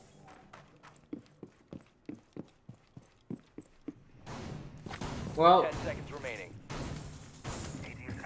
5-1. Void have a mountain to climb right now. The only solace they'll be having right now is that they won the first map. That's it. They will be feeling pretty terrible except for that.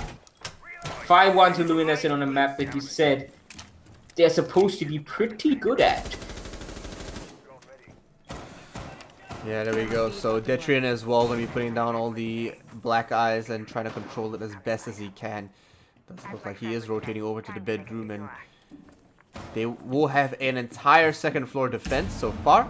No one playing downstairs with a C4, but Jabalsi takes a couple of drones to clean it up and maybe try to bring in a little bit of presence down by the lounge. My brain, sorry guys. DCZ is going to be droning a little bit more by the stage as well, and it does look like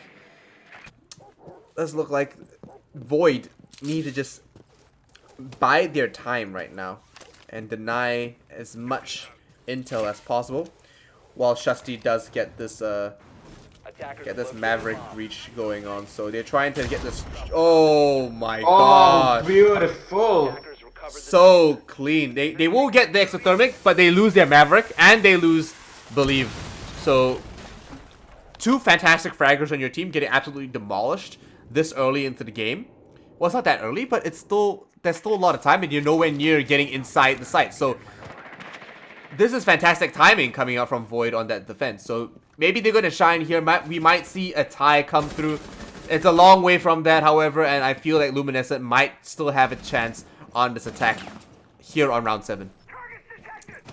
Yeah, this isn't looking too good for Luminescent on this round specifically. And TCCs have to make his way all the way back to the roof. And then they have to think about what they want to do with this. They don't have garage control, just like how Void didn't have garage control.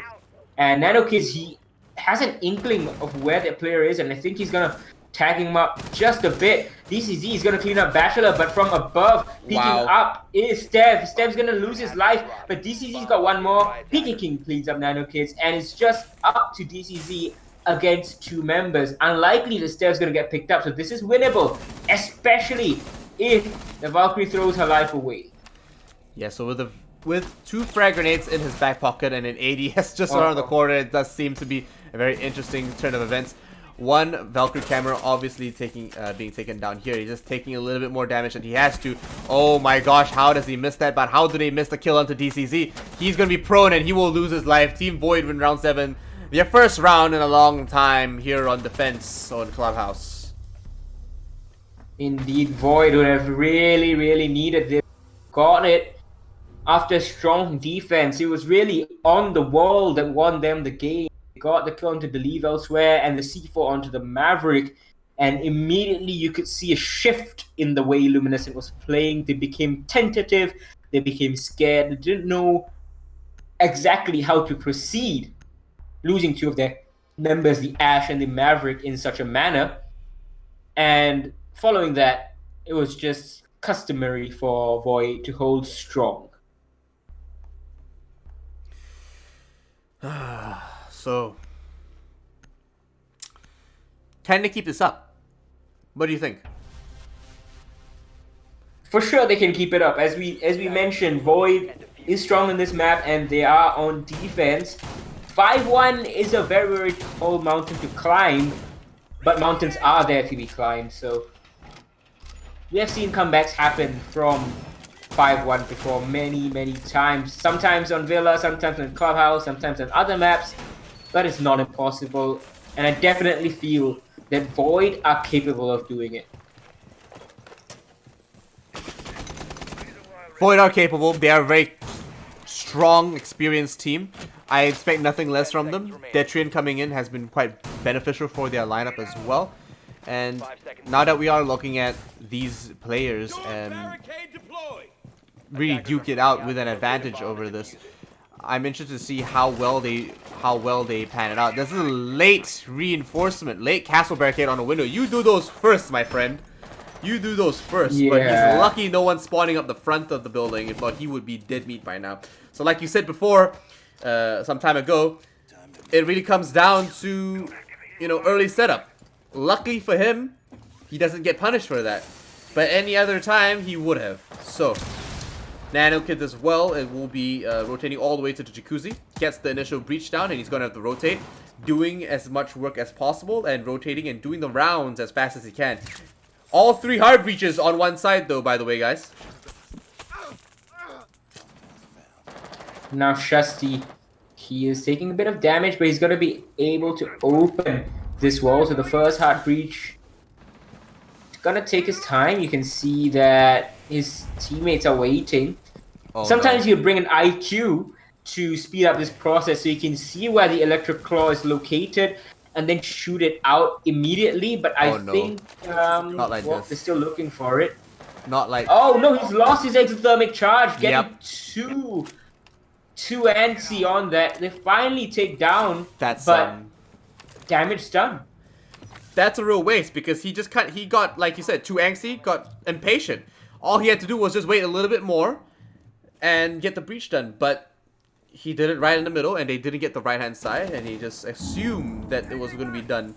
Surely he was trying to get it done early, but talking about early, or maybe a little bit late, DCZ will be pushing up into the eastern stairs. All the walls are soft, of course, and the vigil is... Oh, that's not a vigil. I'm not even sure who that is. Attackers have located But a bomb. he's just hanging around the corner. Might just peek right now, and oh my gosh, no, it's Bachelor with the double kill onto Believe. Then maybe the triple as well. He rotates back. He's taking a little bit of damage, but it's not too bad at all. He's gonna be holding this wall and holding this room as well as he can. The rest of it's soft. Maybe that's gonna allow him to actually rotate out of there and actually make an escape for himself. Bring in a little bit of aggression with the castle hanging around that door as well. Now, Nano Casey's taken downstairs, Wow. but Detrian Okay. trades back on Justy. To just one before Detrian gets one What? more. And, dropping in DCH. What a kill onto Bachelor. It's gonna make it a little bit more even, but DCH is getting pressured by Detrian. Takes out the goo mine and promptly dies. Detrian, his shots ring true. And that's a triple kill for him this round. Man. So, Habana unfortunately going down at the end there. Under Armour gloves were just not enough, I'm sorry. But Void looking very strong on the defense. Very different setup coming through, paying off. But I think ultimately Luminescent were just being real sloppy with that attack. Just losing that second exothermic really cost them, and they had to use the X Kairos, losing more utility available to them as well. Not ideal in any situation, and they didn't even attack the gym window. You know, gym window control over into the jacuzzi wall is its core. It's so necessary, but not being used or capitalized on. Many bombs as they can. Void will go downstairs into Arsenal, where they're safer. They can play together, and their refrag potential is much higher.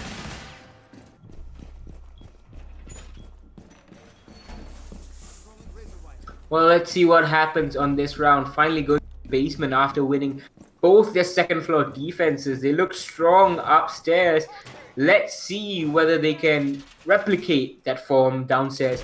Basement plays out pretty differently to the second floor bomb sites.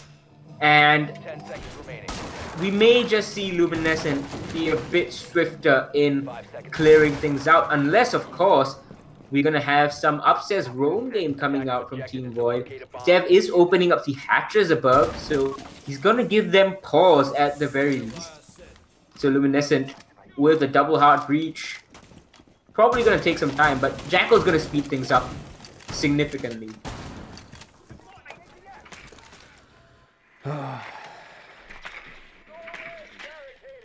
So Shasti's going to be doing a little bit of droning, obviously, and now that he does get his drone jammed, he gets his drone jammed, and does look like DCH as well is suffering from drone jammer-itis. Pushing through, trying to gain control over the second floor, it does seem to be quite the chore for Luminescent so far.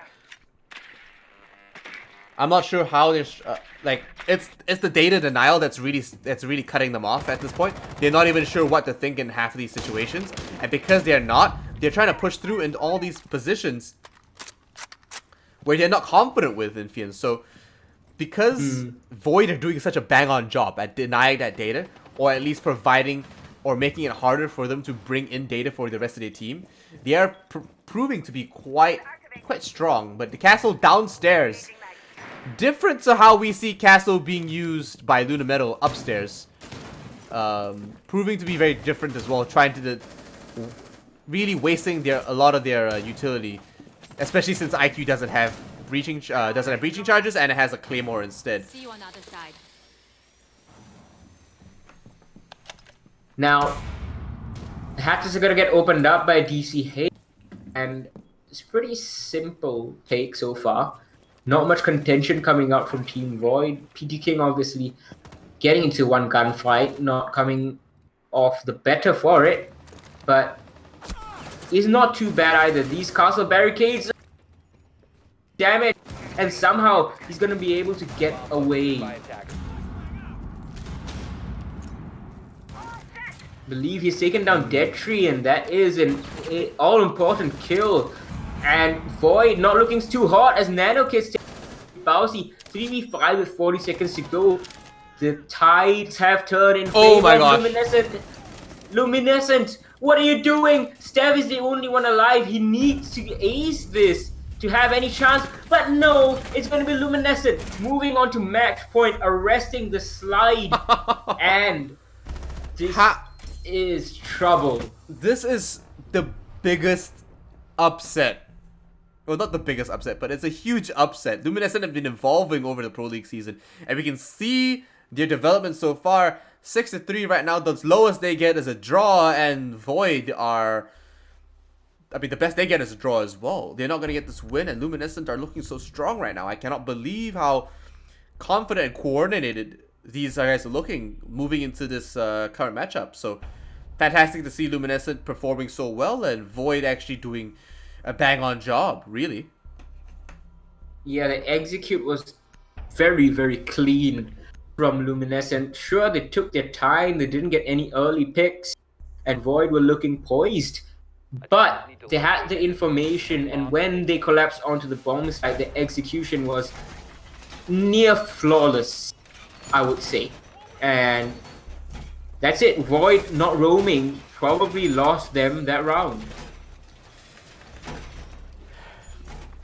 Just a small mistakes that are piling up here, and PT King's going to be trying to bandit trick that wall. Has the...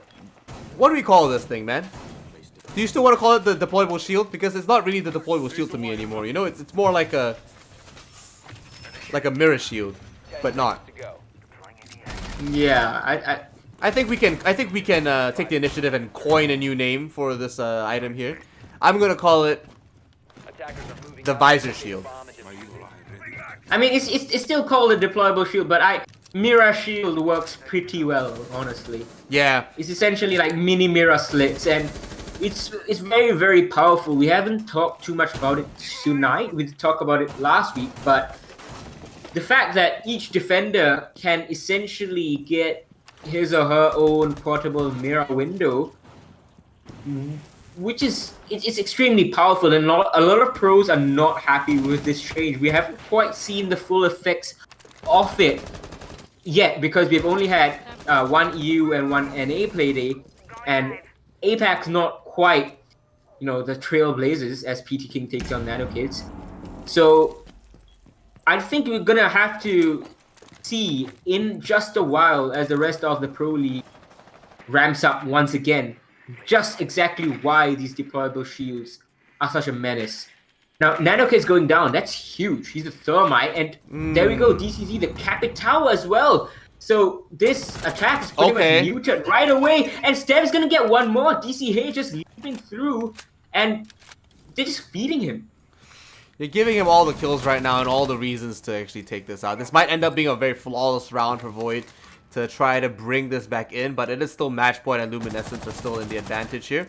It's going to be an uphill climb, and Shusty's most likely going to lose this one out. C4 going out there. He does dodge that just barely as well.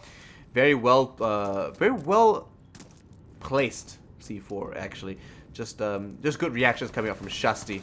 So he's rotating around. He's got still 1 minute and 15 seconds left, and it should still pan out quite well for him. A couple of shots coming through. Might just pre-fire back. Here we go. And nothing will come out from that, but he's most likely going to push them through gym and bedroom. Does have a couple of drones obviously feeding him a lot of information. And he's trying to take these gunfights as best as he can. And, I mean, he's got... What else is he going to do at this point, Infin? He's going to try to maybe push through construction. And then it's going to... I mean, it could work out well. Oh. Like this, eh? Alright. So he picks up a nice kill on the Bachelor. He pushes through the master bedroom. And... It's not a flawless round anymore, so good job. Good job of throwing away at Void. But unfortunately, Void cleaned that up, and it's too easy for him. Too many things, too many angles to consider, and one man on the cameras already. So, Detrian doing a fantastic job for his team, cleaning that up. Also very good Valkyrie cameras coming from him.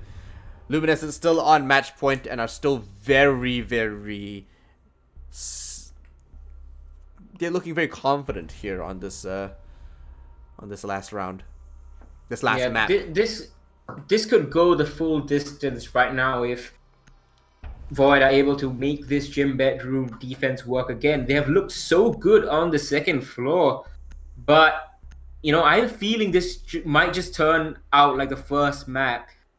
You have Luminescent coming back over there, but then Void just holding strong, and that lack of a strong basement defense might just be Void's, and even though they might push this to round number 12.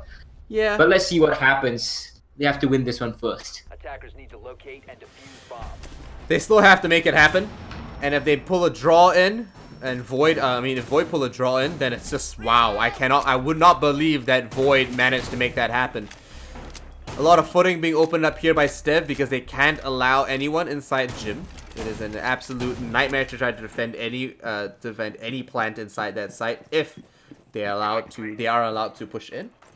And they are allowed to get the plant down. It just becomes indefensible at that point.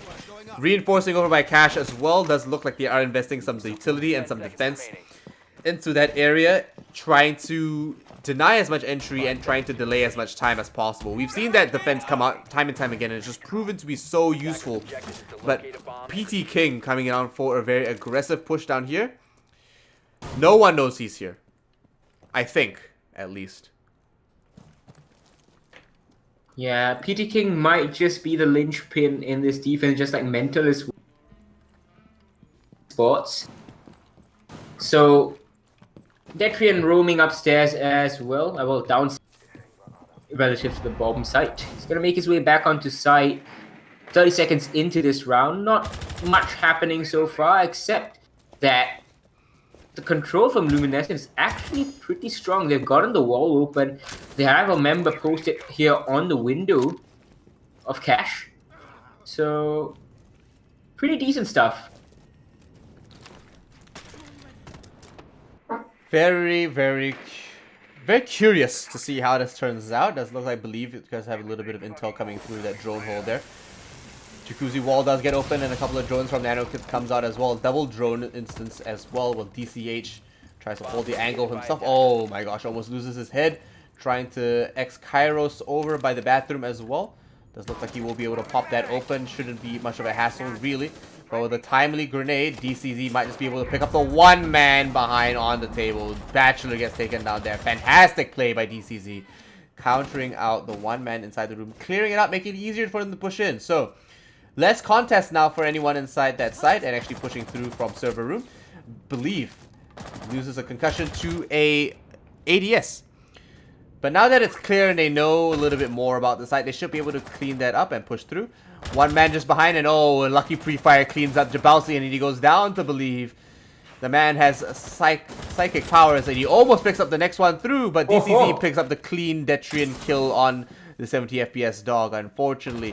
So, 2-1 to 5 right now. Luminescent looking to pick up a win. This can't happen. No, PT King needs to pull up another ace here on the 11th day of Southeast Asian Pro League. He has the C4 ready prepped. He throws one out. It won't connect with anything just now. All the cameras are coming out. All the flashbangs are coming out. The plant diffuser is going down. And looks like he is against the world. He is against all the odds right now. And he will lose.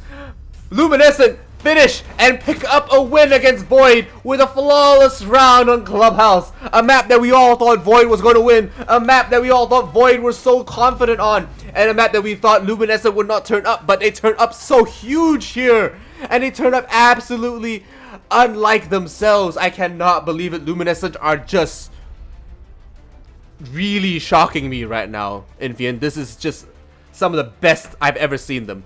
12 kills on DCH, 14 on PT King. My gosh. This is absolutely some incredible stuff, and it was the defensive half that really won them the game, I would say. Superbly played from them. They went 5-1 up. It looked like initially, when they were 2-0 up, and then Void finally got around, I thought, all right, well, we might see this a bit more balanced out. But then after that, they strung 3 more rounds together, went up 5-1, and all of a sudden it was an insane mountain to climb. Void did pretty well to try and come back from it on their own defense, but just not enough. They went 3-2 for the rounds that were played, but that was all that was needed. And just in general, it seemed that Luminescent the practiced Luminescent that we were seeing on Bank, we saw an even better one here on Clubhouse.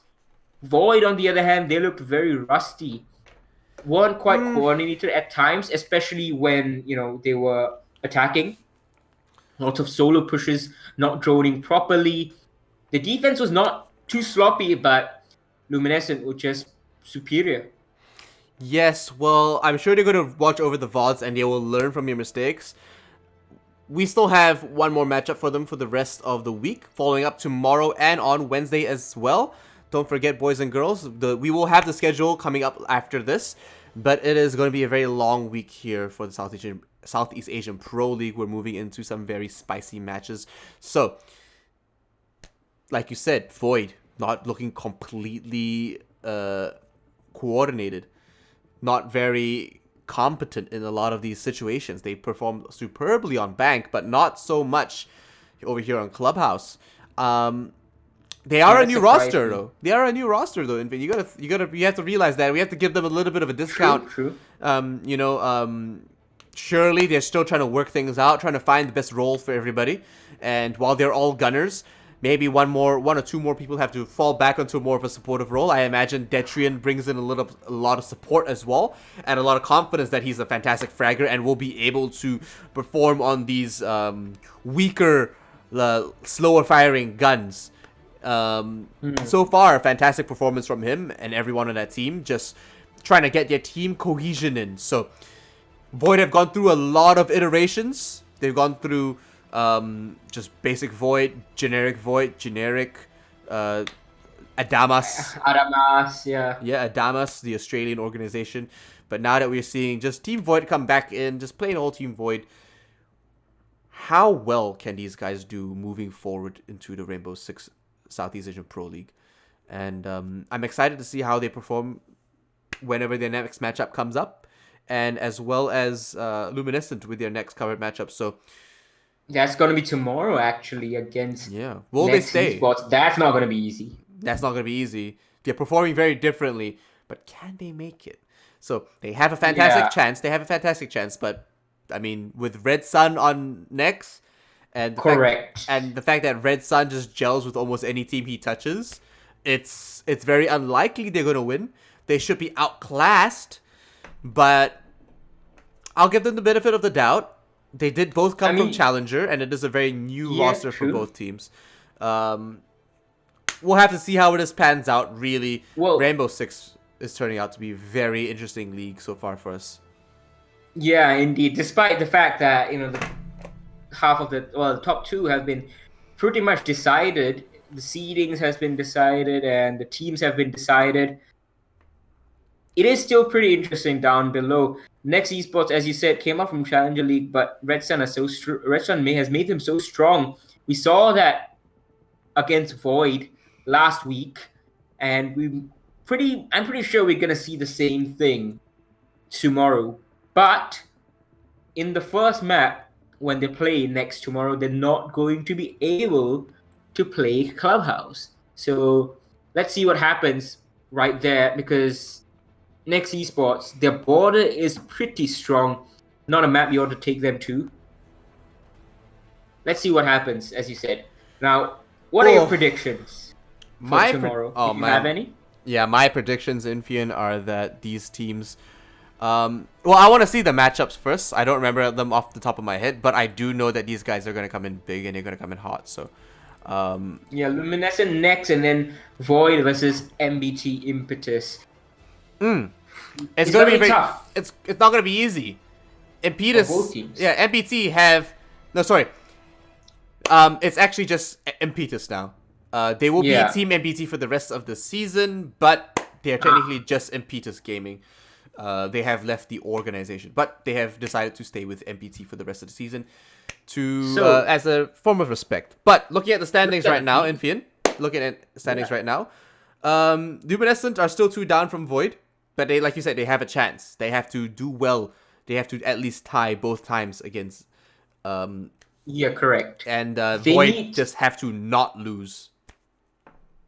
Yeah, Team Void, Luminescent really, they need to better Team Void result tomorrow against MBT when they play themselves against Next Esports. And not only do they have to better, it can't be like a win versus a win draw, because their round differential isn't looking too strong. So in the mini league that will be set up, if Luminescent gains 6 points to Team Void's 4, that will mean that it could be dicey in the end. So Luminescent will ideally want to win both their matchups and have Team Void at least lose one. So a bit out of their hands.